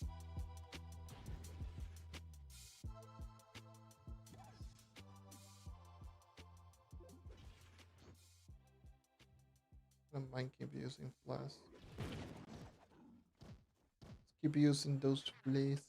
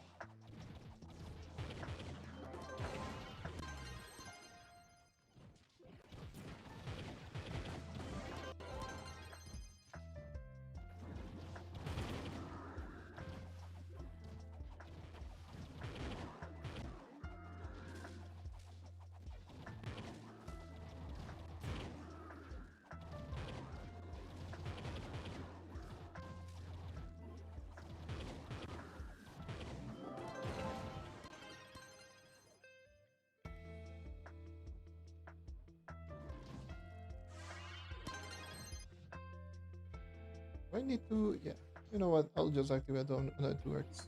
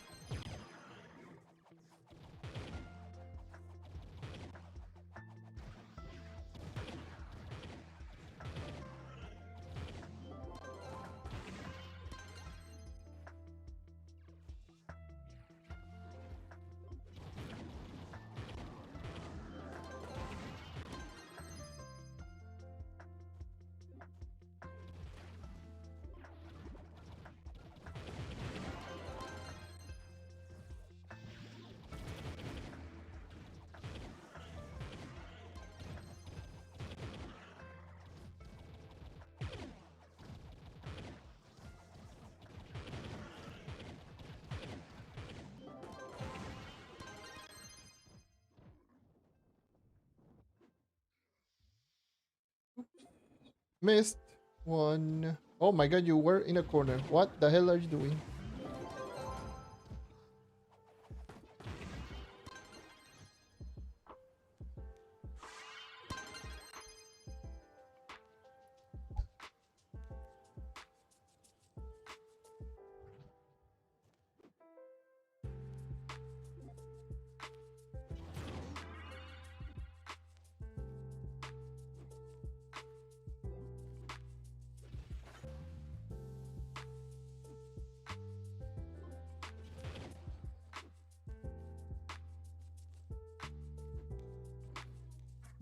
Oh god.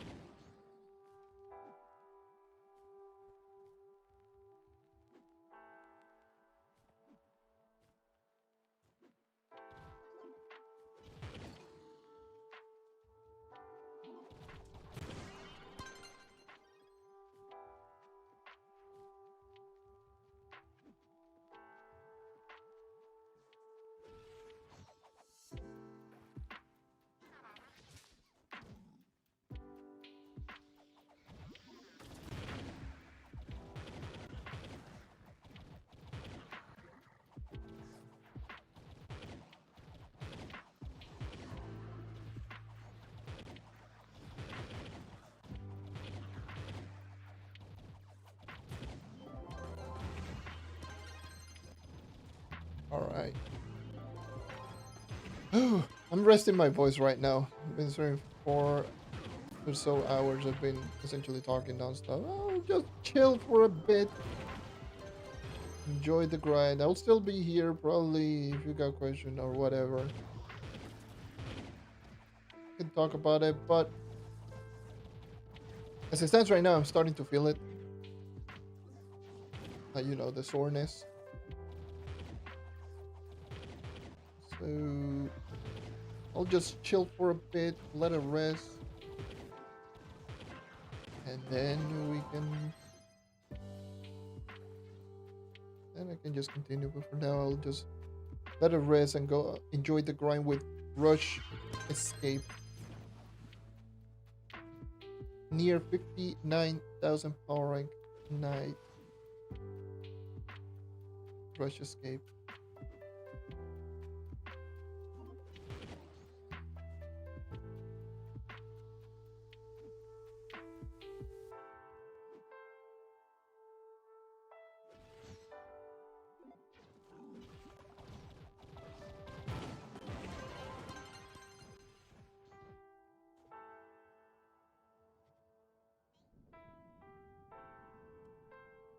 I don't know why I'm even using that tone, to be honest. Oh boy, 50 crystal core.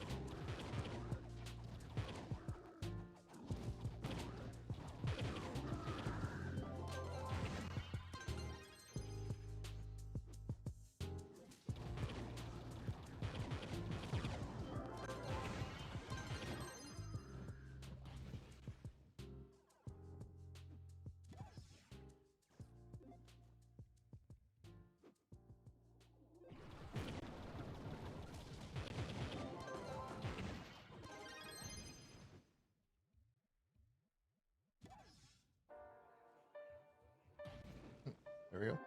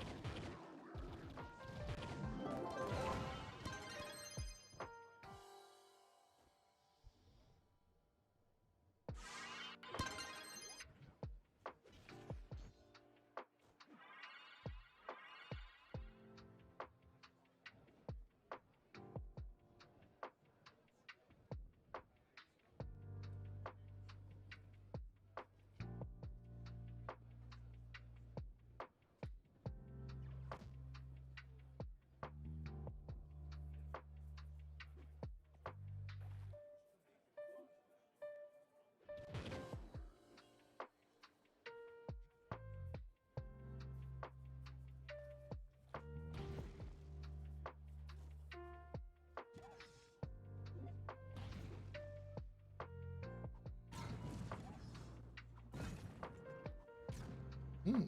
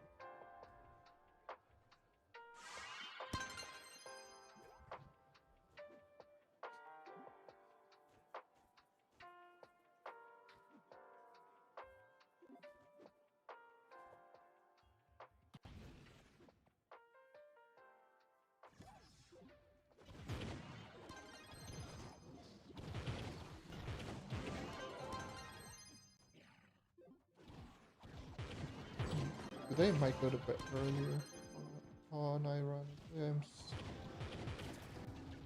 I've been going like to bed like quite late every day. I haven't been sleeping that much. Today, since it's been essentially a chill day, I might relax for a bit.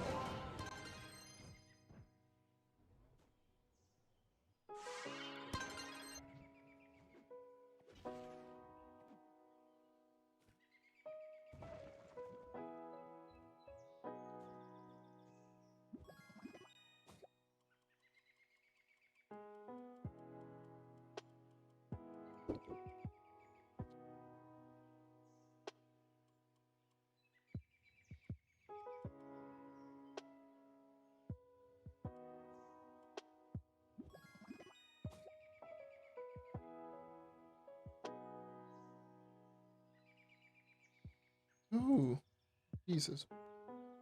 And really, I'm feeling it in my throat. Like even after resting it for a little bit, like it's starting to hit. Like it really started to hit me.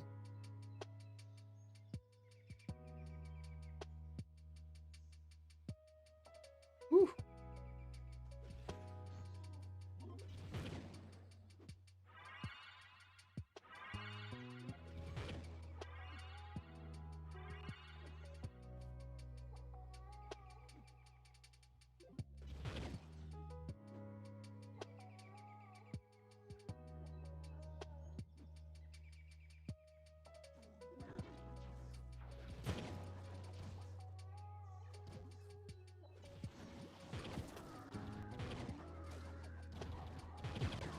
Like for real.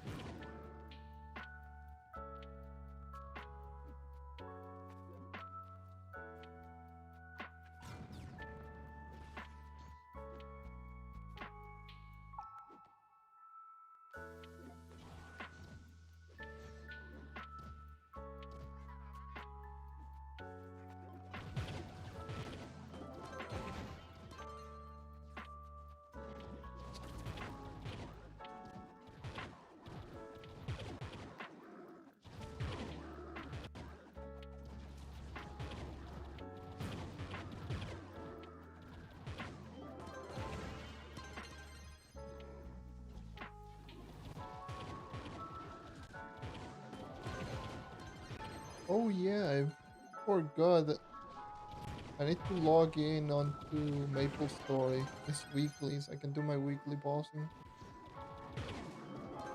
I had to do that like soon. Or rather, I'm going to do that probably after I'm done here. Oh wait, I need to download the game first. This new PC. But it still doesn't matter. I, while it downloads, I'll just take care of some stuff here. I need to do my at least my weekly bossing on that game. And maybe actually just play it out now that I have a new PC. Like, hopefully that game is not going to be laggy like hell.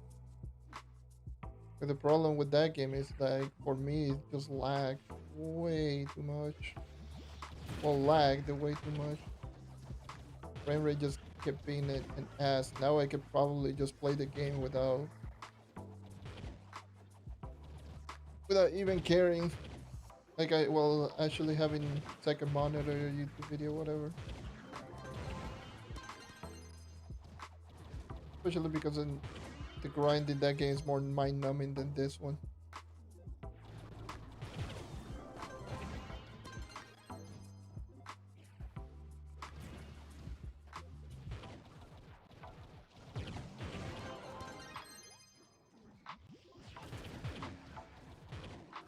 And I want to get my Wild Hunter to 260.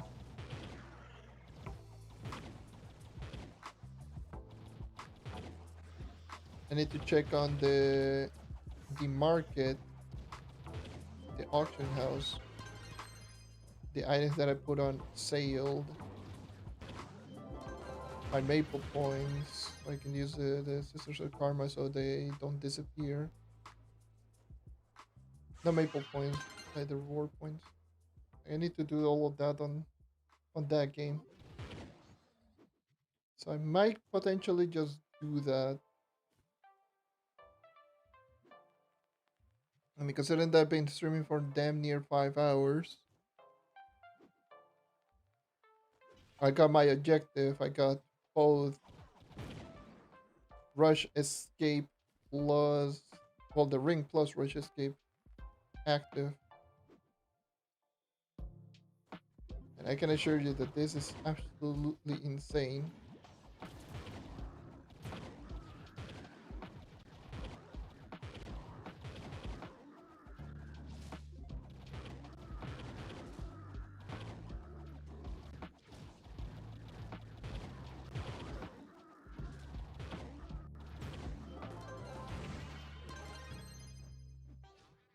Also need to double check on the fire captain first. But I don't have Trove on PC yet. I don't have the glyph on this PC. I need to download that too. Trove on PC is just it's only like a gig. Not that big of a deal.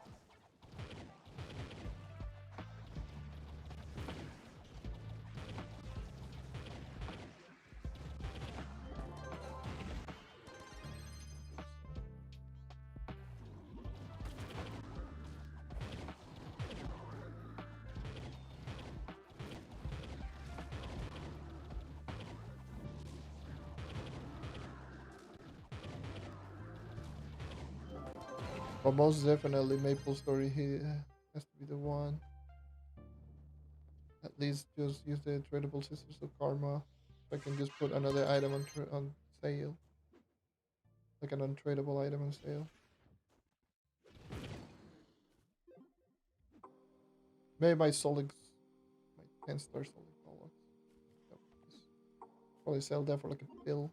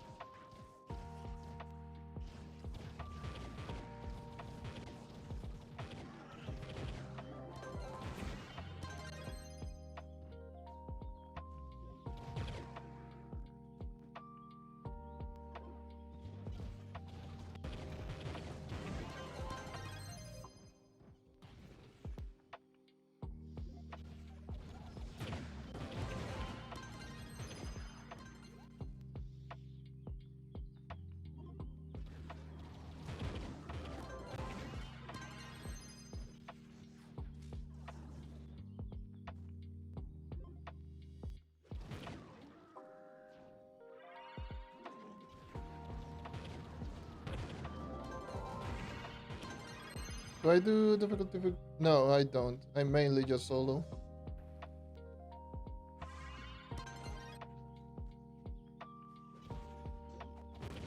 I always like running at my own pace, so for the most part I do solo.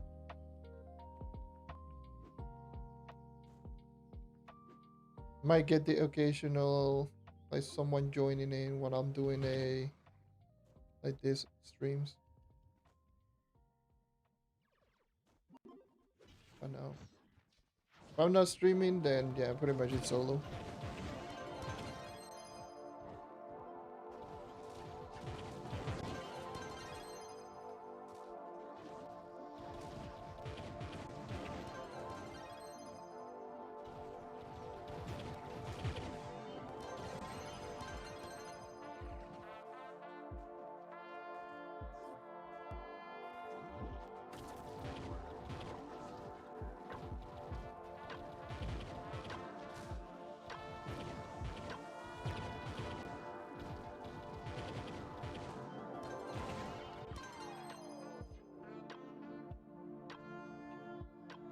God damn.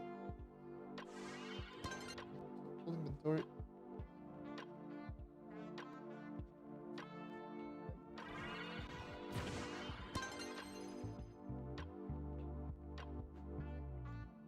Hey.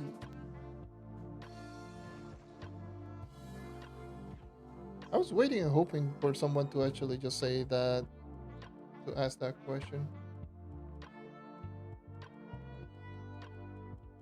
Trust me, every single time that I do a stream, I always get someone saying that.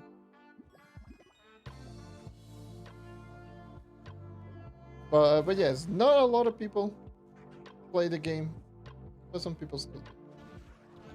I do play on occasion. Dime lo quito.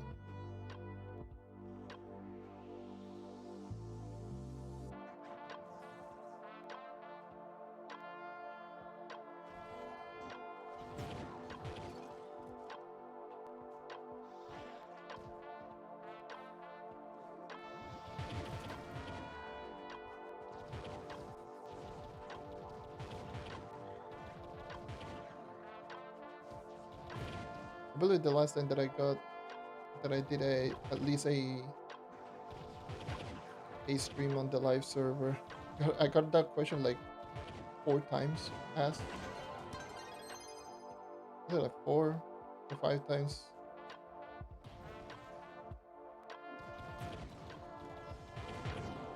I know, it's surprising. Bro, in 2026.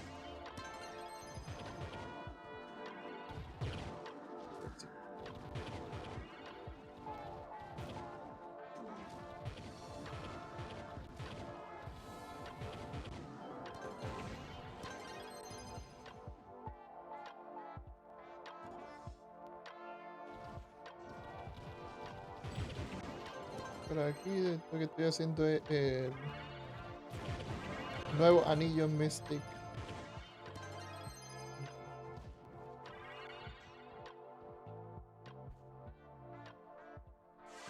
Utilizándolo por primera vez.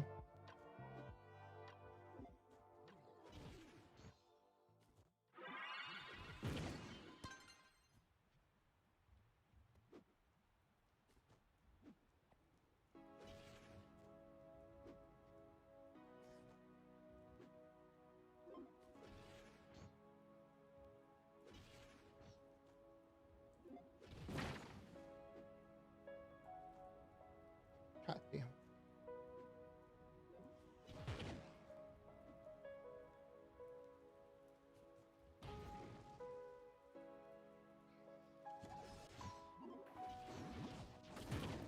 Still can't believe that Rush Escape is such a disgusting ability. It makes absolutely no sense.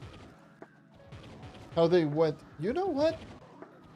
Let's give this character's such incredibly bad ability, but every single character the ability to do Shadowhunter passive.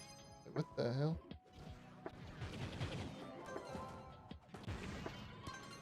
The balancing makes no sense.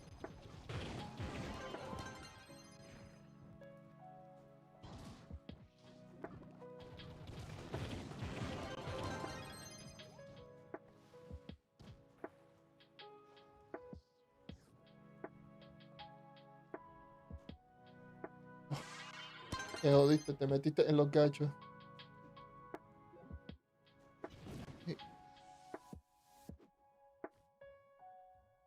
I mean, a este punto Trove es casi un gacho.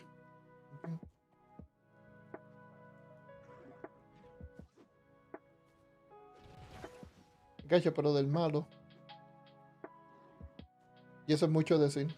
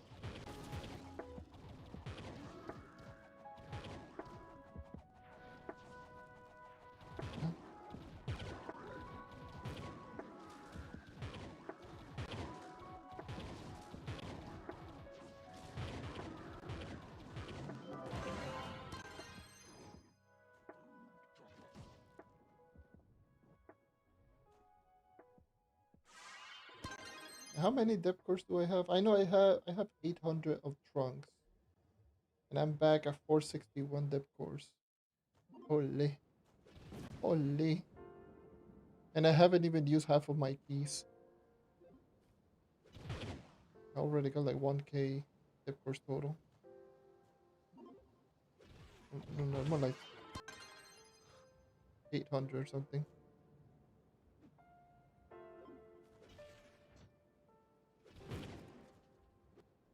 I guess I had 350 of the sparkling keys.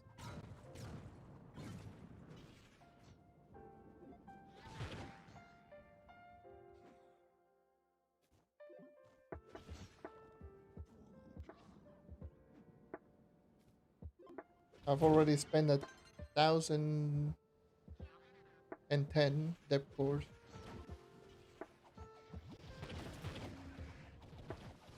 On upgrading my face.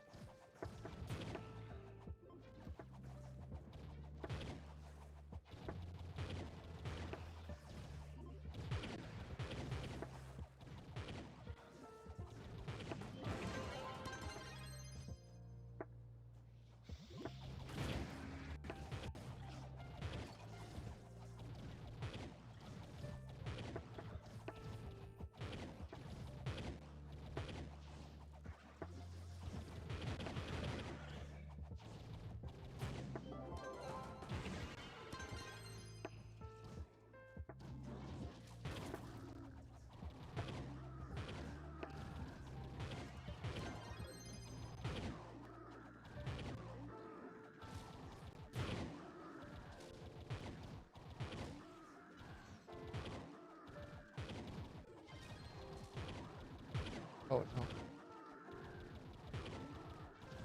Oh, let's just hope that the 32-bit chat is not filled with that, with Ys. It's probably going to happen.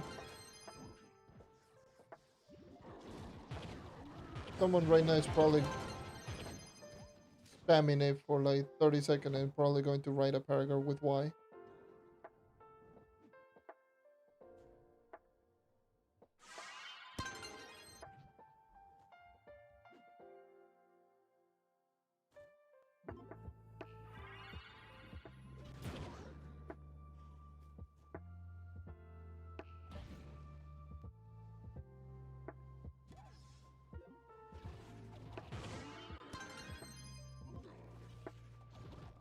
It's like when someone is on Twitch chat and someone's putting exclamation point watch time or follow age or something like that. Watch time, follow age. And they go like, oh yes, that is my watch time. And then like literally everyone just sees it and everyone just starts going, watch time, watch time, watch time, watch time. I want to know, I want to know, I want to know. I want to compete, I want to... It's a time measuring contest. Timing quotations. Wink, wink, I guess. Question mark.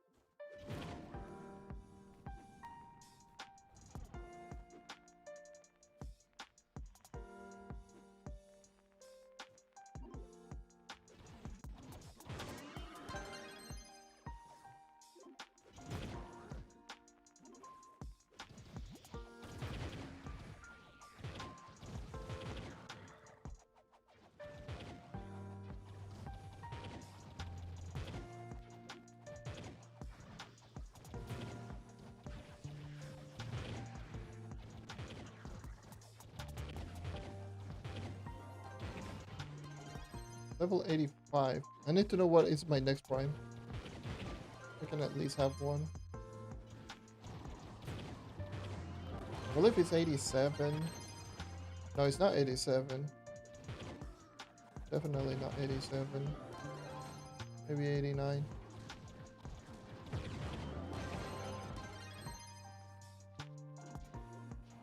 Definitely not 87 because 3. 3 do be there. 3 times 29.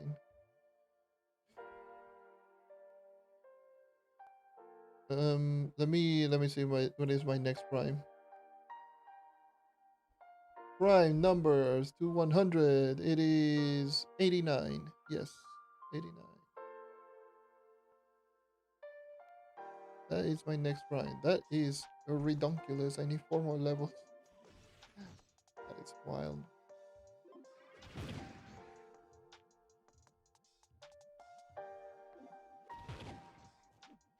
It sucks that we don't have like the same thing as the mod on PC that tells you when is the next prime. That would definitely be helpful right now. Especially considering that you only get Misty Look on Prime and on Long Shade. That would be really helpful.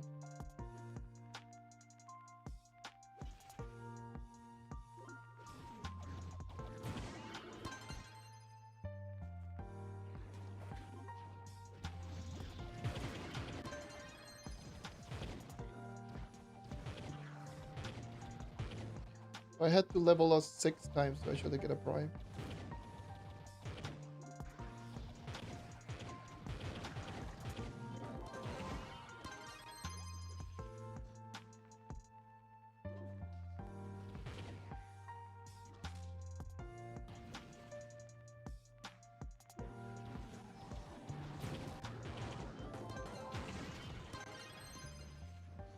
Like I've leveled up 9 times today in 5 hours, so 4.5 hours of grinding, give or take. And I gained 9 levels with 2 times the XP with Patron. Holy.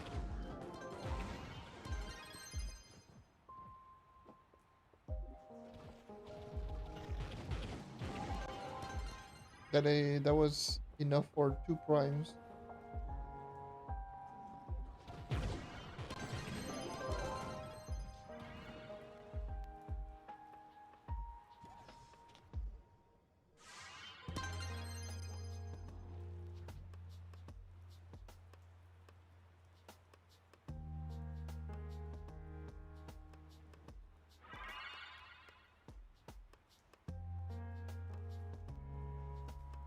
And I got Ray Arrow. 400 levels. You damn.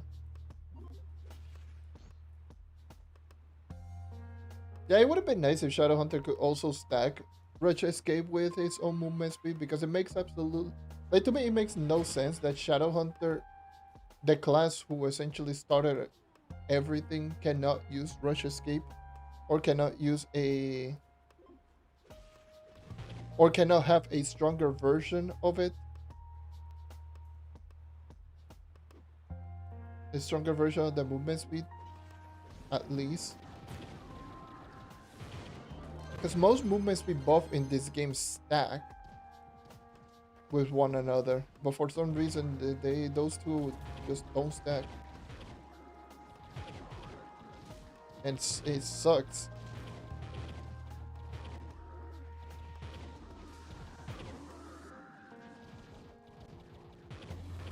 I wouldn't be surprised if they actually just made Rush Escape 35%. It would probably stack. I wouldn't be surprised.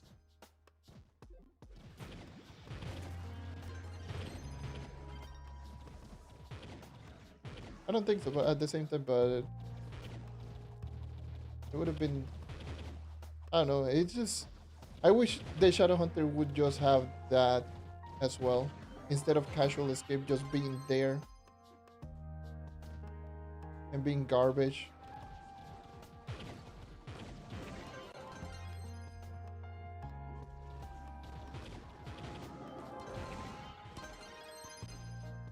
It would have been nice if every character had a 40% movement speed buff, but Shadowhunter got an extra 20%. So it would be half as effective for the Shadowhunter, but Shadowhunter already having the movement speed from dodge. So with Rush Escape would have been 60%. That would have been nice.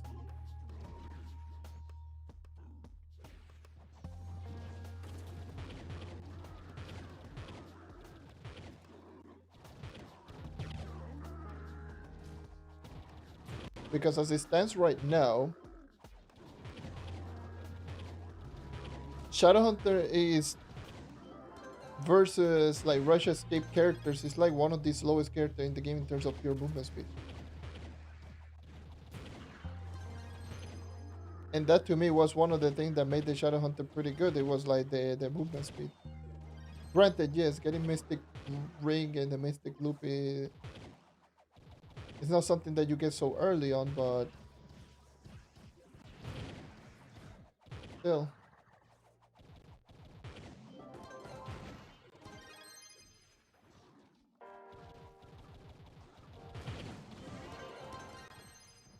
Like, I really don't like the fact that Shadowhunter doesn't have a movement speed buff, like genuinely.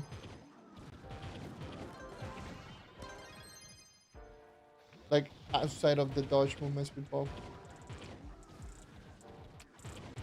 Like, for God's sake, the Pirate Captain is like way faster now than the Shadowhunter in terms of movement speed. Goddamn Pirate Captain.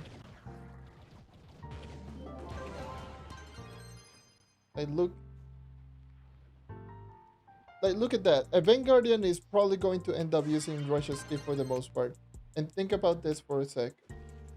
Vanguardian has Force Flash, which gives a 40 movement speed plus an extra 5%, and then you can stack it on top of the Rush Escape with Vacuum.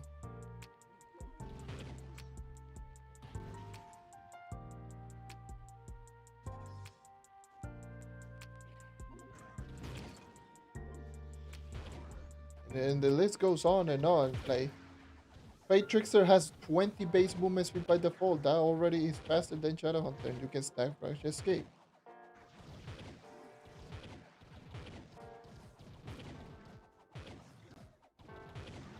You know? And even characters like Neon Ninja, which has this Shadow Flip movement speed buff of 50%. And you can stack Rush Escape.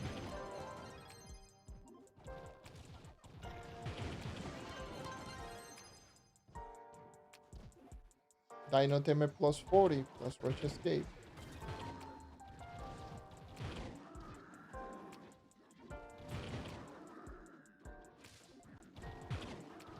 I like Shadowhunter is like equally in speed comparable to the Knight right now with Rush Escape.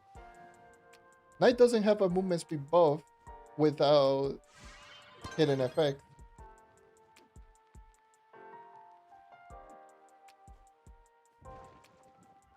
So yeah, they should have done something with Shadowhunter for sure, 100%.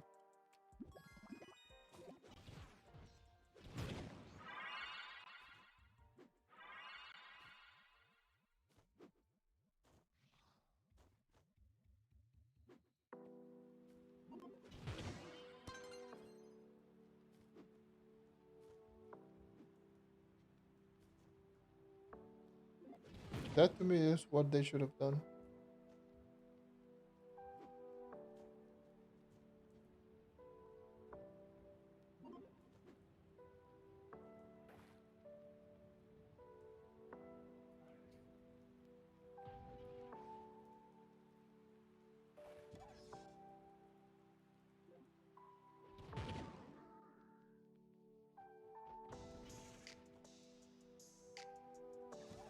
Don't get me wrong, it's still fast as hell, but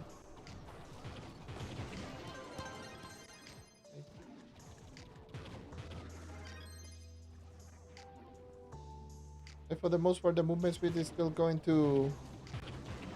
Like most people can't even control full max movement speed at this point, so it's not that big of a deal. But at the same time, it could have been like better.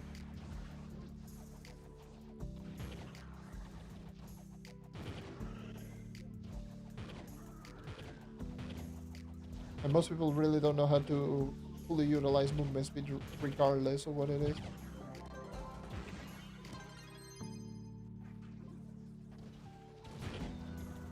Or at least can't control the movement speed.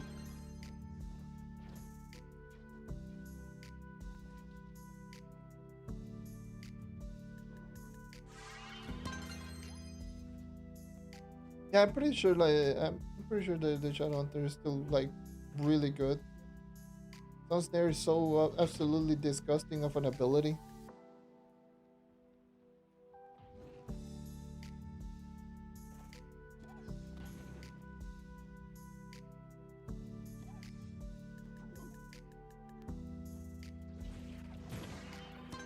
But it's always me. I always think like, what could have been.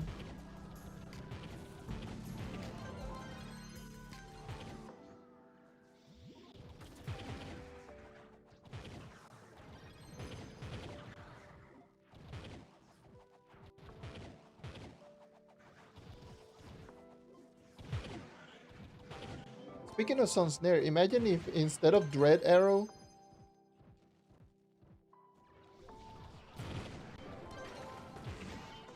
it would be like an enhancement to Sunsnare. Like you throw down the trap and it stays there doing damage over time. Like let's just say every half a second doing a damage over time of like the same damage, 3.5. Imagine the hidden effect for the Shadowhunter. That would have been so nice. Like you just throw down a Sun Snare and it will keep just doing constant damage. Same range, same rate, same radius and range.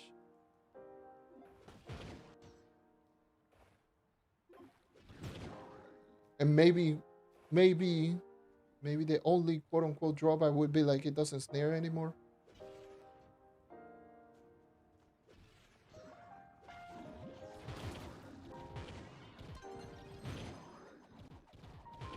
Or instead it lowers movement speed or whatever. That would have been a cooler hidden effect, honestly.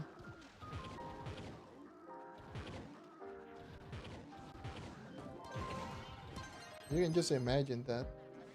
You just imagine that. That would be so insane. Sunsnare is already such a broken, disgusting ability for first call. Like once you can one shot with that ability, it's just so dumb. That ability is really strong. And I always find it really funny when no one uses it, especially like for speed farming. I see a lot of people now using him like, ooh, Sunsnare is so disgusting. It's so broken. Please. You're doing a disservice not using it.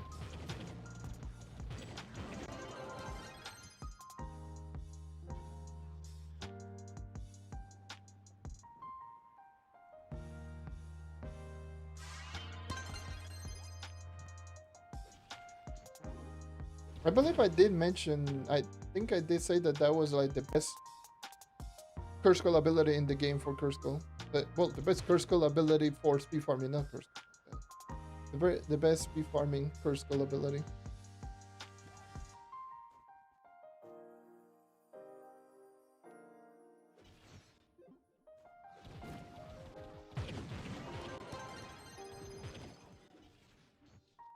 And I would probably still argue that that is the case.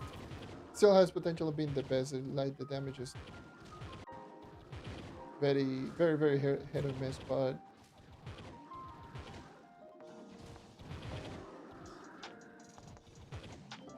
but the moment that ability just one shot is so good, it's unreal. But yeah, most players just say Shadow Hunters suck, and all you see them is literally just hold down basic attack and do this. Yes, I am good. I am good Shadow Hunter. I am good Shadow Hunter. I am strafing in Trove. Like why?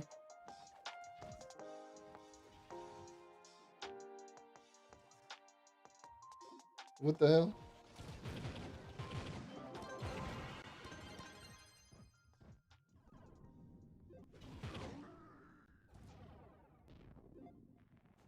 That's what you see for the most part. And they immediately go, Shadow Hunter sucks, while doing strafing. Shadow Hunter sucks. Sucks. Not good class. Please. Damage sucks. Buff. What the hell? Brother.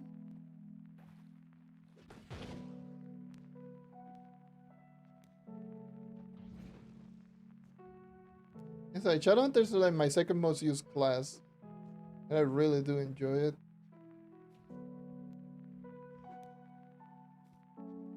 Kind of rough.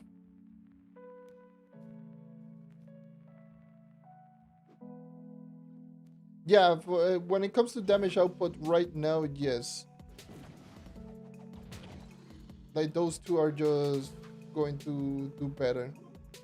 At least for to me, if we're talking about damage, if we're not talking about the abilities for one-shotting, like if Sunsnare doesn't one-shot, then Solarian, to me Solarian is the best right now. Solarian's old. Like if Sunsnare doesn't one-shot, if Sunsnare one-shots, Sunsnare is the best in the game. It's not even close.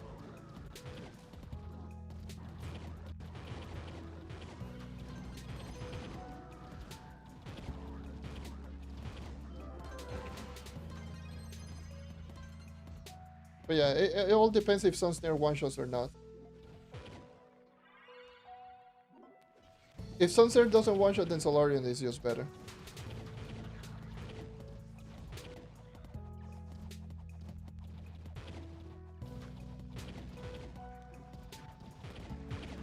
Spear is also like, again, better than Sunsnare if Sunsnare doesn't one-shot. Because it's toggle. It's a toggle ability that literally just does damage. Pretty decent damage. Oh, actually quite good damage, but yeah.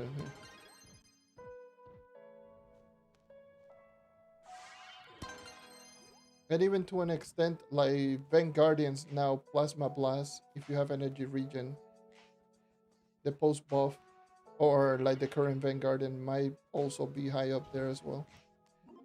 Because that radius is just yes. But the moment the Shadowhunter one-shots with Curse Skull, yes, that's when the Shadowhunter really shines.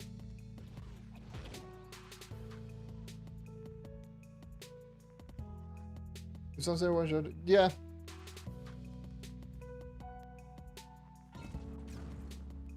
Yeah, that's how Shadowhunter like used to be before Longshade got introduced. And before Longshade got added into the game, that's why Shadowhunter was the best speed farming class in the game.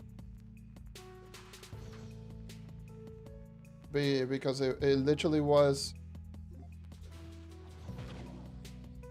you throw a Sun Snare, activate a Curse Skull, enemies would die immediately as soon as they spawn. You throw another one, and enemies would just die.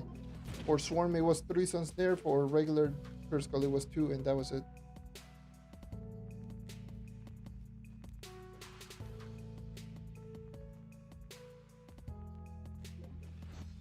And I'm pretty sure, like, I believe, like, I had to double check on that one because I'm not 100% sure, but a maxed out, like, full damage Shadowhunter could probably one-shot. Let's see. Hold on. Yeah. Most definitely. You could probably one-shot. Oh, no. Considering that I don't have nowhere near max damage.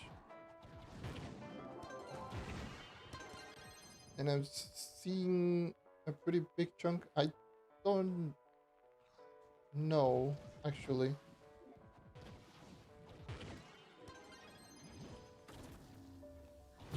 Yeah, it's 4.55, 4.55. Yeah, I really don't think it can. Now that I think about it, it will be like really, it will live in like really low HP.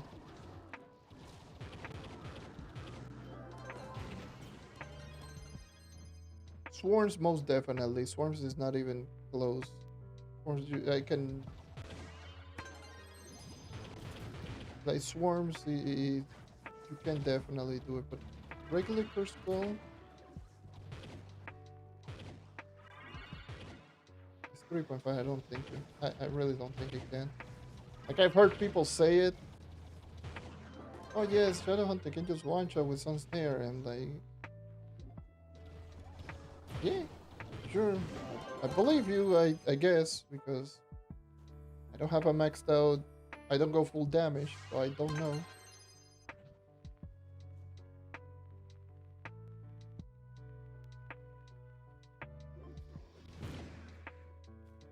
It cannot, so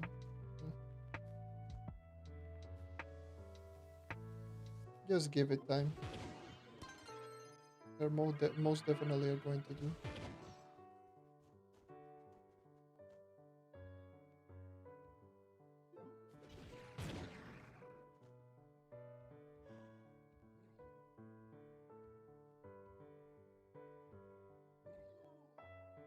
Yeah, I'm pretty sure. I'm pretty sure for the most part it's going to be 2 Sun Snare. For like a max damage, which is still redonkulous. 2 Sun Snare is ridiculous. 2 energy regen. Well, slap energy regen.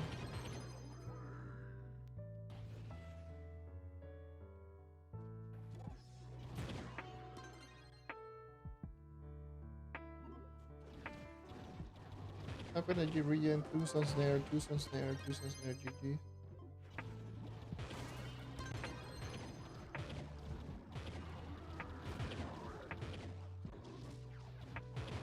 Honestly, like, I might even consider having a double energy regen Shadowhunter. If I'm being honest. Wait, hold on.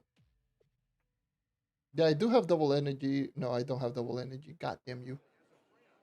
I have a singular energy regen. I remember I used to use one energy regen, but I wanted both. Like, I want to do a energy regen on Shadowhunter.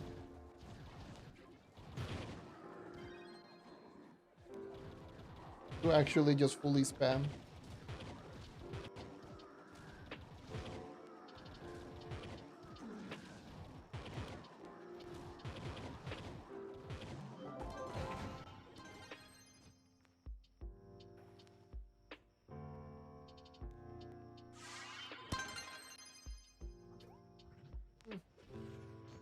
It could also be a thing. Zealous. Personally, I always like using Trail Marshal. But yeah, just definitely an option. Celis Marshal.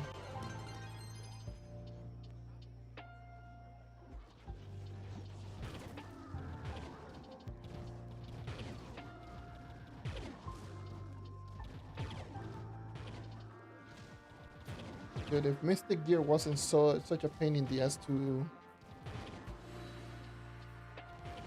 um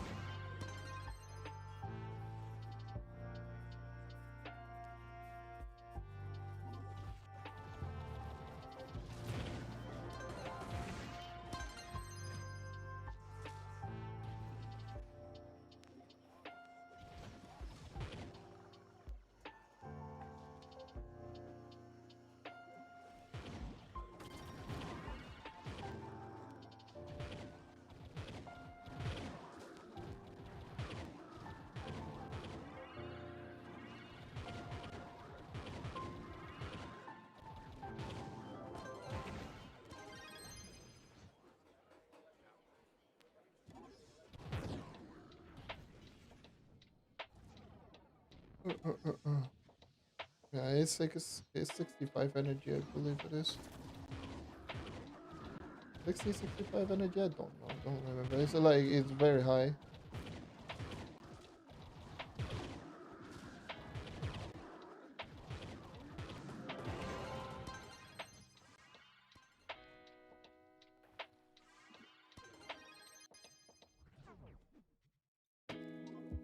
Hmm.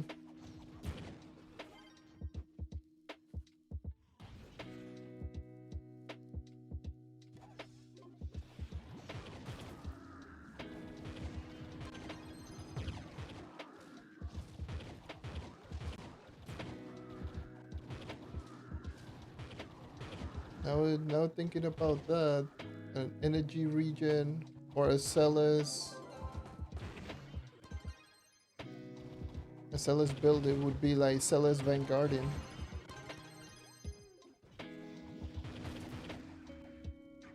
I think a Vanguardian would be so disgusting now thinking about that. Thinking about Celis Marshall.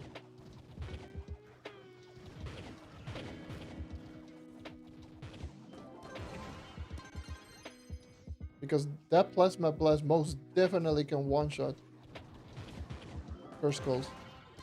Like 100% can one-shot Curse Skulls with high damage.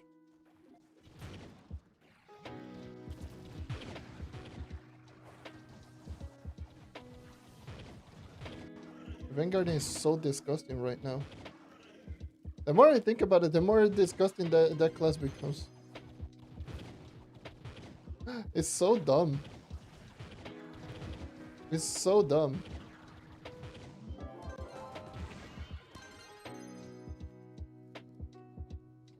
It's like such a easy to use.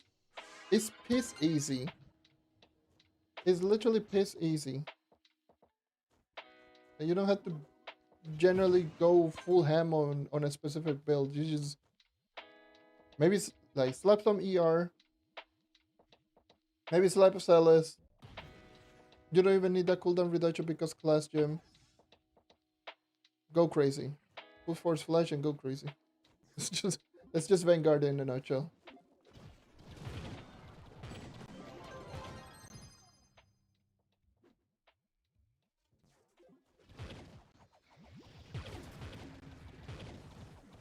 You stand there like right in the middle. Plasma Blast is probably going to hit everything because radius is like 7 blocks. For God knows why what reason. You stand there, everything dies.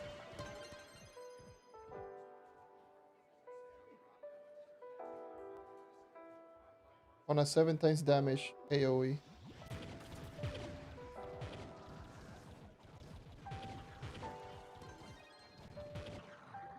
And if what does a kill, it is a no cooldown ability. Whoop!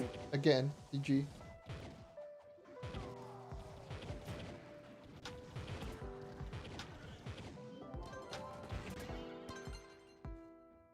I'm pretty sure. Let me I do have a Vanguardian.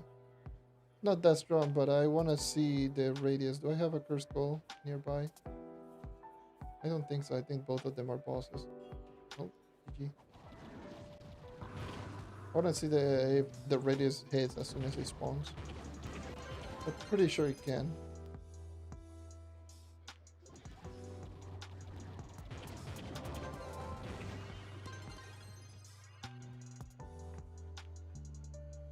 My 2 times the XP already ended, so it's the perfect time for me to experiment.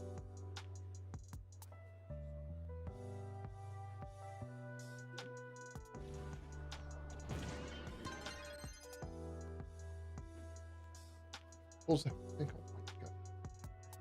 Pulls everything. It pulls everything plus it hits everything with 1 plasma blast. So it's a so it pulls and one shots with high enough stat. Holy.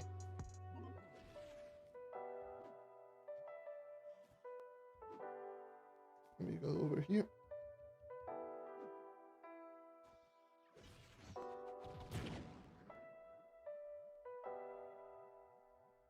That's Barda.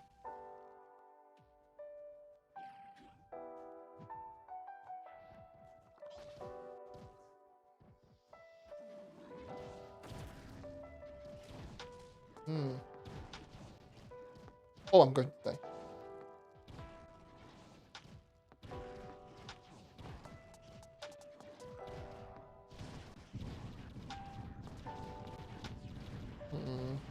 I don't think it hits on. Did they lower the radius by any chance? I want to check. Oh no, I'm gonna go into a rabbit hole, aren't I? Oh nah.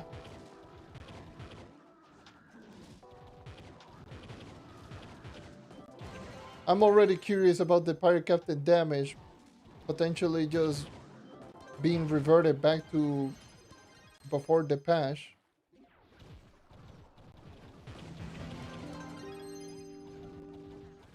I'm gonna check the Vanguardian range. Ay, Dios mío. I hate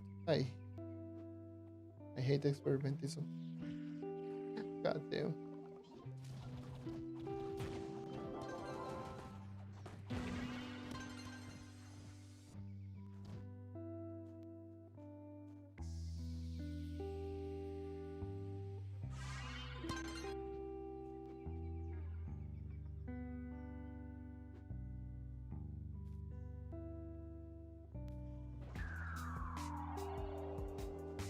Because I wouldn't be surprised if they did some changes on the classes.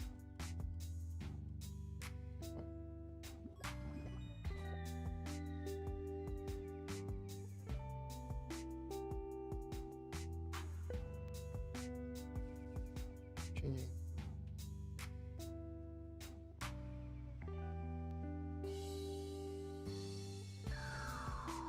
They actually did lower the range. It's like right here now. Still pretty long range. That's a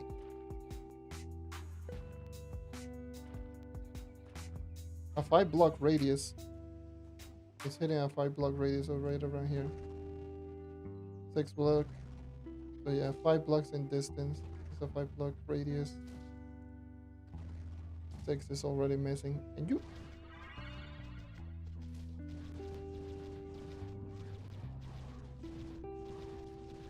Ah, I have no stats, and I don't care, and I'm punching you.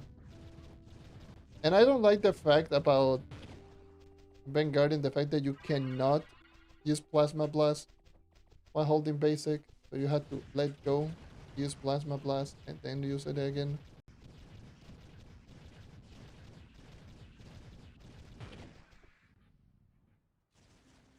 Like with I-beam, you can hold down basic and then just press I-beam.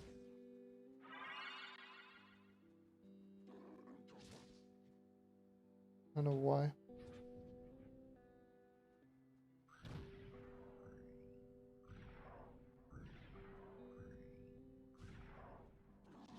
That range is ridiculous, holy. But it seems to be like around 6 blocks or 5 blocks in distance.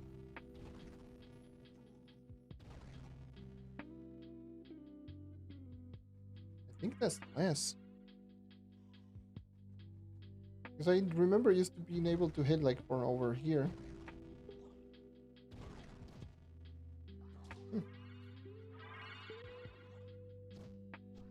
Can you like...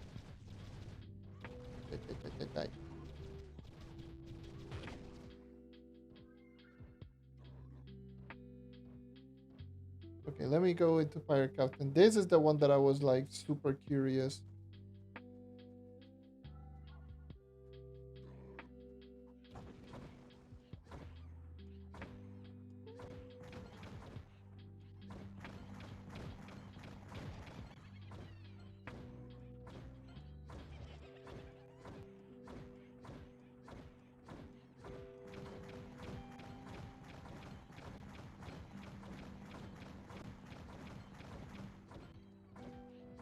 Mm-hmm.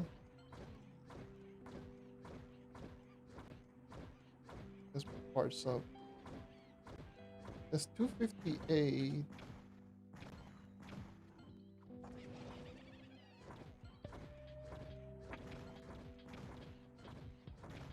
This-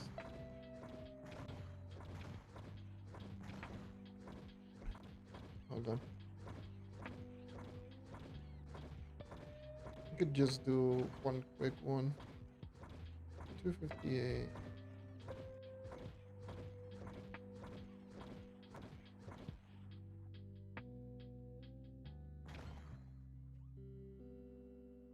Yeah, he's doing 15 times damage. I knew that this wasn't normal. This is doing 15. At least here on Xbox. I don't know on everywhere else.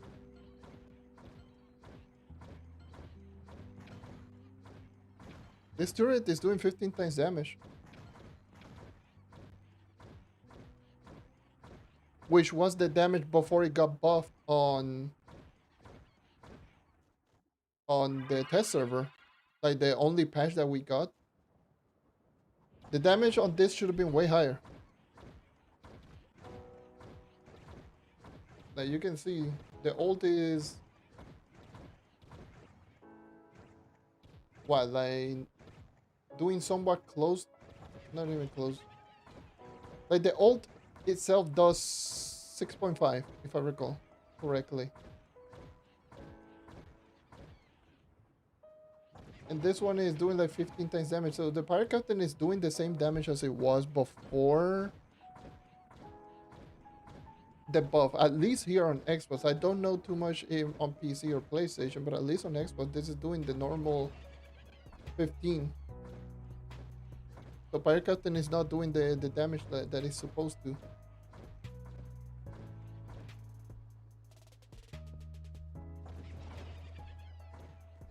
Because I actually did check out on the test server and the damage on the test server was way higher. Like I'm talking maybe like 5 times stronger than what it is right here. It was doing 60 plus times damage per shot. Now it's doing 15, which is half of the damage that it was before this update.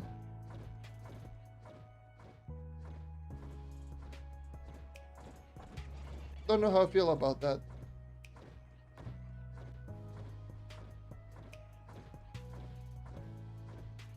Would have been nice if like Pirate Captain would just be like doing 60 times damage or something like that. Drop one turret, kill, one shot, GG. That'd be a little too strong, but at the same time would be funny as hell.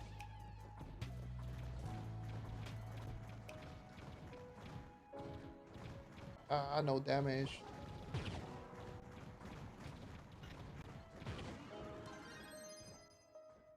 Hmm.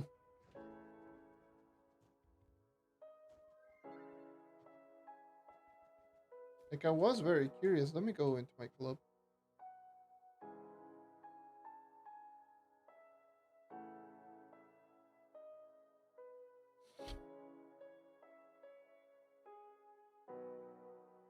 That might be something to look into.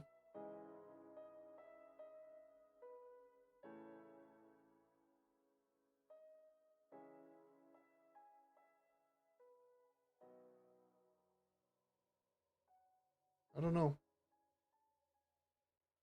Something. It might look. They should look into. And holy Jesus, these loadings are so low. Let me go back.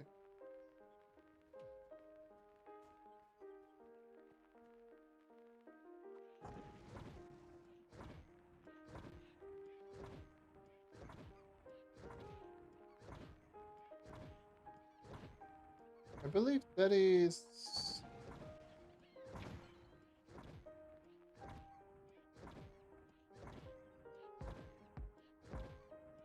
But basic attack is 2 times. That's 50% more. So this is doing 3 times. So this is doing 3 times damage. This is the base. 3 times damage base.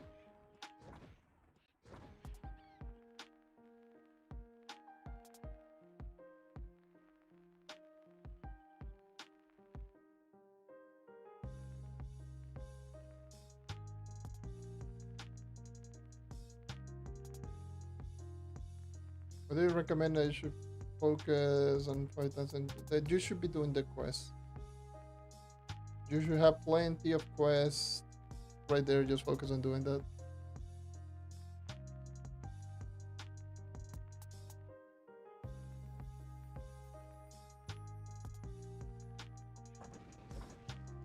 So this is doing 3. That's 3 times damage at its base. Yeah, it's doing 5 times more damage right now. So this is 15 times damage.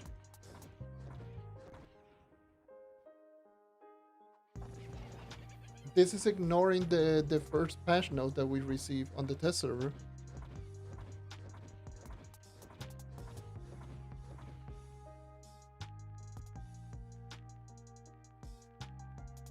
Where it says, let me see if I can pull this up.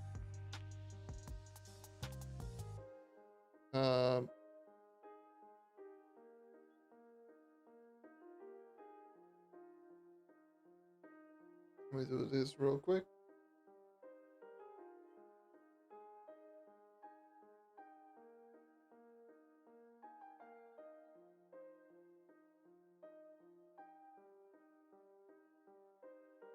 Oh.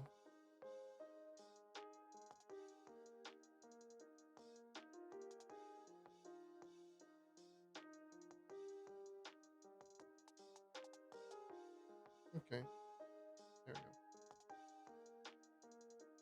Okay, so here's the Discord. This is what we got on the only patch note, because this is the original patch note. Like 3 days later, we received this patch, and in that patch note, we got this. The Paracatus first made turret tier 2 and tier 3 damage has been increased. The reason is because the old Pirate Captain, or this turret right here, was doing, 15 times damage, which is essentially half of 3 turrets before this update. Because before this update, the Pirate Captain used to do 10 times damage per turret, and you could have 3 turrets. So they got reduced to 1 turret and 15 times damage, and people were saying that it was just like really, really weak. The Pirate Captain was just doing very, very little damage. So it got increased in the patch, and the Pirate Captain was just doing a lot more damage on the test server. Like, I can even pull up the stream and just show you the actual difference in damage from basic attack to the turret.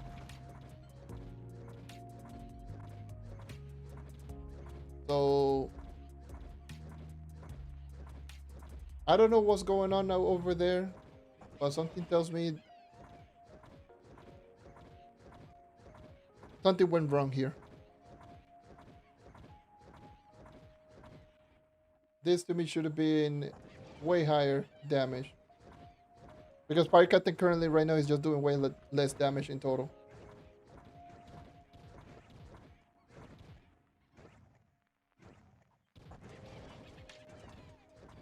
This Paracutter should be doing way more damage.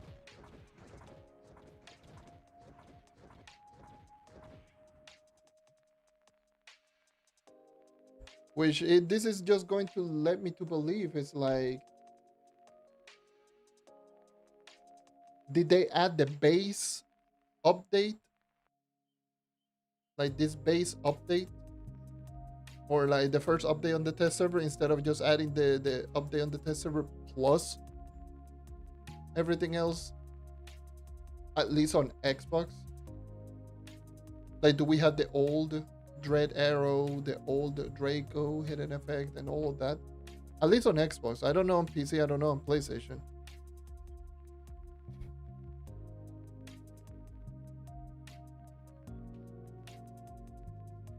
Like, it would make a lot of sense considering that on Xbox we got the update late.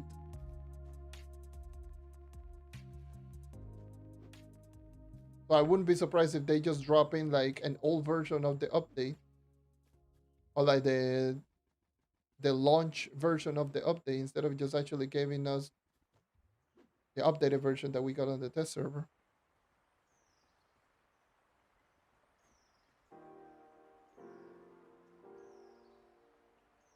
Maybe something to look into. Whatever. I don't play Paricata, but it is something to keep in mind. At least if you play on Xbox, don't know on PC, don't know PlayStation.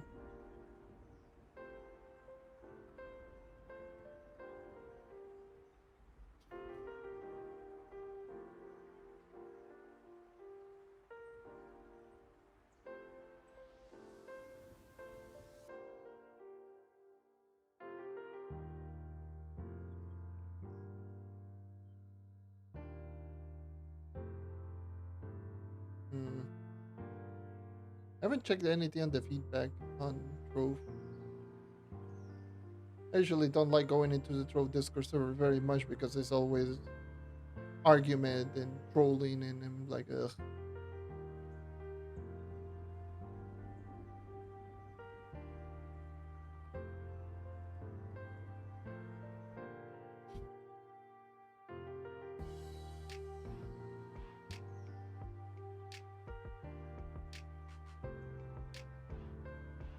I don't.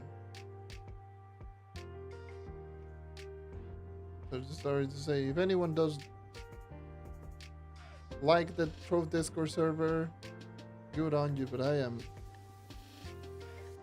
I just read on occasion, especially when there's update, but for the most part, I just try to stay away from this.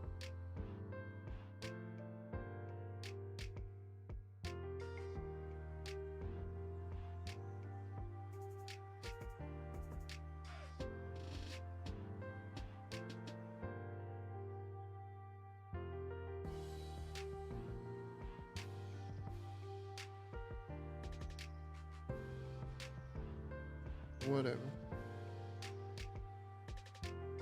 I think I'm going. I think it might be best for me to just consider ending very soon. I've been streaming. It's like 11 p.m. right now. I've been streaming for damn near 6 hours. Uh, my throat is killing me. I feel like I feel like pretty dry. At least I got the chance to experiment and test out. Not only get the ring, but also test it out. That was very interesting, very enjoyable. I like Rush Escape. Might be a little bit too good of an ability, but to be honest, it should be this good considering how late that you actually get it. And some of the other hidden effects should have been as good, if not better, considering that Rush Escape is universal, so you can just essentially equip it on. That is the only class that cannot use it. Example, I can just equip it on Vanguardian and then just immediately get the effect. Like, I don't even need to get a Vanguardian ring. I can just use my Night ring with Rush Escape and just get the effect.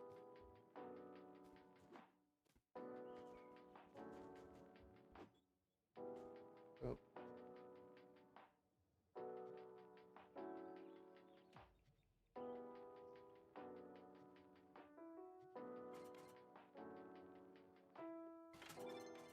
An ability that is so readily available towards every single class shouldn't be far superior than everything else.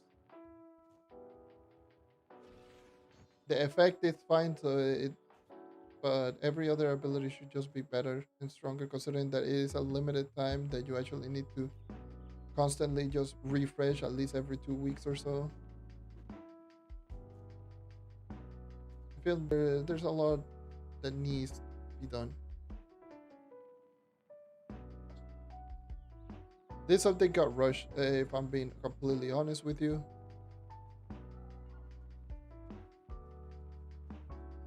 But at least some of the good things are quite good. Like the Vanguardian changes and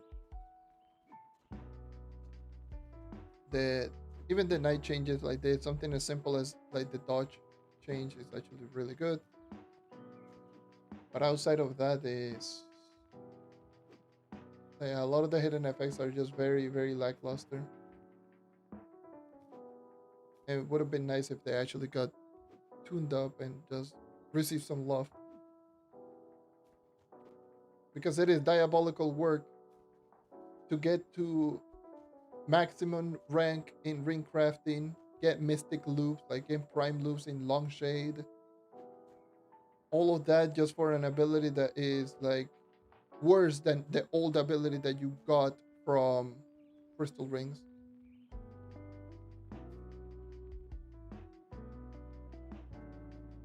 Yeah, that is also true. PC and PlayStation, the 5-star dungeons were completely bugged, and Xbox had to wait a whole week to actually just get it. It's like, I don't know what the hell is their problem. I'm gonna be so real. Like, it's like they feel like they have a gun in on the back of their head. Like players are just gonna be like, ha ha ha. Like, if you don't give me update, well, to be fair, at this point, like a lot of players are just going crazy. Oh, give me update, give me update. But it's like they go into like this very strict schedule. Like they have to essentially drop in the update in 2 weeks, or like after it comes out on the desert, or like I don't know, like instead of actually just taking their time and just polishing the update, just doing everything based on player feedback rather than just, oh yes, play our game and see this update in 2 weeks, GG. It would have been so much better in many cases, but unfortunately that's just how it is. Thank God that we didn't get Tiny Quest. Oh my God, if we got Tiny Quest, that would have been no. Tiny Quest on like how it was before it got pushed back. That would have been disastrous. That would have been GG for this game, for a lot of people. Tiny Quest was so disgustingly pay to win, and it was gross.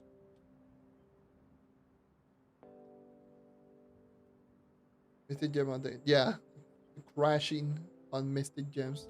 Yes, making the game run worse on PlayStation. That is something I did not know. I don't play on PlayStation, so that is also a big yikes.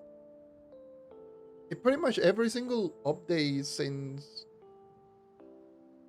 I would say since the dupe, maybe, yeah, pretty much since the dupe.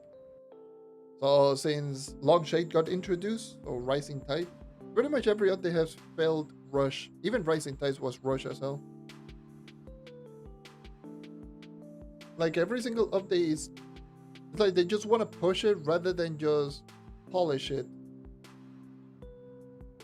And every update has been like that. It's been put it on the test server and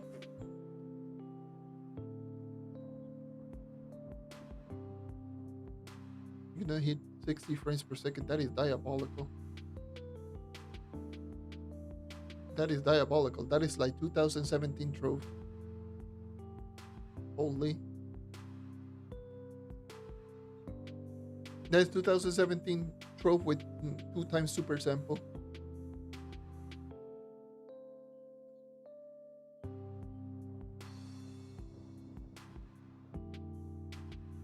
That is like the same strat that people would use to for Daughter of the Moon speedruns, pretty much. They will just disable like BFX, put the draw distance at the very minimum so you don't get lag every single time Daughter of the Moon spawn. That legitimately reminded me of that.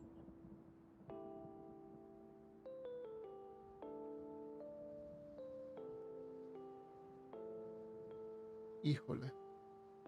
Also crashed 3 times more frequently. Oh, híjole. Híjole.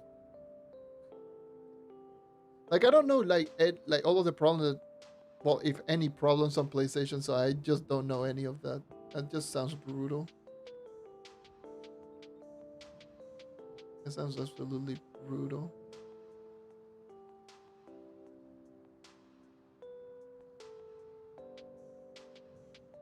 And this game could have been, or this game could still be much better than it really is.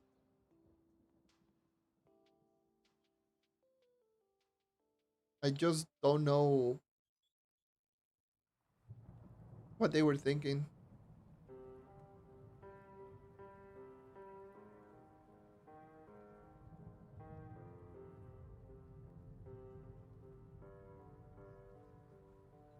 Like, I don't know what is their thought process in like the updates. Well, we get it. It's Game Ago. They usually do this with games. They don't care. They're only there for a paycheck. I get it. Whatever. But at the same time, it's still such a shame.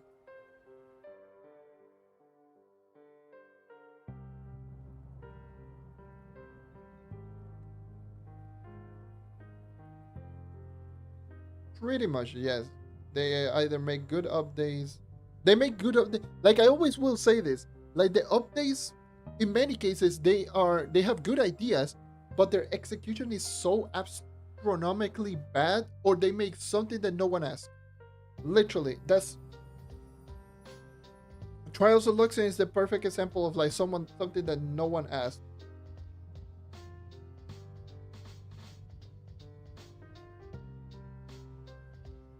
That is one. Like the titles update, another thing that no one asked. And even to an extent, like Tiny Quest, technically no one asked, but the update is like, okay, you get more stats on the night, on the allies. But the execution was so astronomically bad that it just made it one of the worst updates of all time. And thank God it got pushed back. This update, for example, it is a great idea, but the execution is like, eh. Like I compared it to like, you have gold, but you turned it into copper. Essentially, this is this update. Essentially, it's still copper, like it's still a positive, but it could have been way more if you polished the update. You have gold, but you turned it to copper.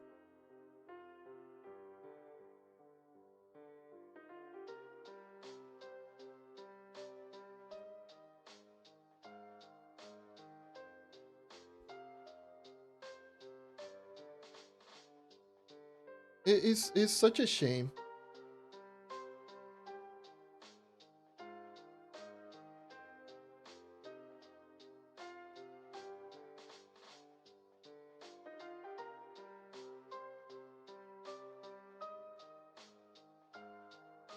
Oh yeah, the titles quest, the one from the NPC. I don't remember the name of the NPC. I know I made a video about it. Yeah.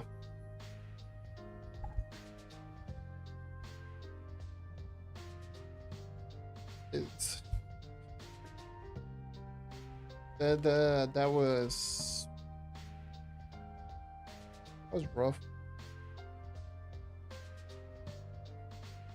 Yeah, It's like that philosophy. I don't know. By the way, I don't know if Rush Escape is better than the Momentum Shift. I would probably say yes. I would probably say Rush Escape is better than Momentum Shift, despite you having to use the dodge more frequently, especially since a lot of people are not used to using dodge on the night. But I think Rush Escape is just better than Momentum Shift. A Momentum Shift is still a good addition if you're not used to using dodge on the night. Either way, like the philosophy that the developers always have, there are two philosophy that I don't like about the developers that they always go for. The first philosophy, and I always hate it with like, and this is also the same with players, when they make an update and then they just make an update so that the players don't finish the update really quickly, especially the end game players don't finish the update really quickly because they don't want the end game maxed out player that have everything in the game to not finish their updates really quickly. I hate that philosophy. I hate the fact that they are trying to make updates to combat those type of players like myself, like 1,000 mastery point, a mastery level. Like I have everything, I've done everything, but that doesn't mean that you have to make an update for me.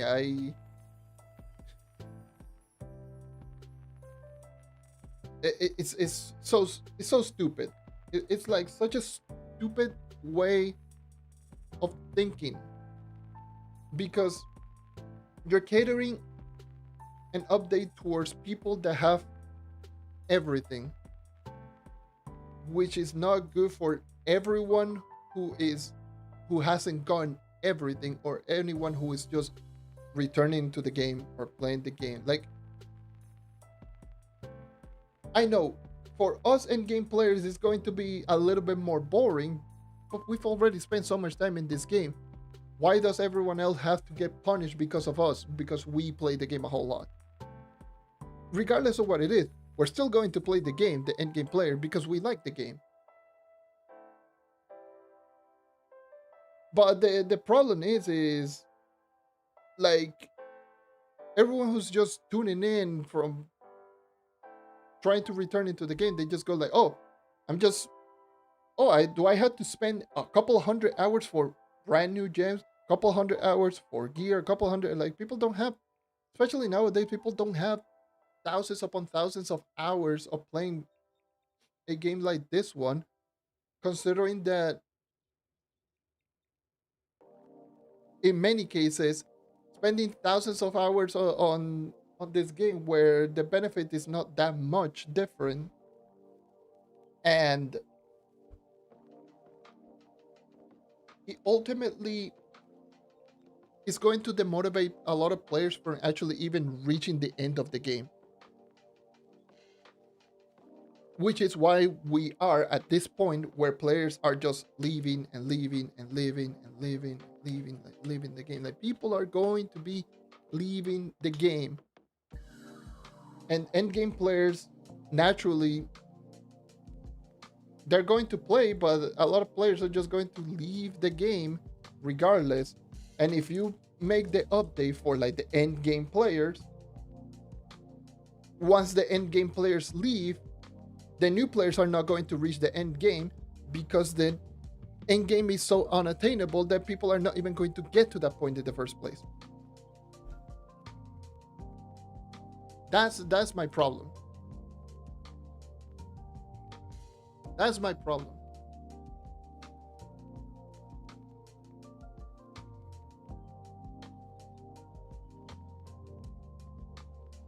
That is like my biggest problem with that in particular, with that uh, point of thinking.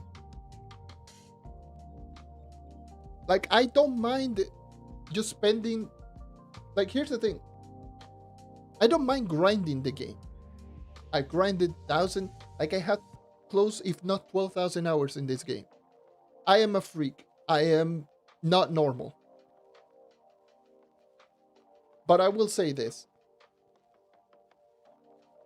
I shouldn't be the benchmark to make an update.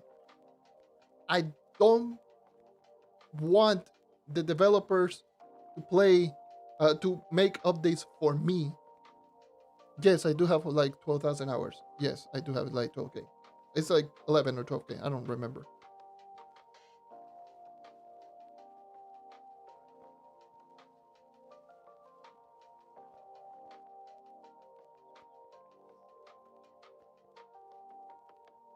I like I have everything. I've seen the beginning of the game and I've seen the end of the game. I've got everything that this game has to offer. Don't make the update for me because at the end of the day, we, the end game players, we are going we're going to essentially just focus. When you make an update, the end game players is going to strictly focus on that update. That is definitely something that they really need to think about.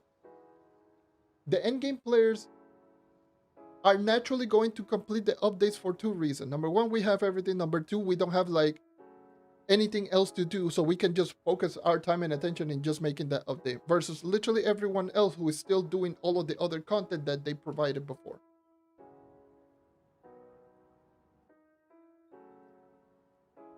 So it's going to the point where,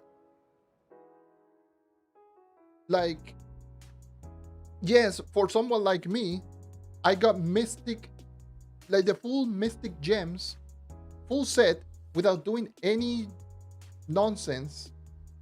Or like, where the Kraken was like, when they added the Kraken or the, what is it? The item used to level up the goddamn Mystic gems. Mystic Gem Shark. When you used to get like a lot of them. Like I didn't do any of that. And I still was able to finish up all of my gems in a week.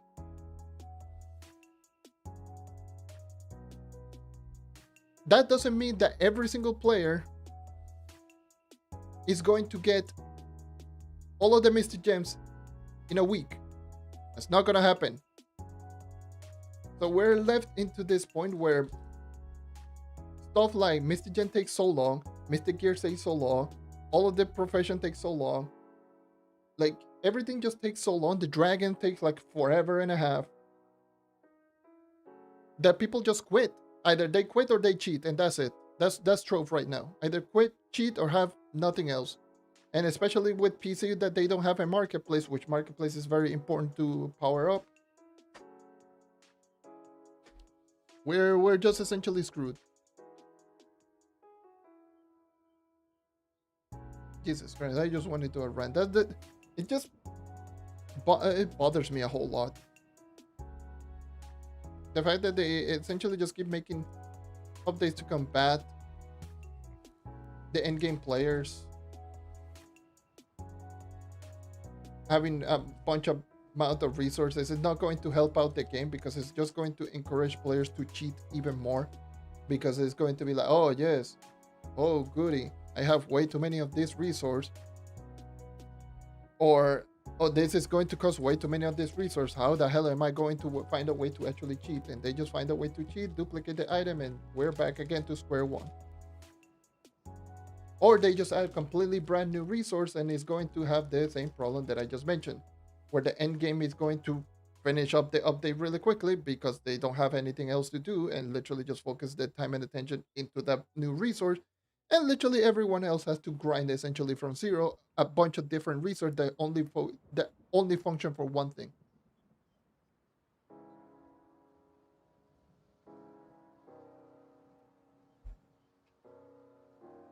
I'm sorry. Like that's just how I put it.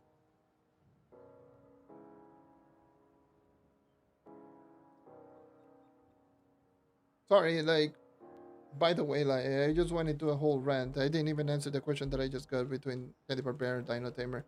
Dino Tamer is just going to take you further over Candy Barbarian.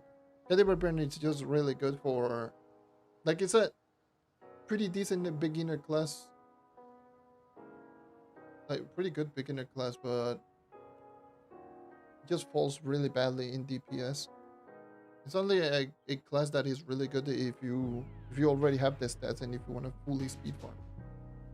That's to answer that question. Sorry, I was on a rant. Wasn't going to just sit down and just start answering question in the middle of the rant, you know.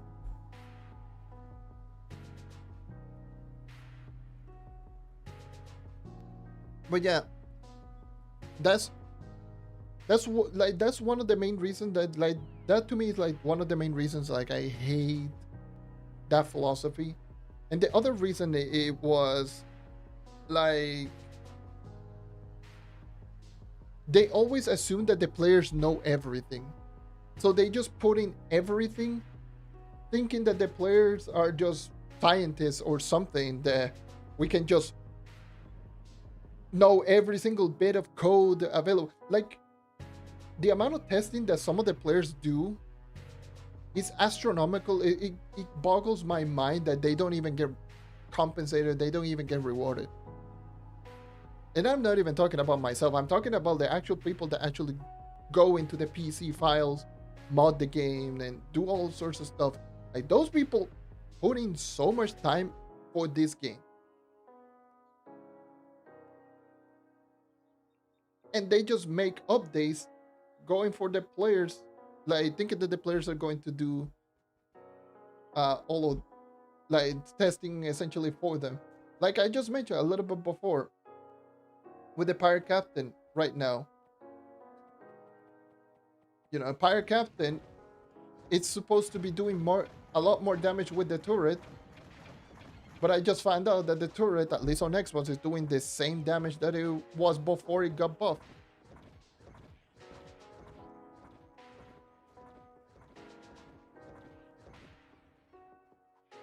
That to me is like they expected the players to literally know everything and do everything, when in reality people don't even know how to read. Just putting it out there, just putting plain and simple, a lot of people don't even know or don't even care to read, let alone do testing like this. This is just something reserved for freaks like me that love to do nonsense like this and just go into my club world and just shooting stupid target dummies for no goddamn reason.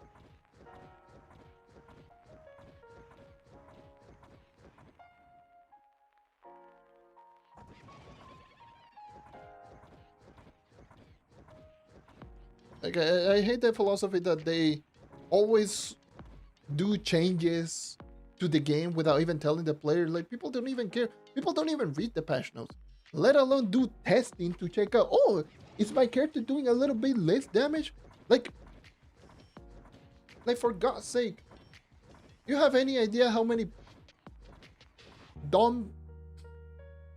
Before I just get into, before I just go into like the most insane, stupid rant, I've heard so many people say some of the dumbest shite imaginable.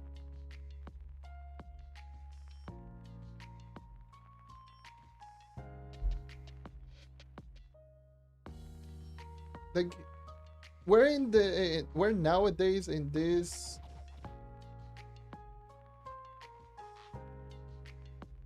we're we're in 2026. 2026. First, attention span is like shit. People have no attention span. People watch something for 2 minutes and they just want to leave. That's just plain and simple how it is. Let alone people are going to read more than 2 sentences. People are gonna go, I ain't reading all that. People are not gonna read. You need to stop making updates and everything, thinking that everyone is going to be sitting down, reading everything, doing testing, and doing everything. And just have patience for like forever.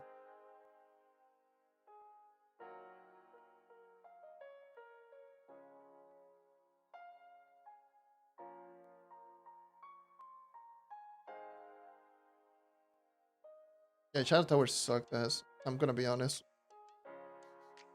like aesthetically it looked really good, but like mechanically it's just terrible. I will just say this 100%. The Shadow Tower sucked. Trust me. Someone I used to speed farm Shadow Towers. They weren't that great.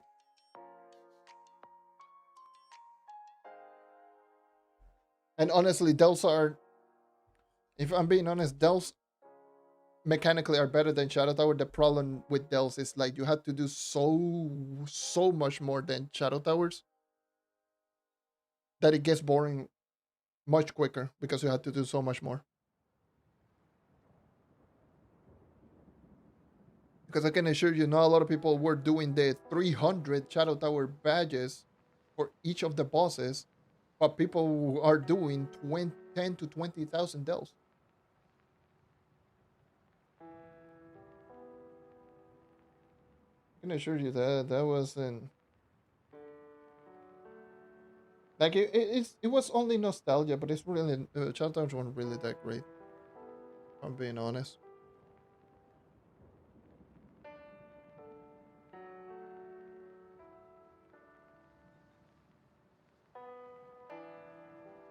And trust me, Dells aren't even that much better, but hey.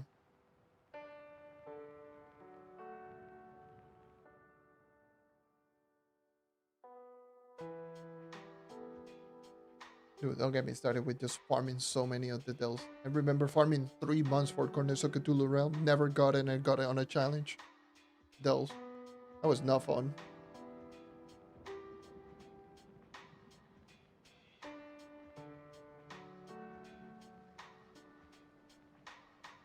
That was horrible. Hey, Max Master, you had to go through so much pain. Just seeing that I just got PTSD flashback. I'm like, oh no. I remember spending like 8 hours almost every single day for like 3 months. It was like a goddamn full-time job just trying to get one stupid bio memento.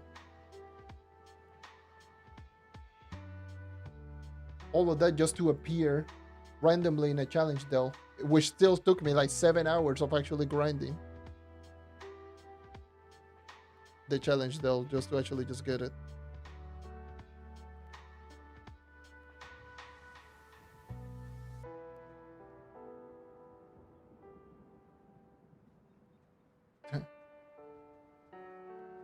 Yeah.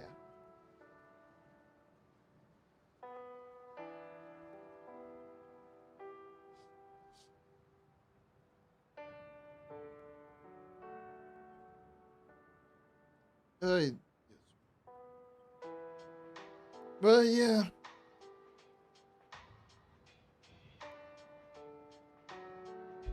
I I've already just ranted so many times before about this game. Obviously, I've been playing this game since 2016. I have plenty of hours.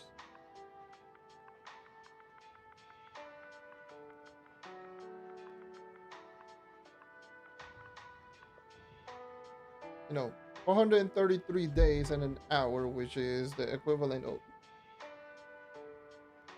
for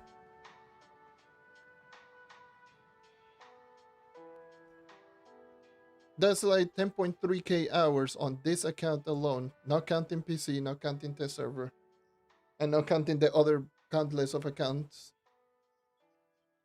That's like 10.4k or 10.3 or more specifically 10,393. Yeah, so 10,393 hours on this account alone, not counting my PC and not counting some of the other accounts that I've used. Like I believe on my PC account is like 800 hours, I think. That alone is like 800 hours, 800 hours.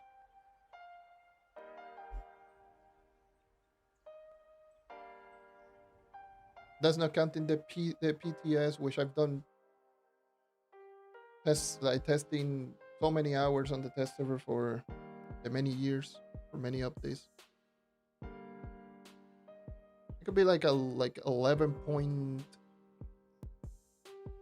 maybe 11.3, 11.2k hours in total.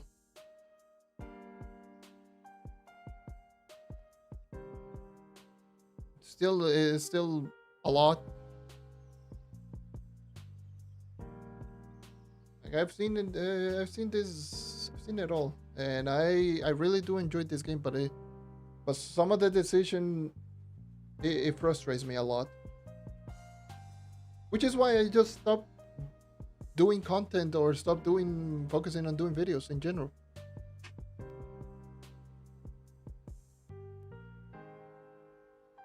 Because it feels like I'm like this,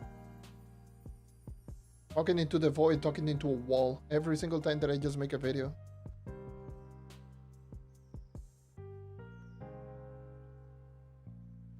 Like, ooh, yay! Make a video this game and like, it's like shouting into the void for no reason.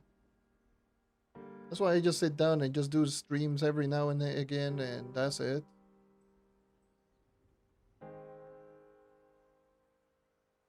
Just enjoy, just sit down and enjoy it. But man,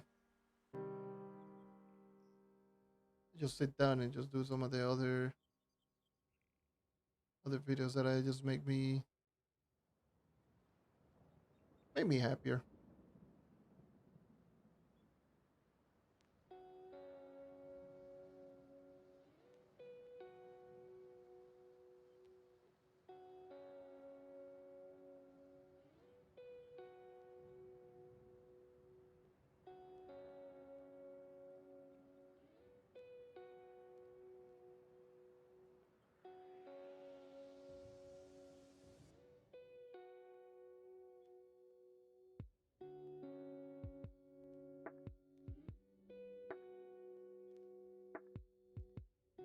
I don't play the game a lot. No, I don't play the game that much. I would. That's why I had like 350 of these keys, the sparkling keys. That you only get 5 of them a day. Like I don't play the game a whole lot anymore. Like I enjoy the game from time to time, but I just don't enjoy sitting down and just making a video about this game when the majority of the people don't even care about this game. I would just sit down, play the game every now and again, and that's it.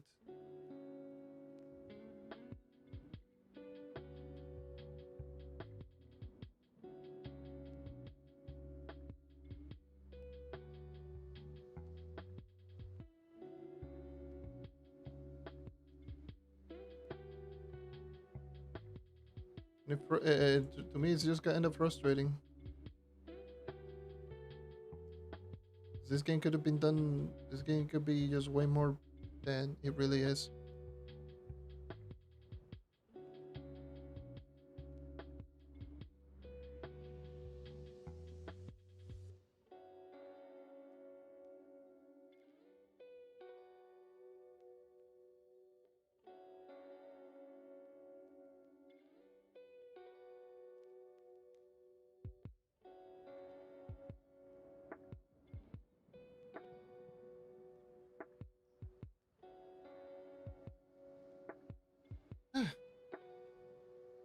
Well, I think that that's a good rant from me.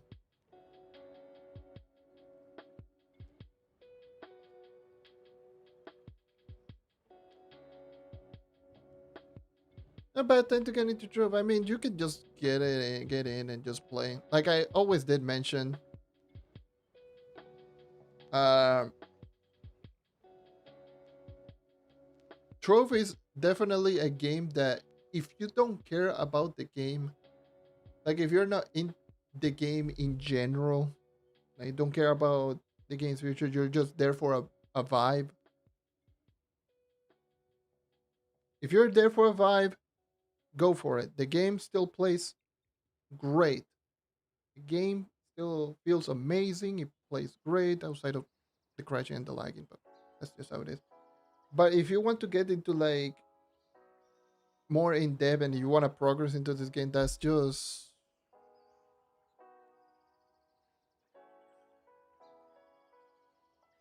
it's just rough.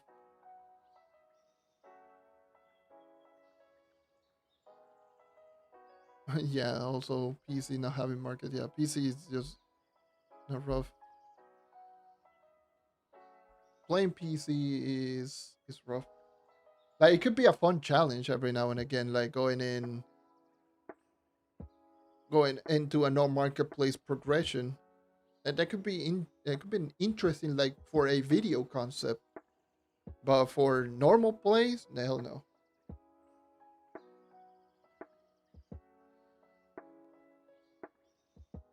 Like getting to 30,000 power rank without the need of using the marketplace. 0 to 30,000 power rank, no marketplace. That sounds like a good video idea, but I'm not gonna do it, by the way. But yeah, that like for content, good. Like for content, good. But for everything else, no. Marketplace is way too important for this game, especially for its progression. Marketplace is like way too important.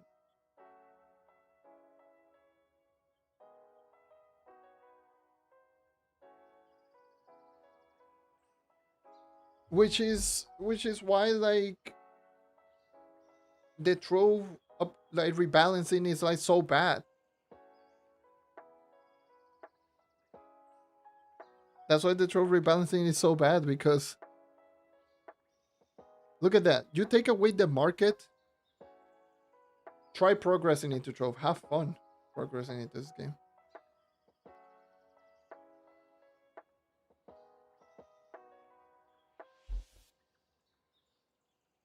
I don't think the PC, not even the trading post works. Because I know here on Xbox the trading post does not work, but we do have market. You can see it right there. Currently disabled. You farm 50k nitro. Holy.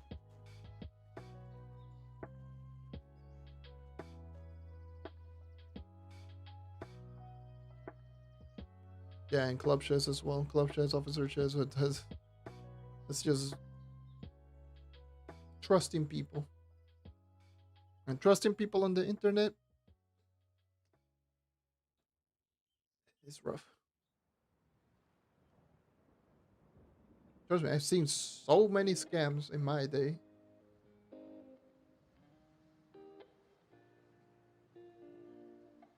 It's rough.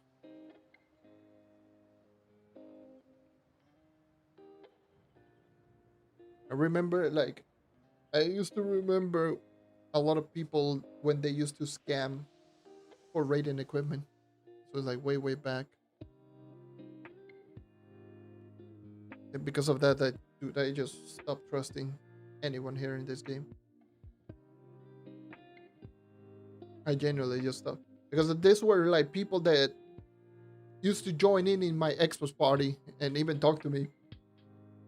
And then when I realized that they were just scamming people for progression, and they even tried to scam me, I was like, you know what? Eat ass.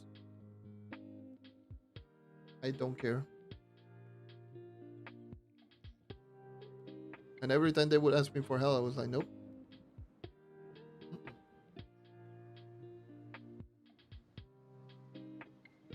I'm not helping you. You scam, help yourself.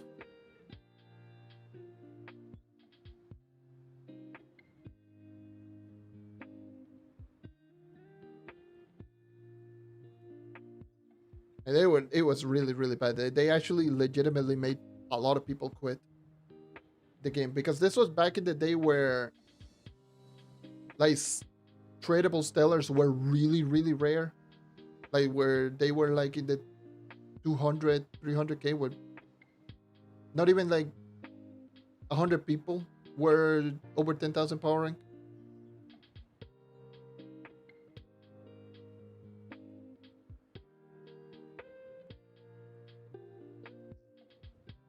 I know 100, probably not even like 250 or something. We're over 10,000 power ranking. And obviously, radiant equipment, you could easily upgrade it and then trade it. But once you upgrade it into stellar, it will become untradeable. So they will just constantly say, hey, we're looking for a lot of people to do Uber 9 difficulty, like U9, because U9 was difficult and we needed more people so we can actually just group farm. And obviously, a lot of the newer players, especially kids, they were very trusty and they will just go like, oh, yes, okay, I will trust you. They will just give the equipment, boop, boop, grab every single radiant, remove the trading post, and then just disappear, just scam completely.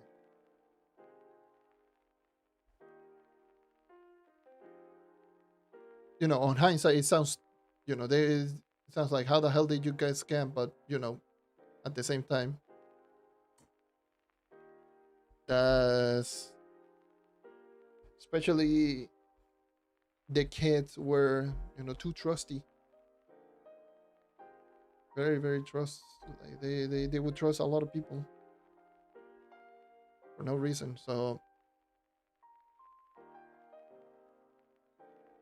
So they would do that, and then they would, after they would scan, they would just sell the radiance fully upgraded to other people, like higher PR people.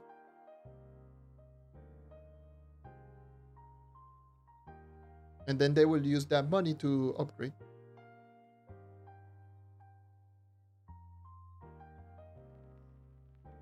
So, and then they even tried to do that to me. I was like, bruh, you think I'm stupid or what? What is wrong with you? Why the hell do you think I'm going to just sit down and just allow you to try to scam me first? And secondly, I have full stellar equipment. Like, what? Let me just open these.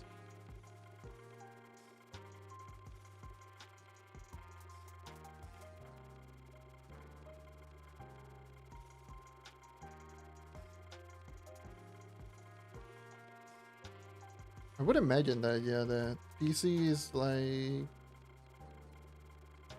having no marketplace for over 5 months. That's just wild. I'm surprised that a lot of people are still people still play.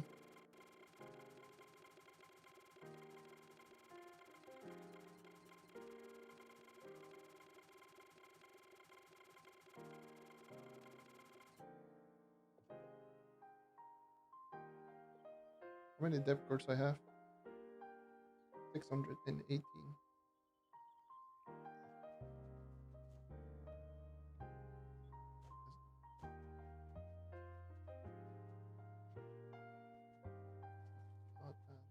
Yeah, marketplace is like, having no marketplace. It kind of sucks. It's really bad because not only do you not have resources to progress, you also don't have credit pouches either.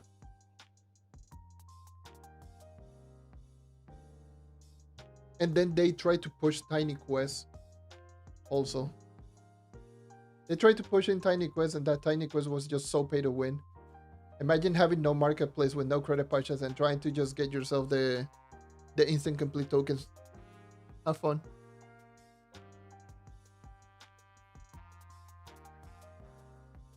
I mean, 3 or 4 mil flux, it is expensive, but it was doable. And it was still an option, and also for also like I can assure you, when I played on PC, when credit pouches were 5, I believe they were 5 mil. I was able to easily just get that enough for a patron every week. Like, I believe I have like 12, 13 million flux or something like that. It's like credit patches are so expensive, but literally everything was like really expensive on PC.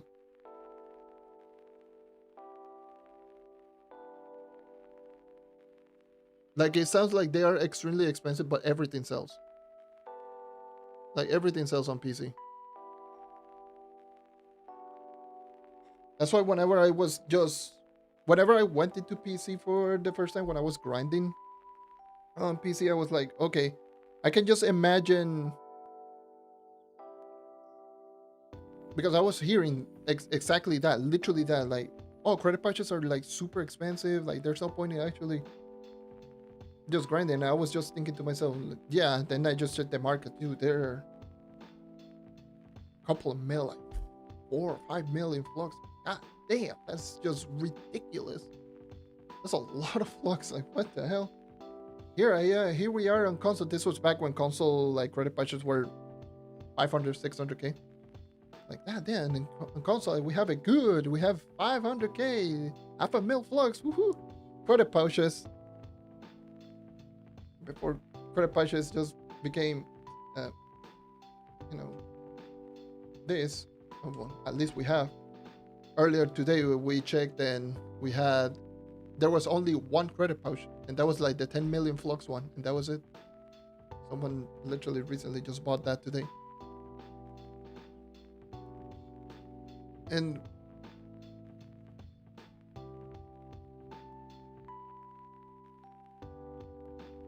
and and as soon as I was just sitting down here, dude, like making flux was so piss easy.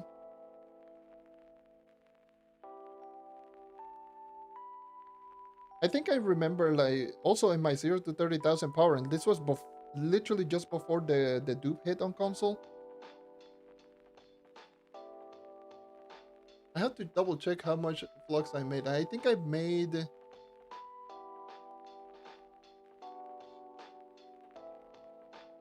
how many? Like, I don't remember. A couple of mil. It was a couple of mil flux just selling irradiant goddamn ores. And I could have easily just sat down and sell radiant shards, which were like extremely expensive. But PC is like deceptively easier to make flux than console. Well, was. At least on Xbox, much easier than on Xbox. Xbox, like literally everything went down in price, and trying to sell anything for like more than 500k is a pain in the ass.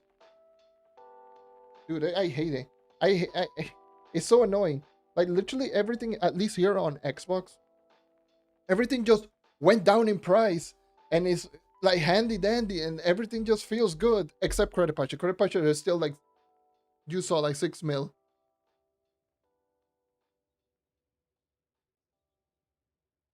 It's so annoying. I think like the only way to actually make flux, at least on Xbox, is Deepstone. Like Deepstone is the only method of making flux. No one is buying depth cores. Like no one trusts anyone's anyways to do like the clubs. Only like the very very close people that know each other, but outside of that is the Deepstone is like literally the only way of making flux.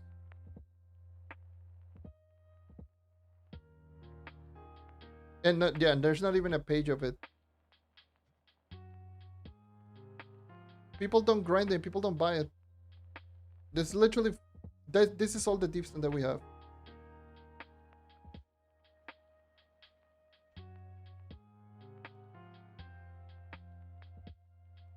And no one buys depth cores.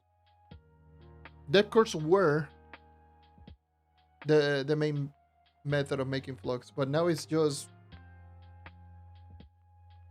Deepstone. That's it. And maybe the occasional like ancient gear, for example, but Yeah, which is why like credit partials could easily just stay like this for days and days and days. Are depth cards useless? It's just that they're supposed to be tradable, but you cannot list them on the marketplace. So if I just put, I don't know, 5k a piece, it will just give you an error. So the only way to actually just trade depth cards is for to go into a club, be invited to a club, go into a club chest, and I have way too many crap here. Whatever. And then just do this, and then just put it, and that's how you're able to do trade depth cards.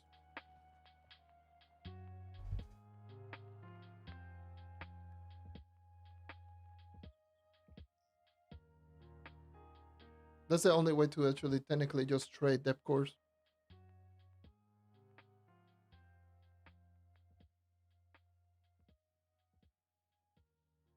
That is on both PlayStation and Xbox. On PC, I believe PC you could have sold depth cards on market, but they were super cheap because on PC they, yeah, um, at least on PC they got the encrusted runic trunk nonsense,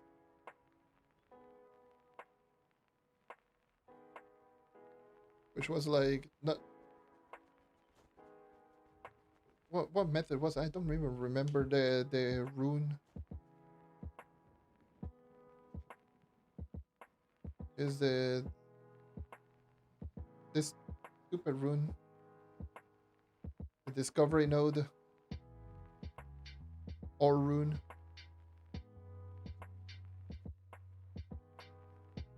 You had this equipped plus discovery node, and you could actually just get so much encrusted runic trunks. I actually did. Actually, I do believe I did a live stream of it, and I got. I think in an hour I got like eight.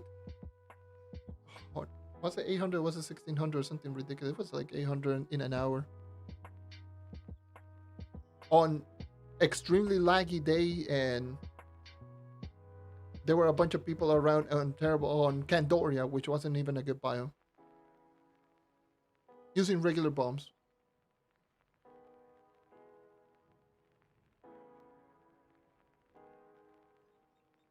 Yeah.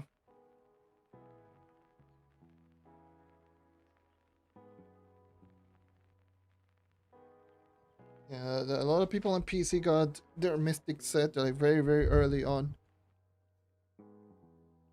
which is why they never rebalanced the Mystic gear, and then they didn't make it cheaper because on console, like we never got those methods, so they just kept the prices because PC already had everything. They were like, oh well, since PC already has everything, that means on console everyone has everything, and it was like, no, it still takes a couple of 100 hours just to get full Mystic, but okay.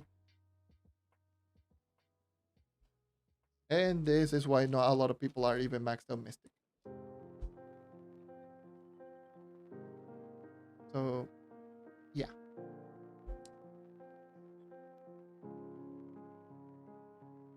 Hell, they took them like what, like a year and a half to actually just make a pretty decent update like for depth course, and that was when they added like the changes to sparkling key, but this was a key that you only get 5 of them a day, or and there's also the depths as well that you get on Mondays on 5-star dungeons.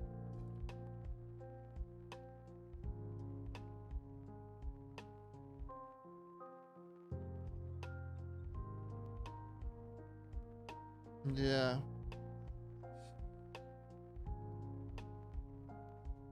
Like once you're done with the nitro is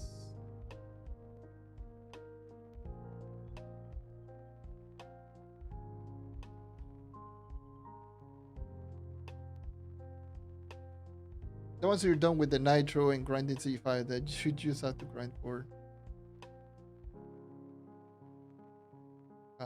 Mystic once you actually get into long shade.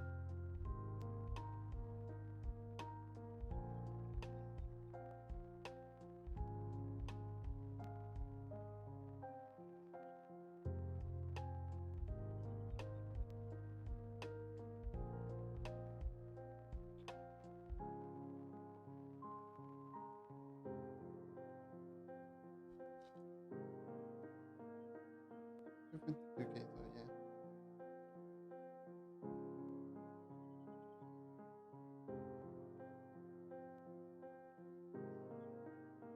I personally still don't like too much of the Mystic gear grind, even though it's at least in a pretty okay position. I wouldn't necessarily say it's good, which is honestly picking is not. It is on a reasonable position, at least Mystic gear right now.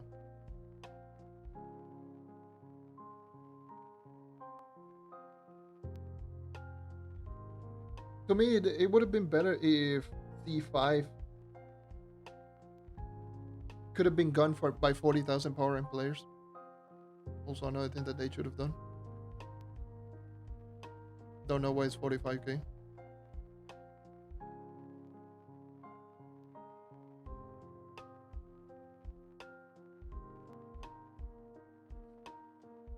Yeah.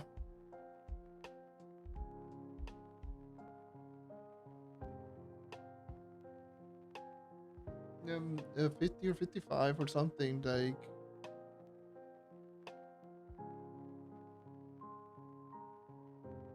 Yeah, I would assume I've heard like a lot of people on PlayStation grind on big groups. On Xbox, is good luck sometimes finding a group. Like, everyone is doing ships. That's literally, I don't know why. Like everyone, that whenever I just see groups on Xbox, is only doing ships. Ship groups, you will find a lot of them. Long shade groups, it's like some people have their predetermined groups and that's it, or you just have to leech or run around everywhere.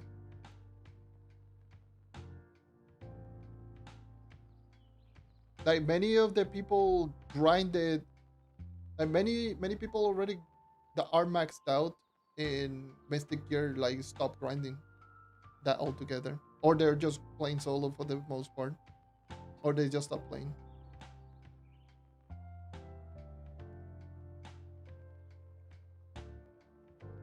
Easily get cruise like I would imagine that would just go way faster.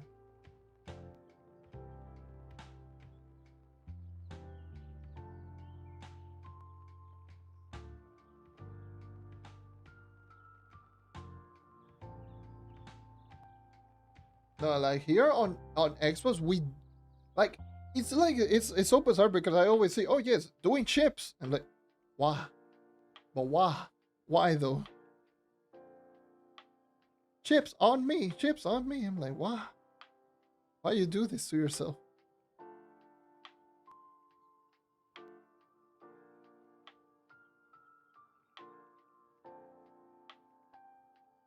I mean, I literally today there were a lot of people doing chips, but that was up for obvious reason for the Mystic. But it's something that you will see despite that, and I hate Hearts of Fun, by the way. You can believe that people still have it. You know, they like for example this.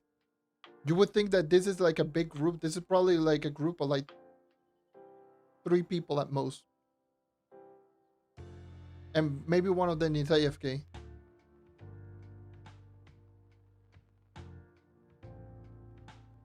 I've joined so many times on Long Shade, and I'm just like by myself, like in the whole world, or at least at most I might see 5 people, and all of them are just separated.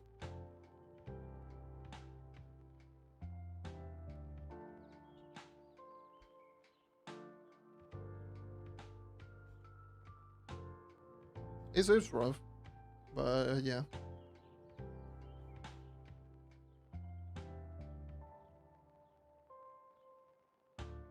Yeah, it is a lot more fun with a lot of people.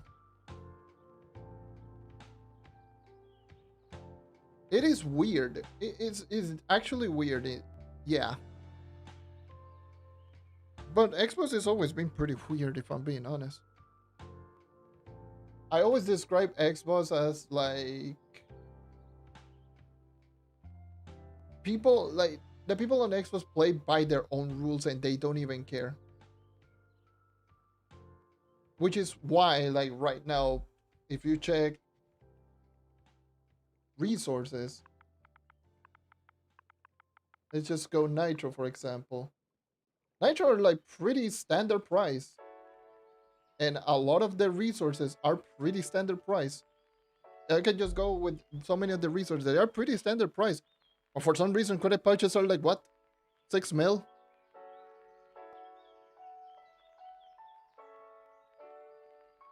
Like making flux outside of Deepstone is it's a pain in the ass. Like I've been putting all of these items for sale every single day, and in many cases they will not sell.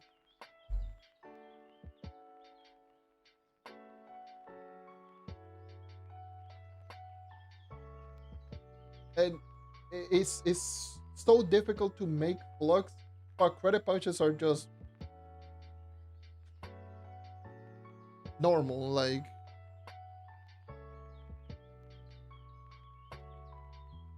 And we had like I just mentioned a little bit before, we didn't have credit pouches literally today.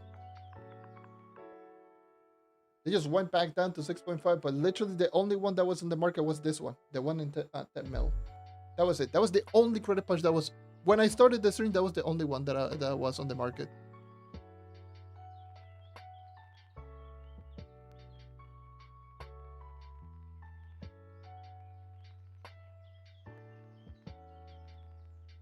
It's mainly because of this stupid store pad that just appear out of nowhere. And it's always been like that. Like when credit pouches, this is before the dupe. When credit pouches were going up in price on PlayStation, because PlayStation's always been more expensive with credit pouches over Xbox. Like I remember, like PlayStation was going up and up and up in price, and then Xbox started to go up in price, and then for some reason, it's like I just mentioned, they just play by their own rules. They just appear out of nowhere and like cut down the price to what it used to be before. No rhyme or reason. They just do it.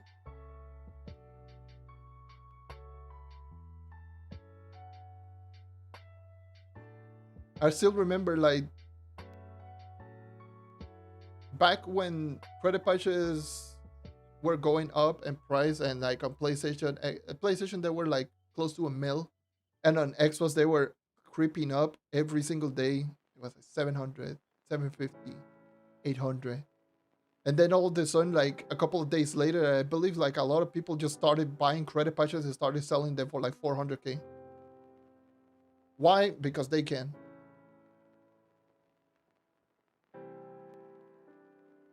And then credit patches just started going down in price again, and they just went down to like 300k, and they just stayed there for like 300k. There were no benefit for all the other people, and people were still buying it at 700k. It was so weird. Like the Xbox market has always been such a bizarre experience. Like I don't know I don't know what else to explain. But sometimes it is like extraordinarily difficult to sell stuff. Like you could put an item, and that item could stay there for days, and it could easily still be the lowest item.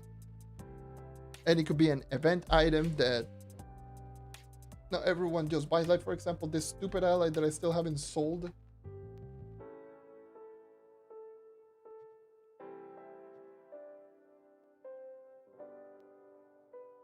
I don't know when.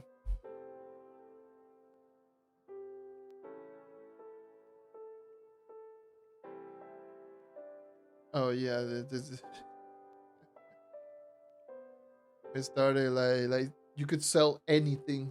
Like you could be like, oh yes, let me just sell this Devour Empowerment, 10 Devour Empowerment, 50 mil, and it will sell in like 10 minutes.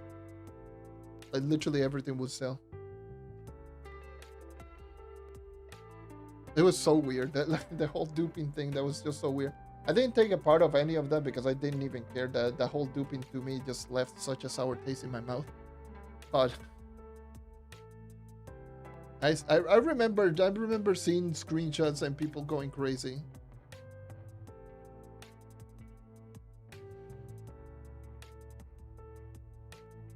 Like, oh yeah, I do remember.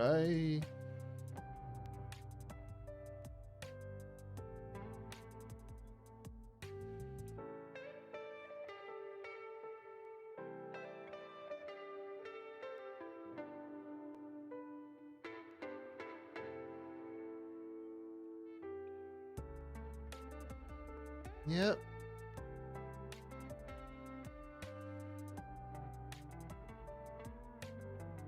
Did everyone who bought the... Not everyone, but a lot of people did.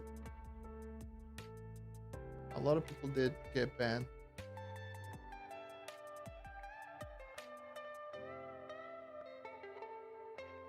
You quit until the rising... And pretty much the same. Like, I was logging in every single day, maybe when there was something going on.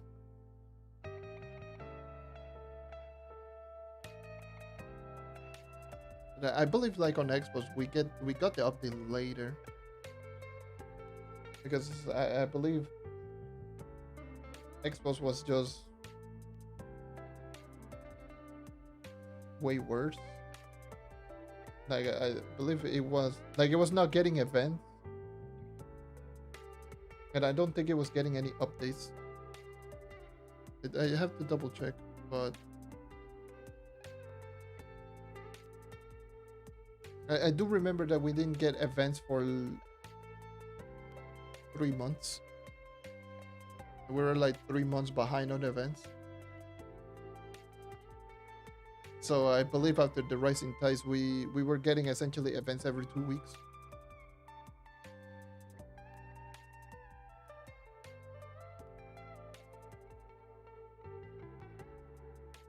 Oh yeah, I personally didn't even bother. Yeah, Switch is 4 months behind. Switch 07 to Switch players. Honestly, I don't know. I'm gonna be so real. I don't know why they made the game on Switch in the first place. The game is already poorly optimized on Xbox and PlayStation. Imagine on a weaker console like the Switch. Like, come on. They can barely even keep up with PlayStation and Xbox, let alone just being able to keep up with those two plus Switch plus PC.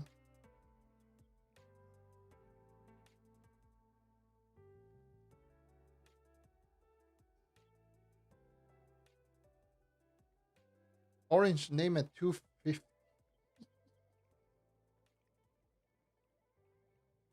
What the hell?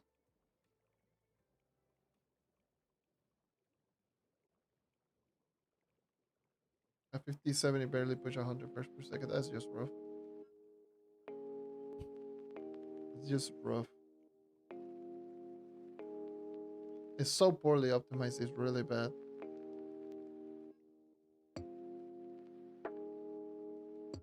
The game is like really badly, poorly optimized. It's insane. Yeah, I don't know how the hell they managed to even pull that one off, but they did, and I don't think it's like...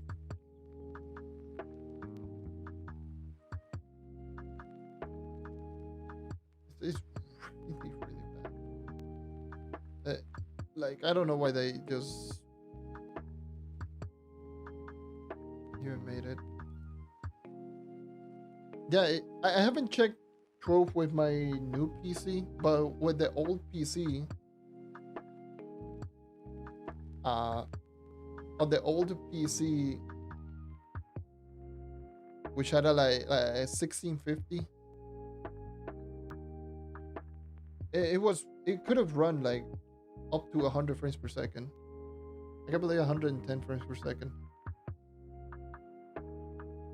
It's just so poorly optimized. That game is just really, really poorly optimized. Doesn't matter what kind of like behemoth do you have, the game is just going to run like ass.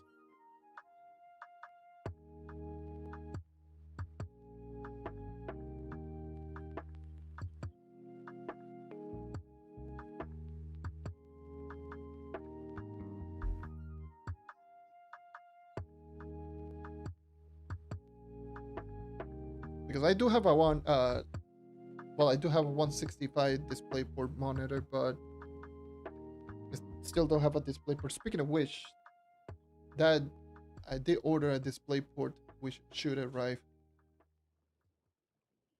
by the weekend, I think.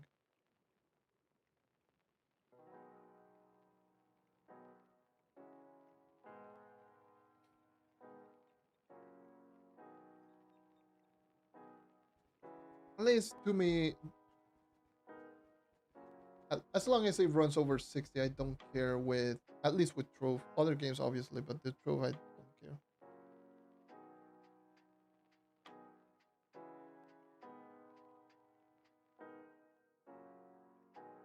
Yeah, this is the old engine. I mean, the game got published in alpha like back in 2013.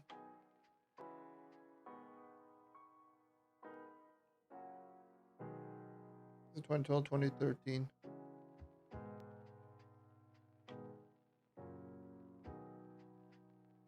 So you use an engine that is pretty old, probably even by 2013 standards. A pretty cheap engine even by 2013 standards.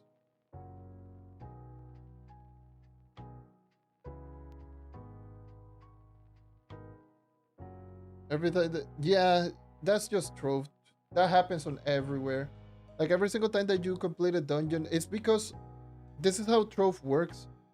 When you complete a dungeon, there's the big X that spawns on top of the dungeon for some reason. Instead of just being that like VFS or hologram or something, they're actual blocks. So every single time that you complete a dungeon, you're just generating a bunch of like blocks on top of the dungeon, which creates that insane lag. That is the cause of the lag. That big X that you see on top of the dungeon, that is the cause of the lag, because it's actually generating a bunch of blocks immediately, downloading blocks immediately. And especially when you complete a bunch of dungeons, that's what happens.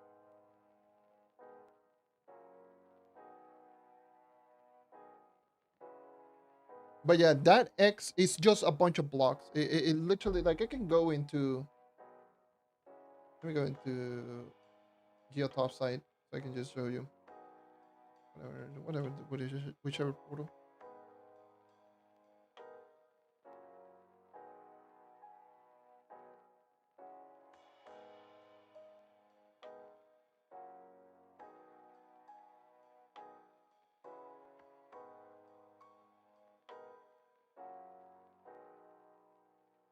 No, I'm not doing anymore. I was grinding for far too long. I was grinding for like 6 hours. I'm just chatting right now. I don't think I will just be doing more grinding for today. Let's see if I can just get a tower dungeon or something. Oh yeah, I don't need to use the Shadow Hunter. I can just get Rush Escape because I am denied. So let's see if I can just complete the dungeon. Come here, boss. So whenever I complete, I think I need to use the Shadow Hunter because I need to shoot from afar. So if you do watch on top of the dungeon, you see that spawn right there. You saw that like immediately spawn. That's just spawning a bunch of blocks immediately. This is the cause of the lag.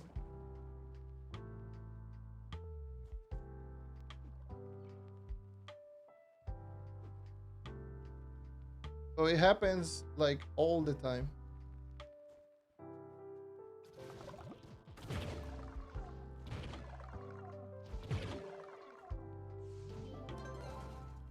Yeah. That's why it's lagging. Every time that you complete a dungeon.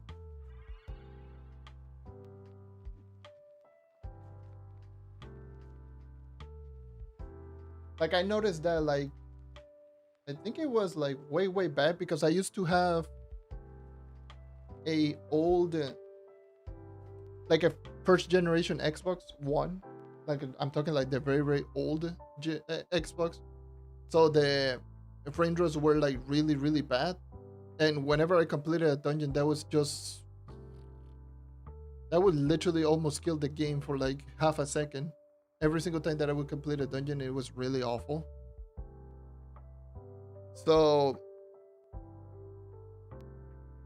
I just noticed that I was like, why the hell am I lagging so much? Oh my god, every single time I complete a dungeon, then I just check and I just literally saw the X on top of the dungeon just lagging in every single time that I completed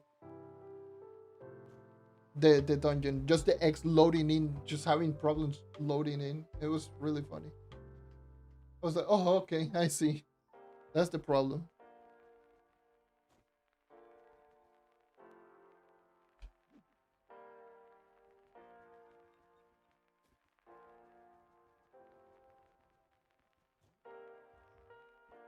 Something that needs to be removed, but I don't think they are going to ever remove it because they think, oh yes, funny block game is funny. Instead of having like something like this VFX that just appear on top of the dungeon like a big X. And no one cares about red blocks anyways. So you can get red blocks everywhere. But yeah, to Willie, yeah. Zach, to answer the question, no, you cannot. Rochesky doesn't stack with Shadowhunter.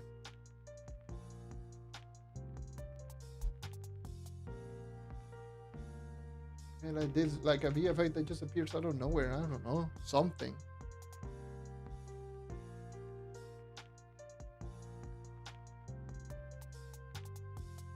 But yeah, I do hate that. Like, I really don't like that, especially for speed farming dungeon. It's really bad because you're completing dungeon every 10 seconds, pretty much.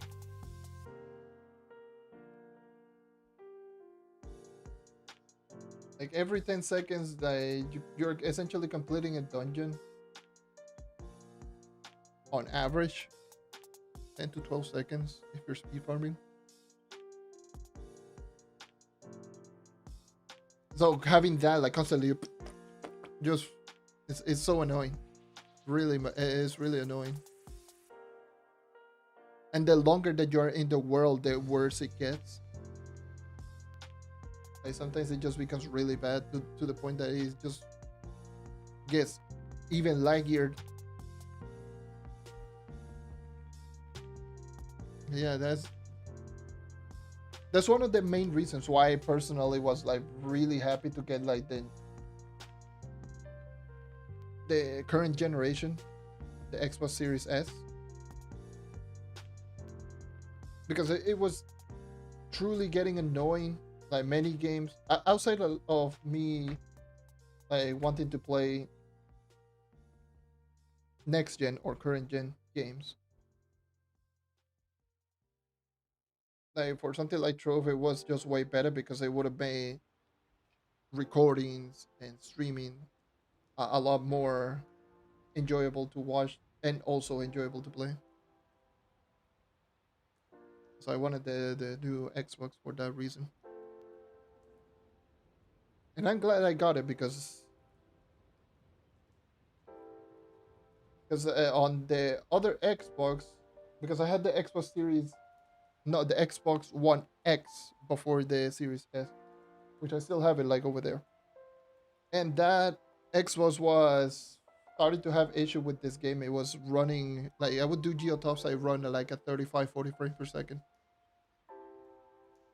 with those lag spikes every single time, and sometimes really terrible load times.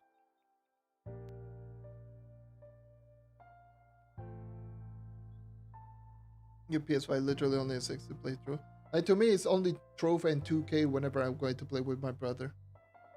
That's it. Like, yeah, I believe there. What was the command again? Force like debug text. You can just on console, like you can just check the the frames per second and everything. Ooh, what the hell? Why the hell does it look so big? But you can check everything like doing debug text. There's like the ping, which is like 200 in my club world, because this club world is old as hell. And I don't know where, like, I wouldn't be surprised if the club world isn't like in the old server before they got moved. So it's like consistently like 200 frames per second, like 200 ping.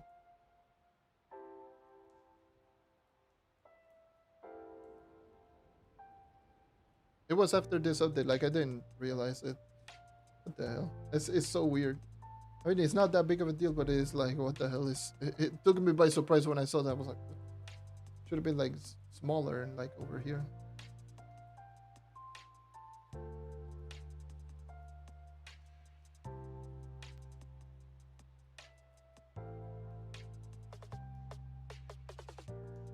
Memory usage, interesting. The debug test is like we get location, biome, the ping, and frames per second. That's it.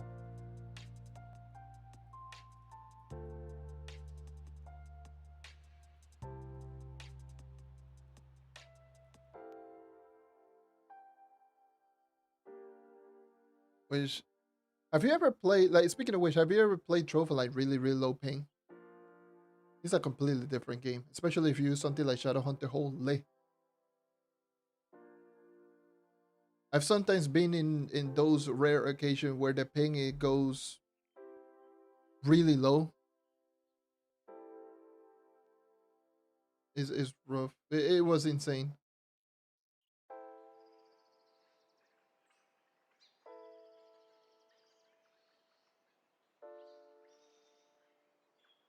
Pretty much the RTT is just a ping on Trove if you go in debug text.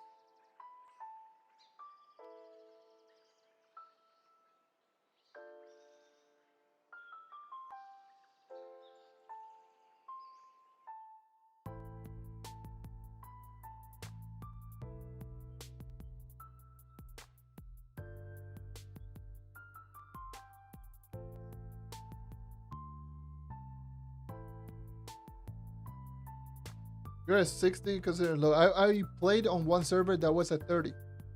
That was when I was on the US. I played on a server that was at 30. I think it was like 35 ping. It didn't last too long. Obviously, someone joined in and the ping immediately just shot up to like 150. And it was lagging like no one's business.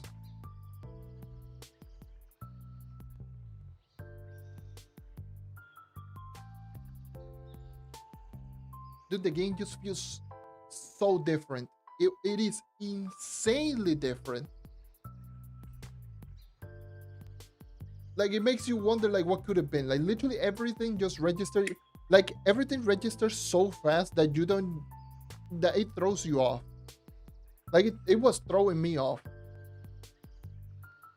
Like, because I was using the Shadowhunter and, like, the enemies would have...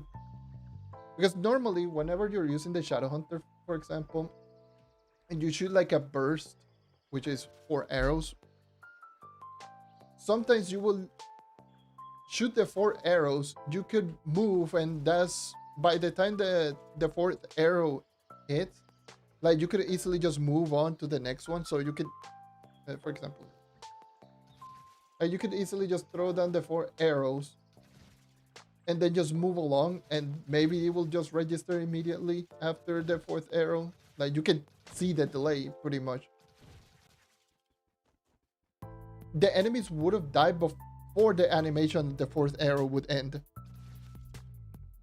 Before the basic attack animation would end, the enemy would have been dead.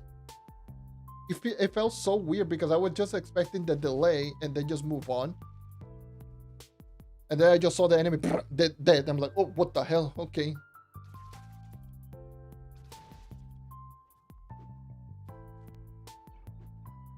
it felt like such a surreal experience. I was in Geotopside when I was doing that. It felt like such a like weird experience. I was like, whoa, what Trove could have been. The 60 ping also, by the way, that sounds insane. 60 ping is still pretty good. I think normally, like at least on Trove is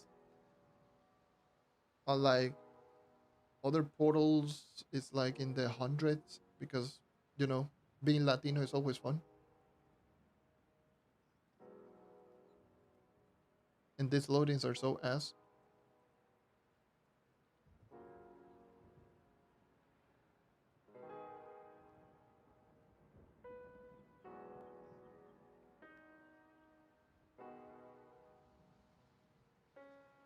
I'm just used to just playing 150 ping for the most part. At least here, I'm just used to playing.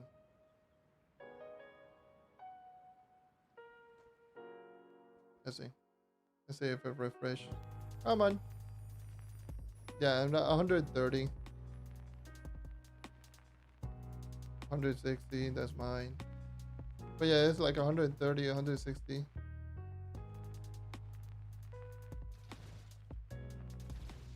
And I still feel that this is okay. But enemies wouldn't die by the time that, because it was like in U10. Like I would easily just do this and the enemy would have been dead before the animation on the basic attack would end. And it would just literally throw me off. Like, okay. It felt so weird. And then I changed on, this is how I also discovered that the Spirit Squire was an instant ability. It's because of those low lag servers. Because you can actually just throw the Spirit Squire like this and it will just register when the spirit would hit. But in reality, the Spirit Square hits before the spirit hits. So I would just be running around like this and then just throwing a Spirit Squire. The enemy would have died before the spirit even reaches the enemy. I would be like, whoop, okay.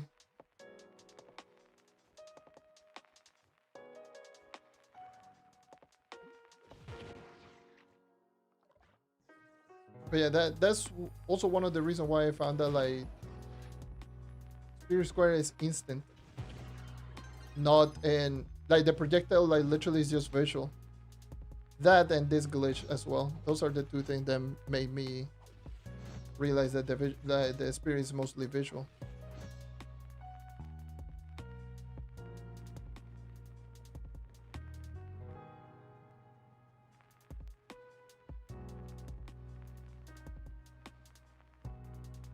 Yeah, it is unfortunately that's unfortunately the reason.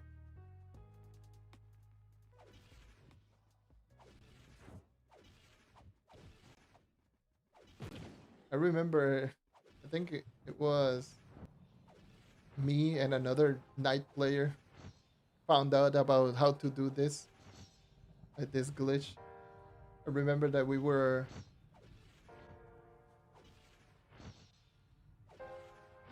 be on Groove Farm. Not even Groove Farm, it's like I think this was when Rampage got introduced. When Rampage was still brand new, like Heroes Update. Remember that we were just standing around with a bunch of people doing this with the knight. And people would be just so confused, like, what the hell is going on? How are you doing this?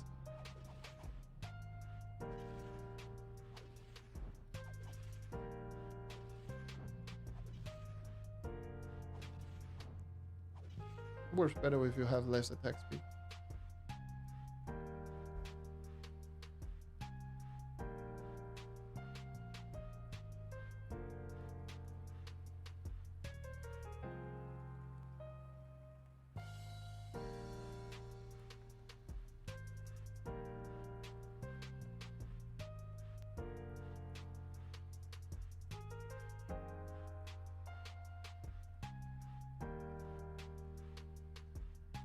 Dude, these loadings are so ass.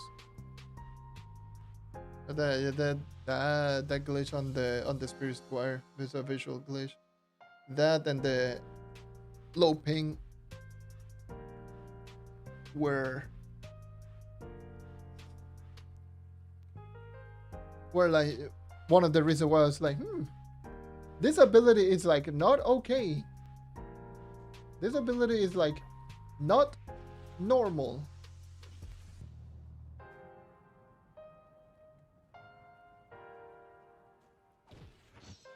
And you can technically just extend the hitbox like this, right? That's the only reason that you would kind of do this. That you can technically extend the hitbox. You can go here and just hit all, where normally it would not have that hitbox.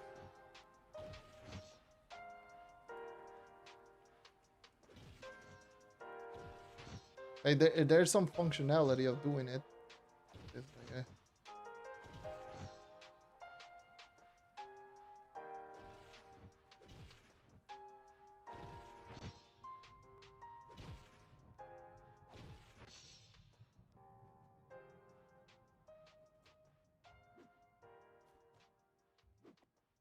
there's so many weird, quirky things that this game has. Especially this jump dodge. I don't want to say. Look, whenever I hear people talk about dodging on certain characters, and like, oh yes, how the Vanguardian's dodge is like really, really bad. Obviously, because it kills your movement speed like doing this. But you know, there's the jump dodging in this game, so not a lot of dodges are like necessarily that bad.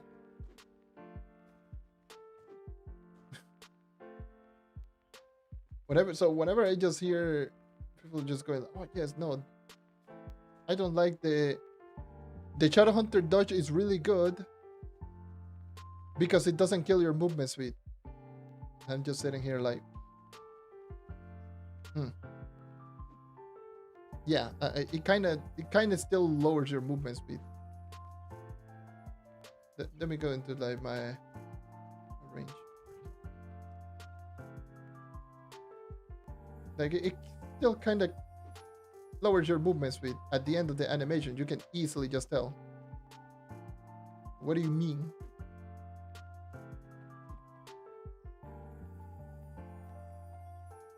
Yes, certain classes have a lot more end lag, but just not say like this is just incredibly bad when you can easily just jump dodge and you barely lose movement speed. Obviously, it's going to be. This is still a better dodge because it's still faster. But let's not kid ourselves like thinking like this dodge is like insane because it doesn't kill your movement speed. Like it kills your movement speed. But it still has like that end lag.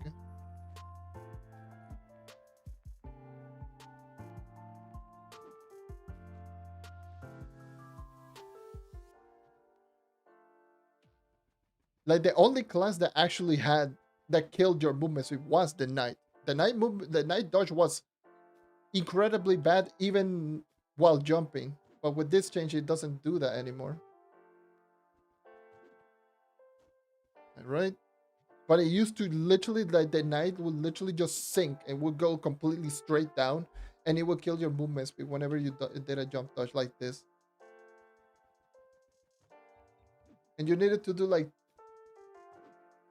double or triple jump if you wanted to at least get any form of like movement speed.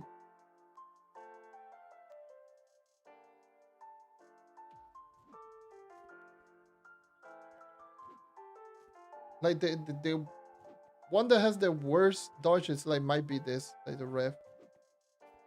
And you can actually just see that it still kills somewhat the movement speed, but it's still doable, especially if you have repel rune.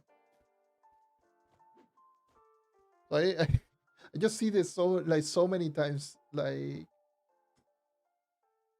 Oh yes, bad dodge because it kills your movement speed at the end. But then you do realize that you can just jump and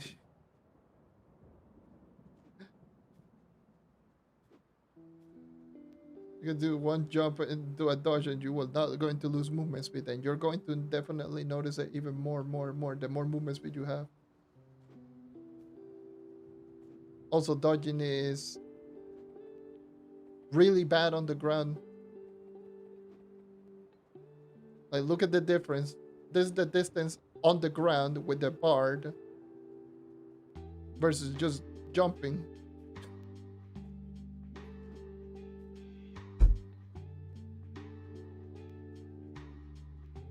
There's so many hidden quirks in this game. It's so funny. So whenever I just hear like, oh yes, no, class no good because of this reason, I'm like,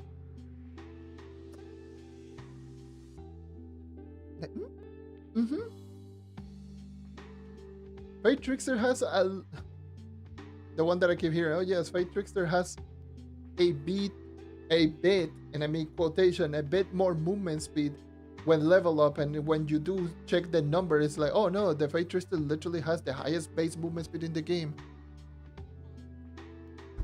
Right now, after this update, it's literally faster than base Lunar Lancer. It's the fastest non-buff class in the game. It doesn't have any movement speed buffs, which is why it's not the fastest character in the game. But without any buff, this is the fastest class right now. It was the Lunar Lancer at 16, but now it's this one at 20.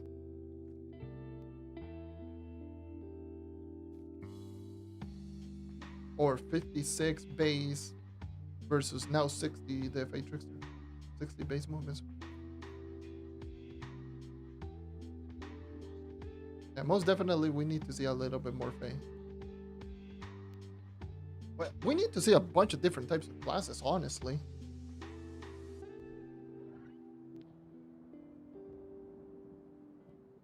Like, we do need to see a lot of different types of character being used rather than just, oh yes, Boomeranger because deeps. Oh yes, Shadowhunter because good class, thumbs up. On Xbox, not even Shadowhunter. Xbox is literally Boomeranger, and that's it.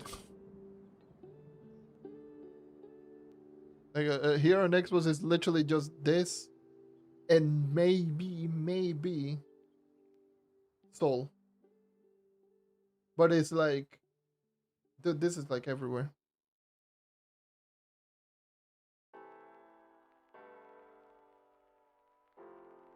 This is like literally everywhere. I've seen a lot of people use the knight, but that's usually when they see this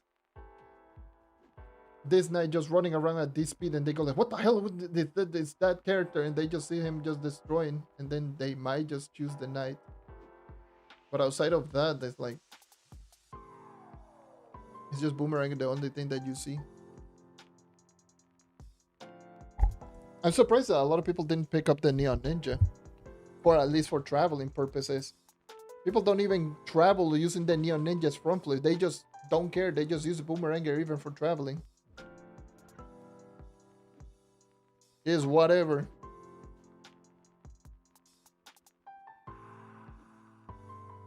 Speaking of another class that I keep hearing has a good dodge. Look at that movement speed being killed completely. Like, I would assume like a lot of people use Neon Ninja for traveling. Like, I was just expecting a lot of people to use Neon Ninja for traveling, but no, people don't even care.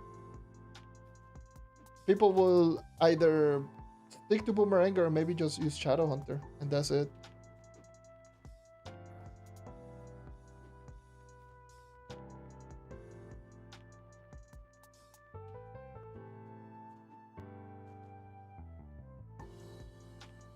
Like, I was whenever I just saw the front flip, I was like, I'm expecting a lot of people to use it, the Neon Ninja.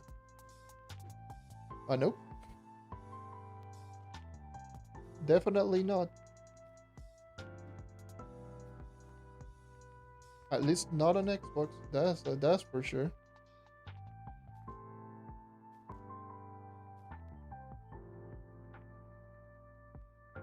We go here. Hold on. Yep.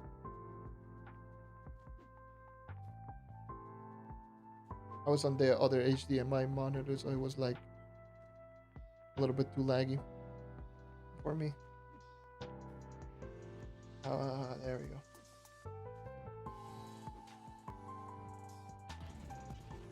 I might be like the only person, by the way, who still uses Volatile Bounder. That's just, at least on Xbox, I might be like the only person that uses Bounder. Probably everywhere. Everyone uses Cosmic Dragon. I don't care too much about the Cosmic Dragon.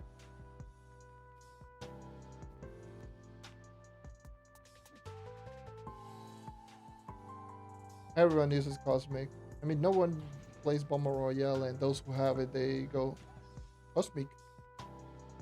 They can just travel faster. I'm like just sitting down here with my silly little bomb.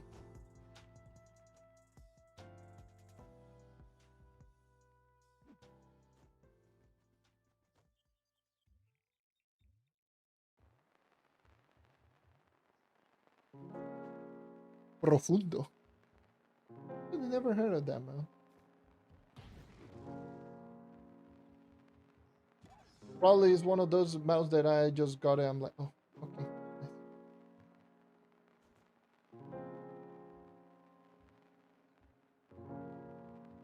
That's the one from. Is that the one? Because I know there is some mouse that you get from that gives you a higher jump, like some event. Profundo. Oh, it's this one. I mean, this one.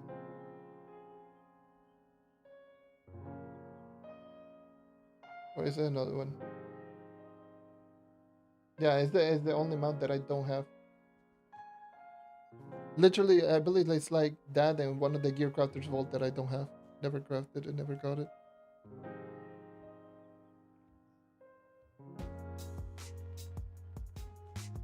That's interesting.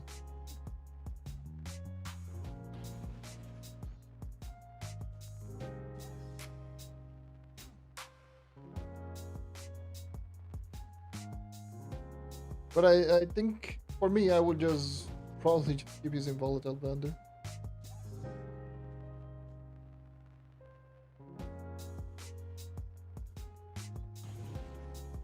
Just because of muscle memory.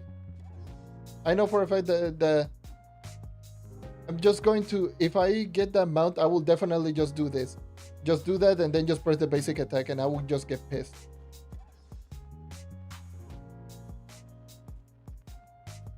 That's just how my brain is.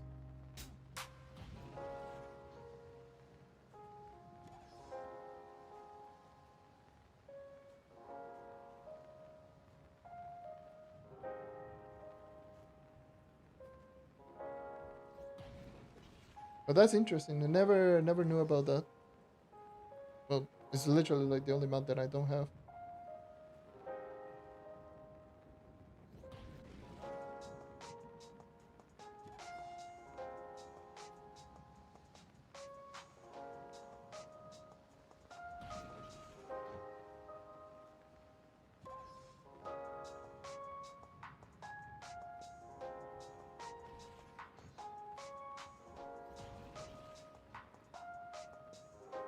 Yeah, that's also another thing.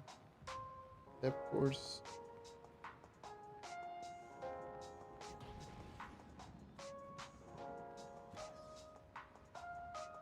That course is. Híjole. I mean, I got 1K today, but I was using sparkling keys, but much rather just use that depth core just to level up my mystic. Like I was debating whether or not should I even craft the mount or upgrade my mystic.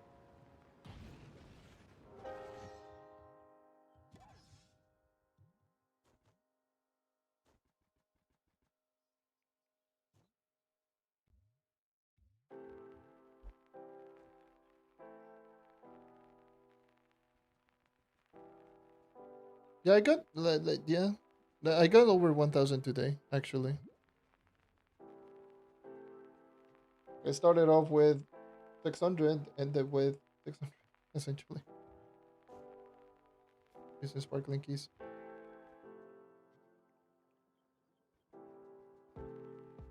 That was solo grinding. So I cannot even imagine with a full group. A full group that would have deleted all of my keys immediately. I would be like with like 3K, which I don't have.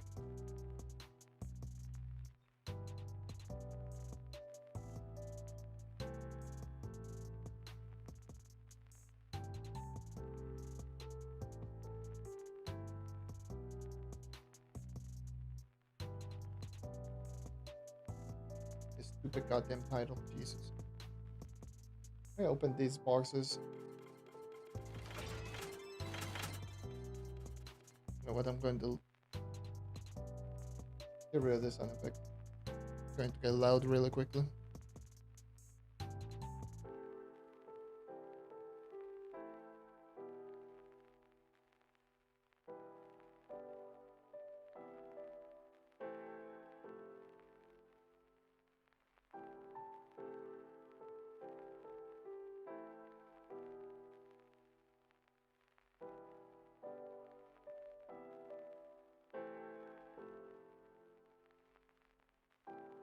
Yeah.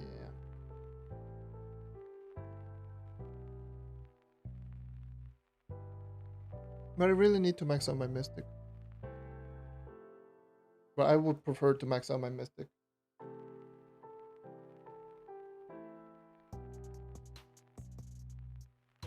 And I will do that in due time. I'm not in that much of a hurry. It's like literally I don't have anything else to do, so.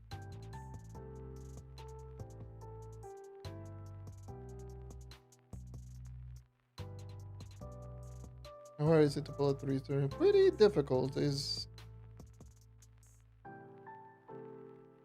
T5 doesn't drop very often, and getting a 3-star is not common in the first place.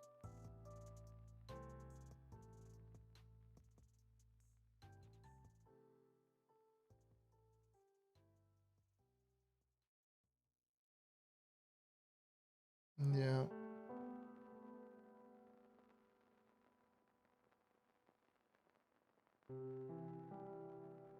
Yeah, genuinely, you should stick with the 2-star.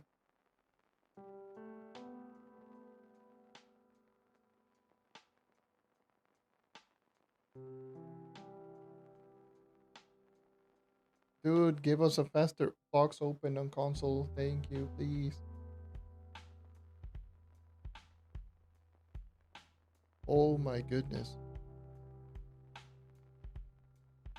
That's why I just don't even want to bother opening boxes.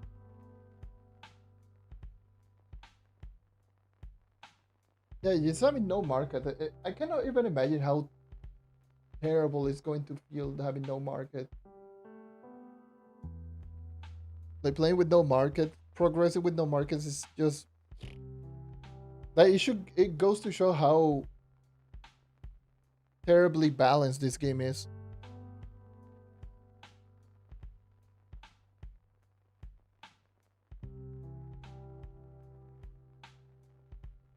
One milk. You got this what is híjole.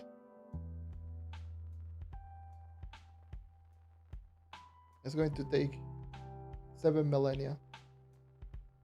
I can still remember opening what is it like 100,000 gem boxes, and it took me 4 hours or 5 hours. I don't even remember. It was a lot.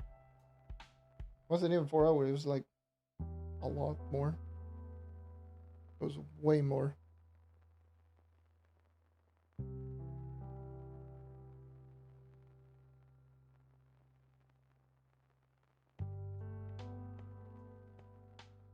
But I cannot even imagine.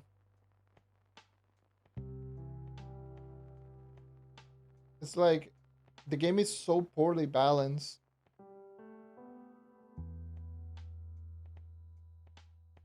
It's like so poorly balanced. It's not even funny.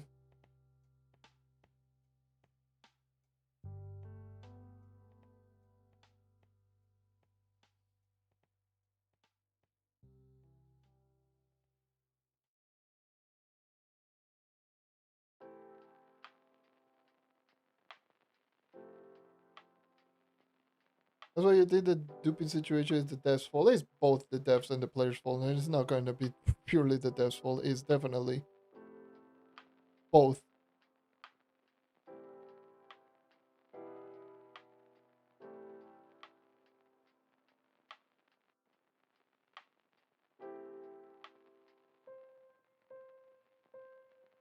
It's the devs' fault for not balancing, and it's the players' fault for doing it. It's both. I wouldn't necessarily just put 100% the blame on the developers, especially not on that one.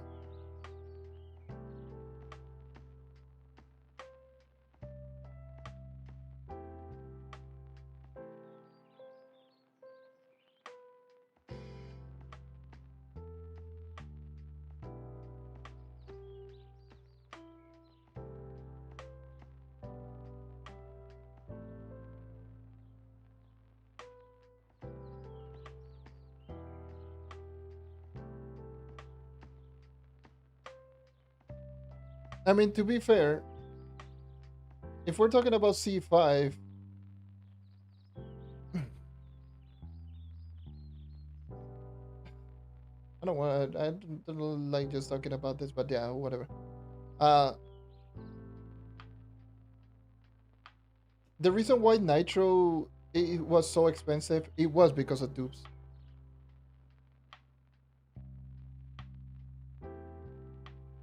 The dupe did not start with the 2024 dupe that happened on console. The dupe has always been there. It was never public. So a lot of people duped Nitro on PC a lot. So Nitro was just like overly saturated. This is before the update came out, the Gear Up update. And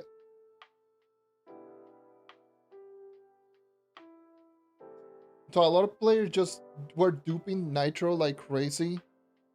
So they increased the value because it was cheaper. C5 upgrading C5 was cheaper. But since a lot of players just started seeing the Nitro cost and force fragment cost being relatively high, they started just duping Nitro and started selling them like crazy on PC. So they upped the price on Nitro on the test server, and they kept it like that, which is what we have right now. So they upped the prices because of duping. It wasn't because of anything else. It was the dupers. It was the players. It's the players' fault on that one. There, I'm not putting the blame on the developers on that one. Me personally, like I criticize the developers, but I try to keep it, you know, fair between both. This is the players' fault.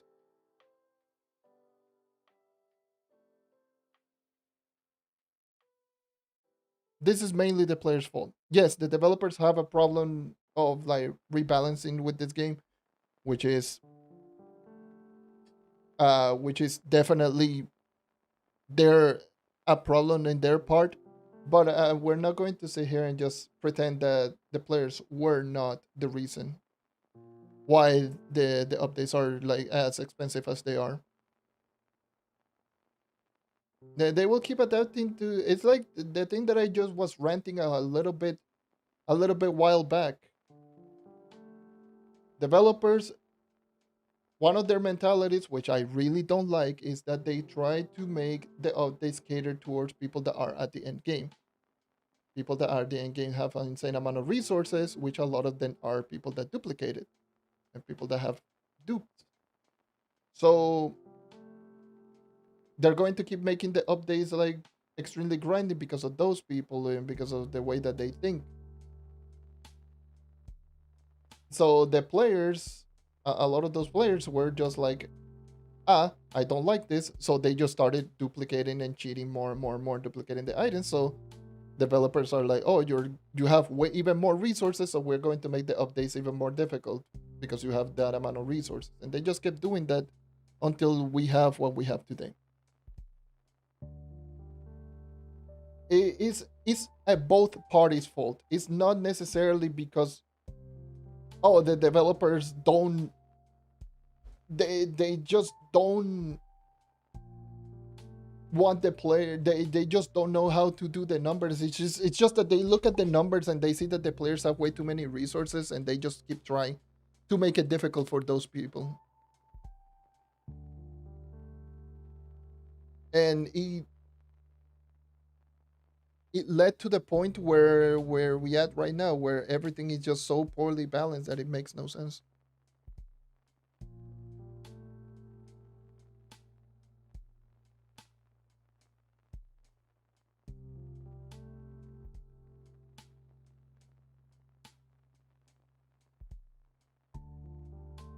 Because those players, instead of actually giving feedback, they would just start cheating. They will not give feedback. They will just cheat, which is what happened with the Nitro. They are reacting, but they are reacting the wrong way. So yeah, it's their fault.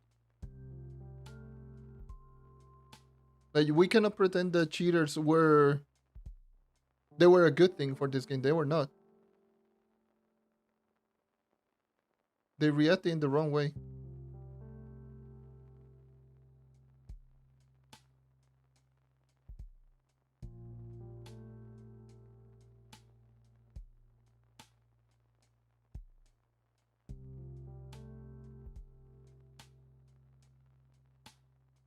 It both is definitely both people's fault. The devs and the players.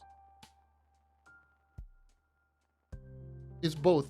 It's not just, oh, the devs fault. The devs did this, so the player had no choice but to cheat. It's like, no, they definitely had choices. They just chose to ignore it and start doing their own thing. It's both cases. It's in both cases. Like every game, yes, every game has cheaters, but in most other games, cheaters are just being like, these people are just absolutely terrible, ruining literally everything. But in Trove, it's like whenever people were cheating, like people were giving half. A lot of people were just saying like, oh yes, it was good because now I can have all of the items and all of the resources. Like, how is that? Like, no, that's just no. Like, yes, that's why like this whole situation is both people's fault. I always will say this: it's both the players and the developers. It's not one nor the other. It's both.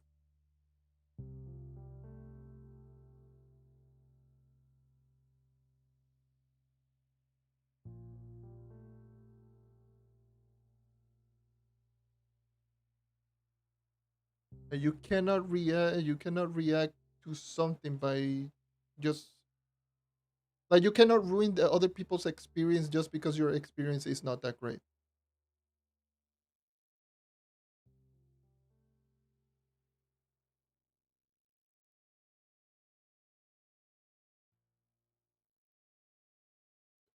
By grinding, unfortunately, by grinding. Yeah, the reason that there is no market is because people were cheating.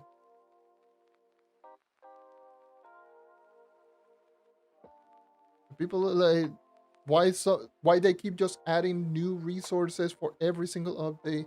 Why every single update feels super expensive is because they just want to combat the amount of resources that player has, and they don't want them to finish the update really quickly, which is a thing that I personally don't like, but they do it because of those people.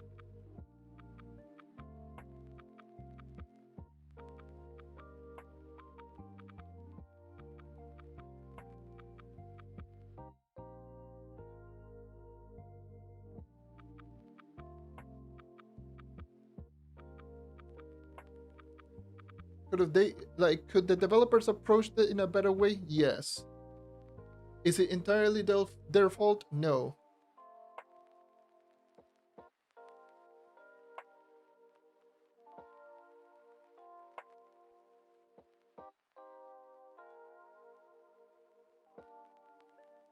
Imagine if I get the mount that I'm still missing. I don't think I got it, but And now, like you right now are a what I like to call you are essentially a victim of all of those problems.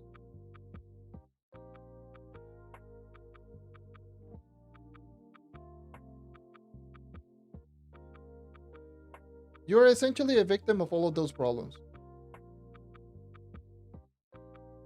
because you have to grind insane amount of resources because of those people that ruin your experience.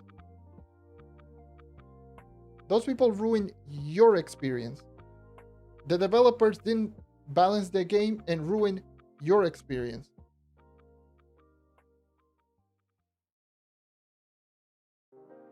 It's just how it is.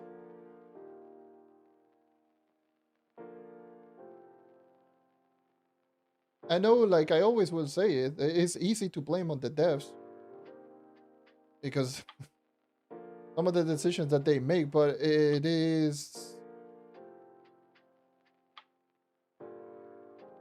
also just good to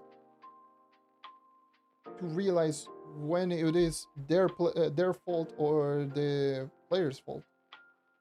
It's opening boxes, why not?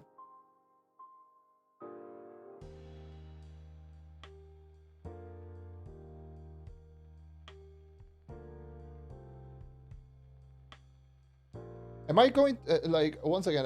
Am I defending the developers 100%? Definitely not. Some of those updates were absolutely horrid, and I just keep mentioning the fact that they have to just go back and rebalance some of those old updates.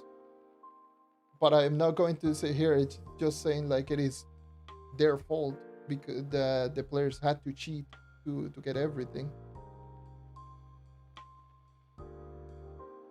They're just reacting to those cheaters, which is not the best way to approach it, but what it is. And also like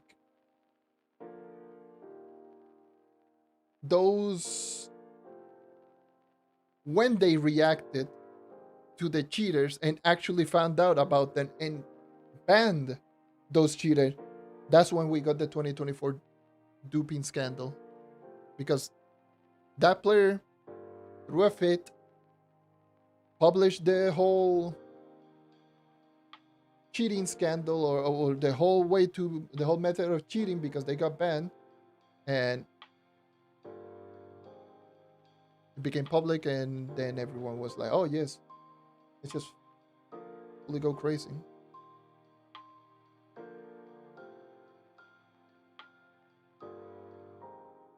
And you'll be surprised how many god awful people there are.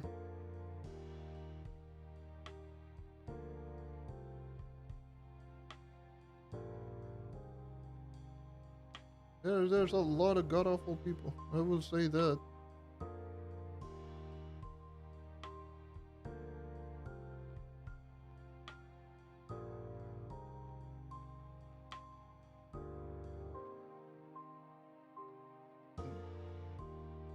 And it sucks because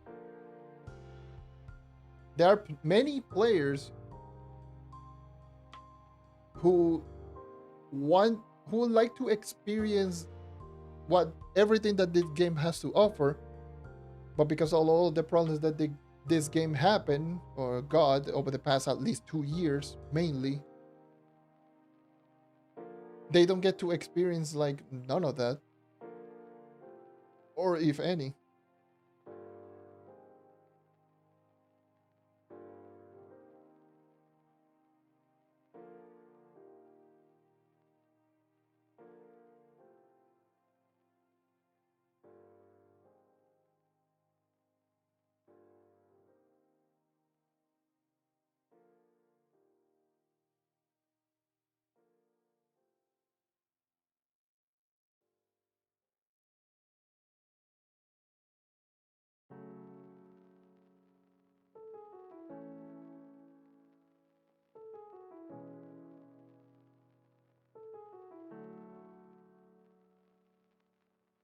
Yeah, it's been over what, like 5 months. It's been like over 5 months since That whole thing.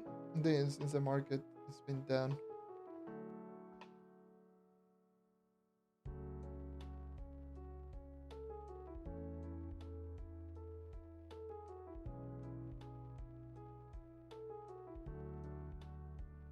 The thing is, it's like once the marketplace just comes back, it's going to everything is going to be so expensive. Everything is just going to be so bad on PC, so everything is just going to you have to take like a week.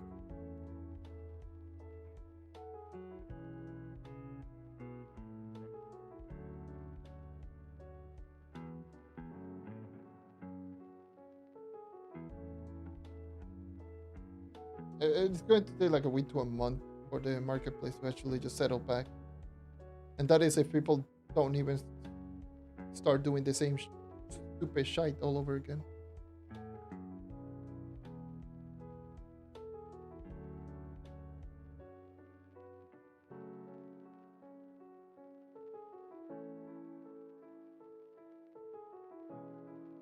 Point is just that by making everything crucial time get is unreasonably grindy to create. They create demands for shit. They don't. Demand for shit is kind of crazy. Actually, just talking about that. Like put it like that is just kind of crazy. They create demand for cheats.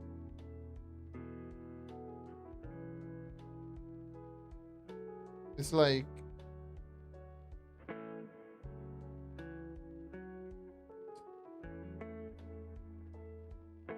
let's just assume everything before 2024. While yes,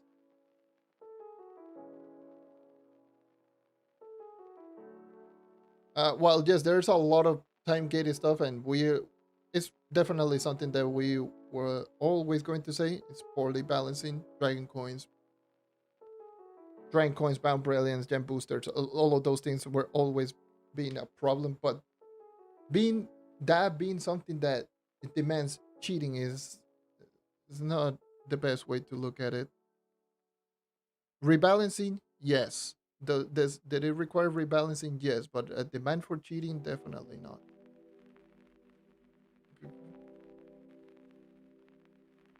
Which I get it. People don't like waiting. I will say this: people do not like waiting. The game is not. It was not balanced, and there was a lot of waiting involved behind it. That's just the truth with this game. There's a lot of waiting involved in this game. But that shouldn't be the reason for you to ruin everyone else's experience. That's what cheating happened. That's why cheating was so incredibly awful. Is like I get why people don't like waiting, but you shouldn't ruin everyone else's experience just because you cannot wait. That is why um that is why that's when both parties are just essentially wrong. Yes, the developers should have balanced the game better. That is 100% true. Always would say that, always said it. But that shouldn't be even an option. Like cheating shouldn't even be an option because this is a game that if you cheat, you are affecting every player.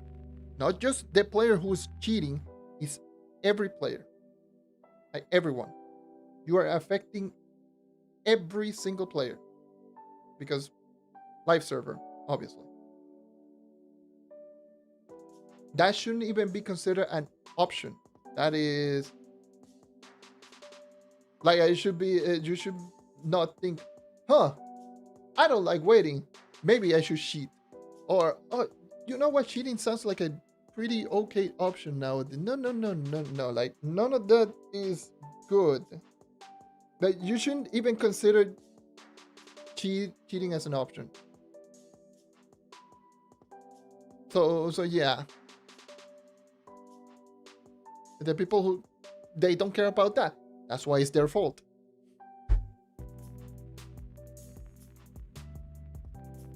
That you're essentially just going back into the point that I'm just saying. Is the player's fault for cheating? Is the developer's fault for not rebalancing the game? It's both people's fault. It's not 70% dev, 30%. No, it's a 50-50. It's both players are equally as bad.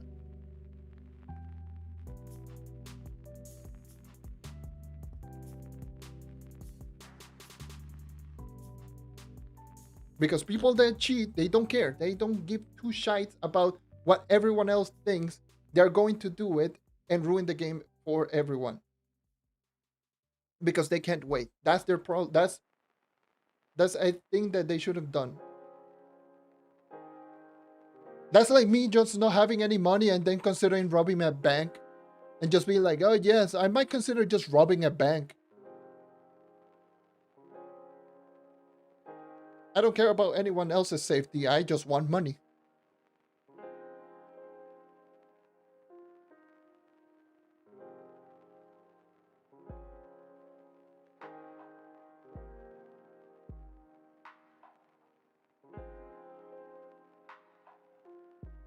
The devs have way more control over the game. Yes. That's why they should have rebalanced the game. But cheating shouldn't even be an option to begin with. Again, it's both people's fault. We're essentially just going back into the same. We're essentially just trying to drive in the same point across. Like it's both people's fault. There's not a single reason why the players should cheat and the developers should have balanced the games better. It's both people's fault.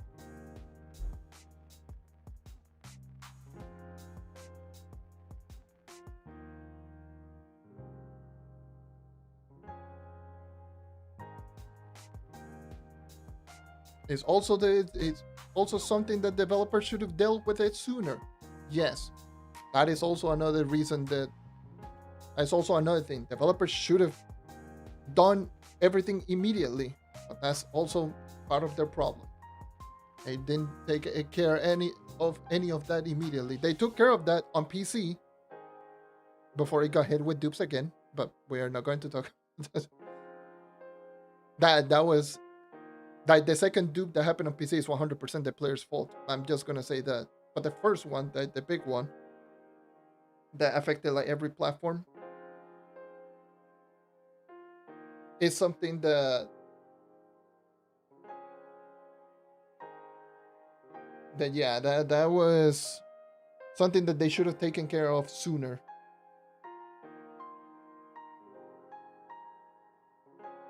But yeah, it's at the end of the day, developers should have balanced the game.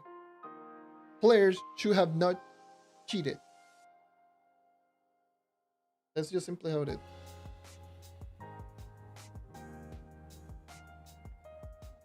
It's just like the reason why PC got their market disabled, it wasn't because of the 2024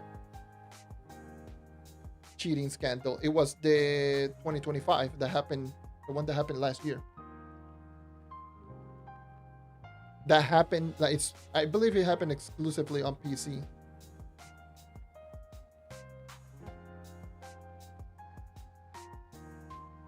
But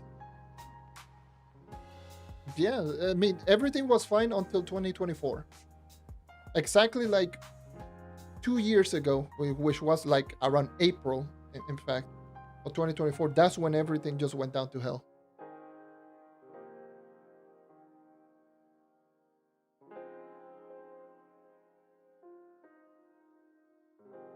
That's when everything just went down to hell. That's when the duping scandal happened a little bit on PC, and then it got published and it got destroyed on console, because on console it took it took so long to fix. Like I believe it took Xbox 3 months for them to fix the the capabilities of being able to do that is 100% the devs fault. I will say that. I don't know why the hell they took like 3 months to fix something on console rather than just shut down servers, shut down servers, fix everything, and then just re-roll back to before the whole thing happened. But no, they just took forever, and now everyone's suffering the consequences. At least on console is suffering the consequences where credit patch and everything's so expensive and market is so messed up. And even they remove so many items. They remove the 1-day patron passes, Skelly treasure boxes. They made so many other items untradeable. Yeah. Do you think the game will shut down within a few years? Maybe. I'm not going to try to predict the future. It's not in a good position, I will say that much.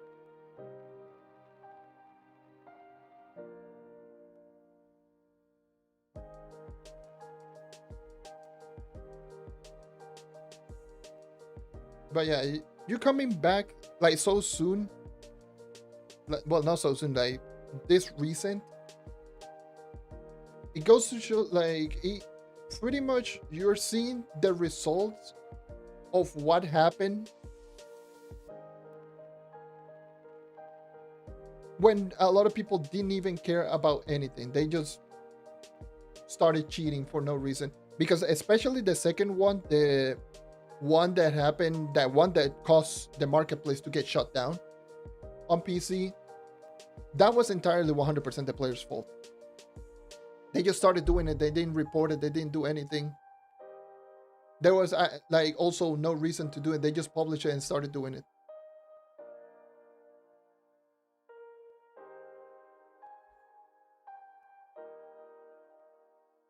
So the marketplace just got up disabled completely.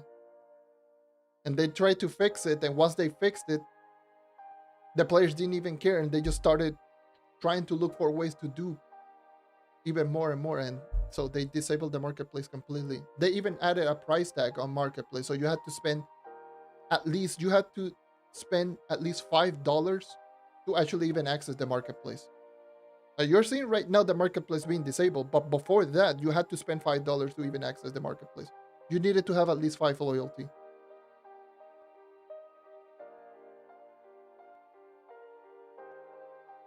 And then the marketplace got disabled.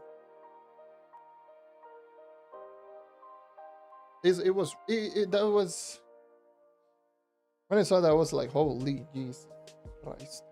I think that happened like December last year.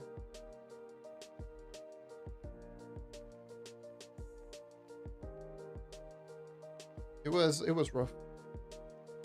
But that was that dupe scandal that happened on PC. That was like they just started doing it. People just started doing it for no reason whatsoever,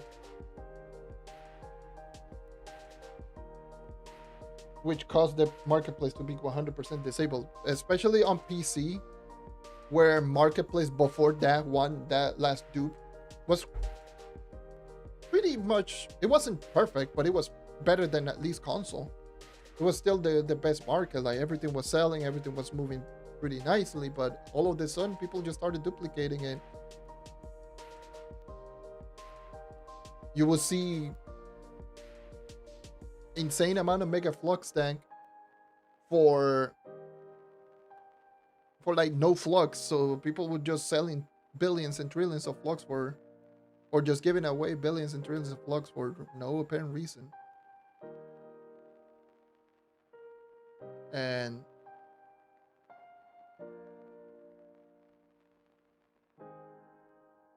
yeah, that was like the last straw. That was like, whoop, take down the market until we can just find a way. And that looking to find a way, that's been 5 months ago. It's really awful. The market on PC was good, or at least better than everything. every other platform. And at least console at that point was just recovering. It's still not great right now, but it's like much much more doable. And it was so some people just didn't even care. They just saw how effective it was when it happened in 2024 on console. They just wanted to happen again because on PC it got fixed really quickly. That's why the marketplace wasn't really completely destroyed, because on PC, like, it happened and like 2 days later it got fixed.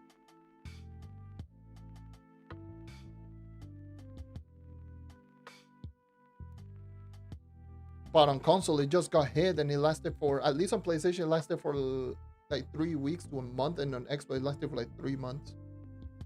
Switch didn't have it because of Switch being not the greatest system. So technically right now it's like the only marketplace that is working perfectly, but it's the Switch. Understand to be nightlife, no. No dupes on anything. But yeah, definitely need to make adjustment to gem boosters.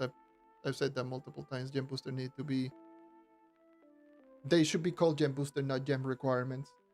Because 9th life, 10th life too. Like, I do have a bunch of 10th life, and they are not the gem boosters are still right now. They are not gem boosters. They're gem requirement. You get so little and you need so much. That is definitely something that they need to rebalance. That was definitely one, like, all of the things that got duped were dragon coins, gem boosters, pretty much everything that you can think of in progression. Dragon coin, gem boosters, bound brilliance for like gem augmentations, crystalline cores, and pretty much everything. All of those things got duped. Which, that is the reason why this exists. 10th life. 10th life got added into the game because people duped 9th life. So they added the 10th life so that people that have a bunch of 9th life are only limited to crafting 15 10th life per week. That was, why the hell? Like, come on, man, stop doing that. Everyone got punished. Yeah, it's both people's fault. They're now reacting because of what the dupes did. People dupe. Developers reacted. Do I think it's a good idea what they did? No. But no.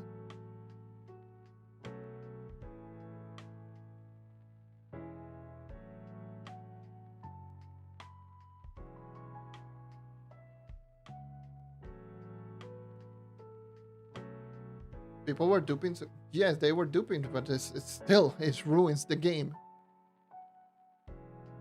Like, I don't know how else to explain it, but cheating, it should not be a solution. You shouldn't even think of it as an idea, especially for a live service game. For single player, for anything, sure. But for a live service MMO game, you should not think of cheating as any form of solution. Despite how bad the system is, you should not think of that. Like, even if they were super necessary, that shouldn't even be a thought process in the first place. That yes, the marketplace does work on Xbox and PlayStation. The only one that doesn't work is on PC.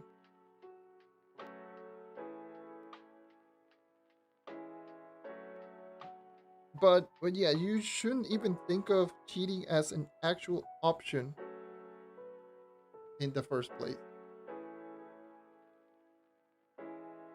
Like oh yes, I they did it. Like I can see why they did it. Like that doesn't sound so bad because they were so no. It's like yes, the system was bad, but that wasn't that is not a good idea. That was not a good idea. Not a good way of doing it, and everyone is suffering because of that.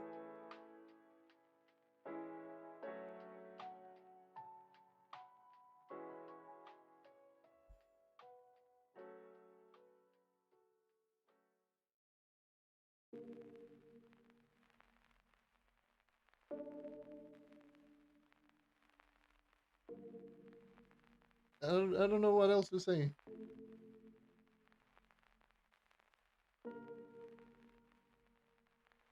Genuinely, like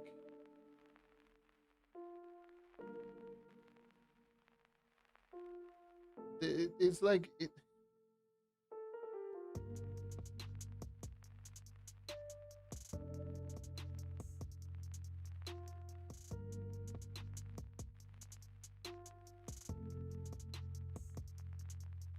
it's the death's fault. The only way you can farm night light is by duping or paying real life money.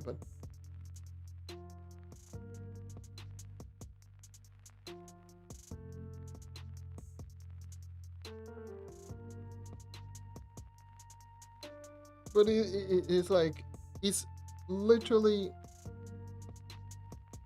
it's it's the devs' fault for not rebalancing the game. Yes, but it is also the players' fault for doing it in the first place. It's both people's fault. I don't know what else to say. I don't know why you're trying to paint the picture like it is like mostly the developer's fault when it is both.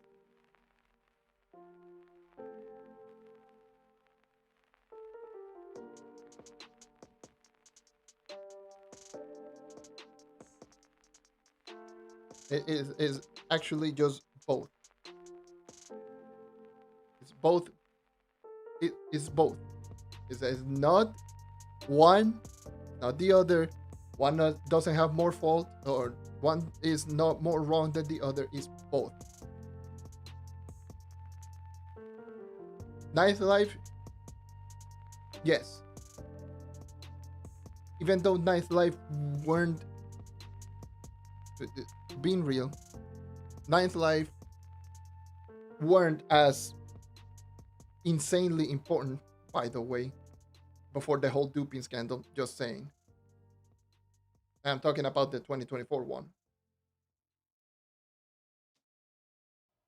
You could reach gems to level 30 on crystals without Ninth Life. And so yes, you could technically just still farm the upgrades. It's just Ninth Life made it easier. Again, Ninth Life are not a requirement, but they are very necessary. They are very helpful.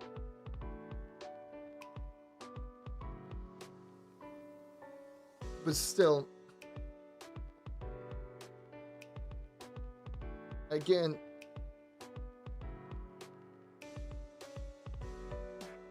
instead of looking away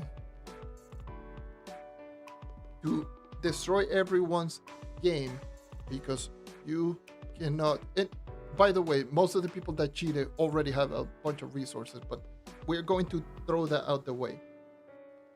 Let's just assume that the people that cheated didn't have the resources, because most of the people that cheated already have a bunch of resources. It was a lot of people were in the end game already, which made even less sense. But regardless,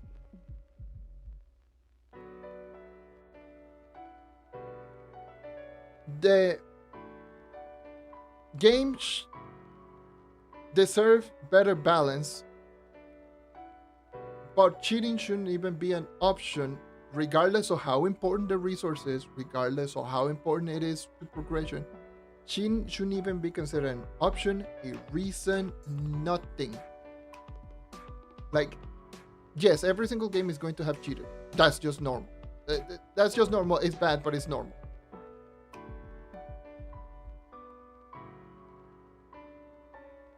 But that shouldn't even be considered a option, reason, or anything to defend the player's action for doing it.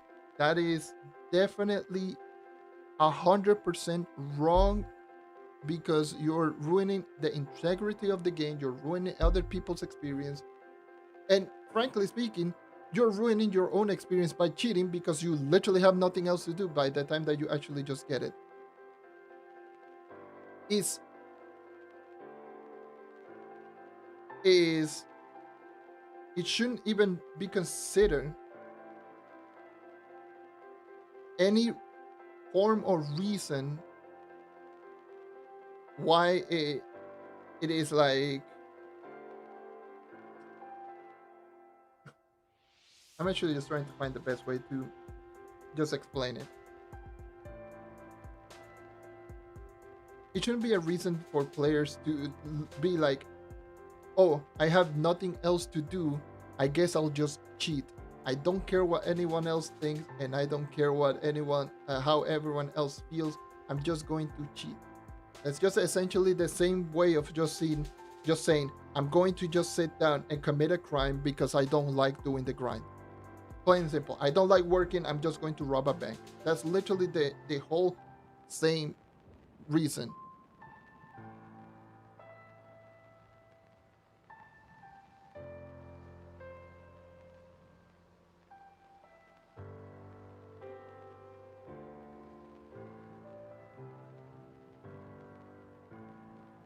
And I don't like using the real life analogy like this one, but in this case it's literally just the exact same thing, because you're essentially,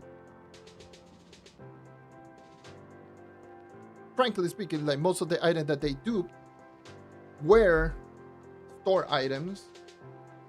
Dragon coins, as much as they were extremely expensive, they are still store items. So they essentially just rob a bunch of money from the actual developers, first of all. But still, at the end of the day, doing that, it just creates so much issue with everyone. It's the players, it's the developers' fault for not fixing the game. It's the players' fault for not following the rules and just absolutely destroying other people's experience because they couldn't wait. They couldn't sit down and just get proper feedback. Because if they didn't cheat, we might have probably just had better updates at this point, and probably a lot of those updates would have been way cheaper and way more approachable. But since they are just doing everything based on reactionary, based on what players are doing, we're just sitting down here just stuck because of the players' action, or what the players did. At the end of the day, is just both people's fault. There's no rhyme or reason. There's like neither or are like safer. Is both of them are equally as bad. Players are bad. Developers are bad. Everyone's screwed up.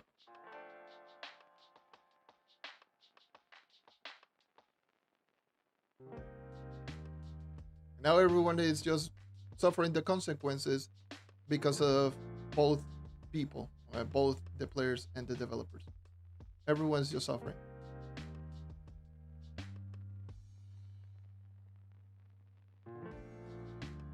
So yeah, that's where we at right now.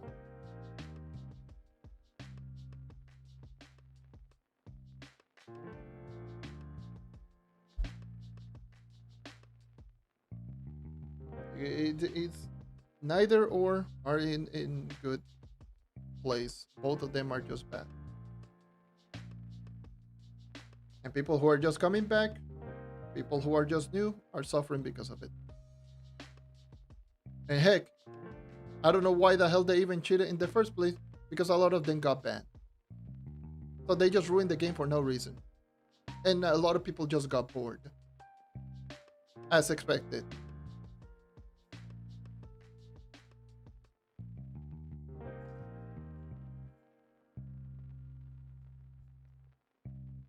You sat down, dropped a nuke, then just be like, oh yeah, mission complete, we out.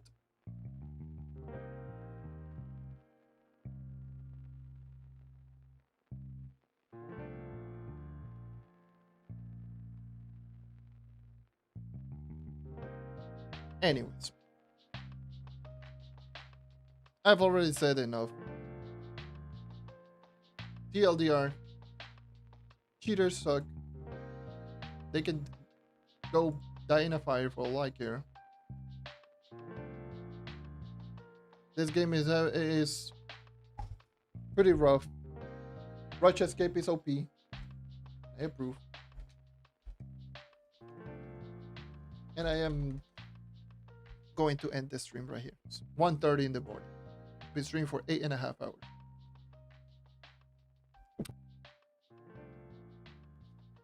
So yeah. Anyways, I'm out. I don't know when I'm going to stream again. Definitely not tomorrow, nor anytime soon this week. I'm out.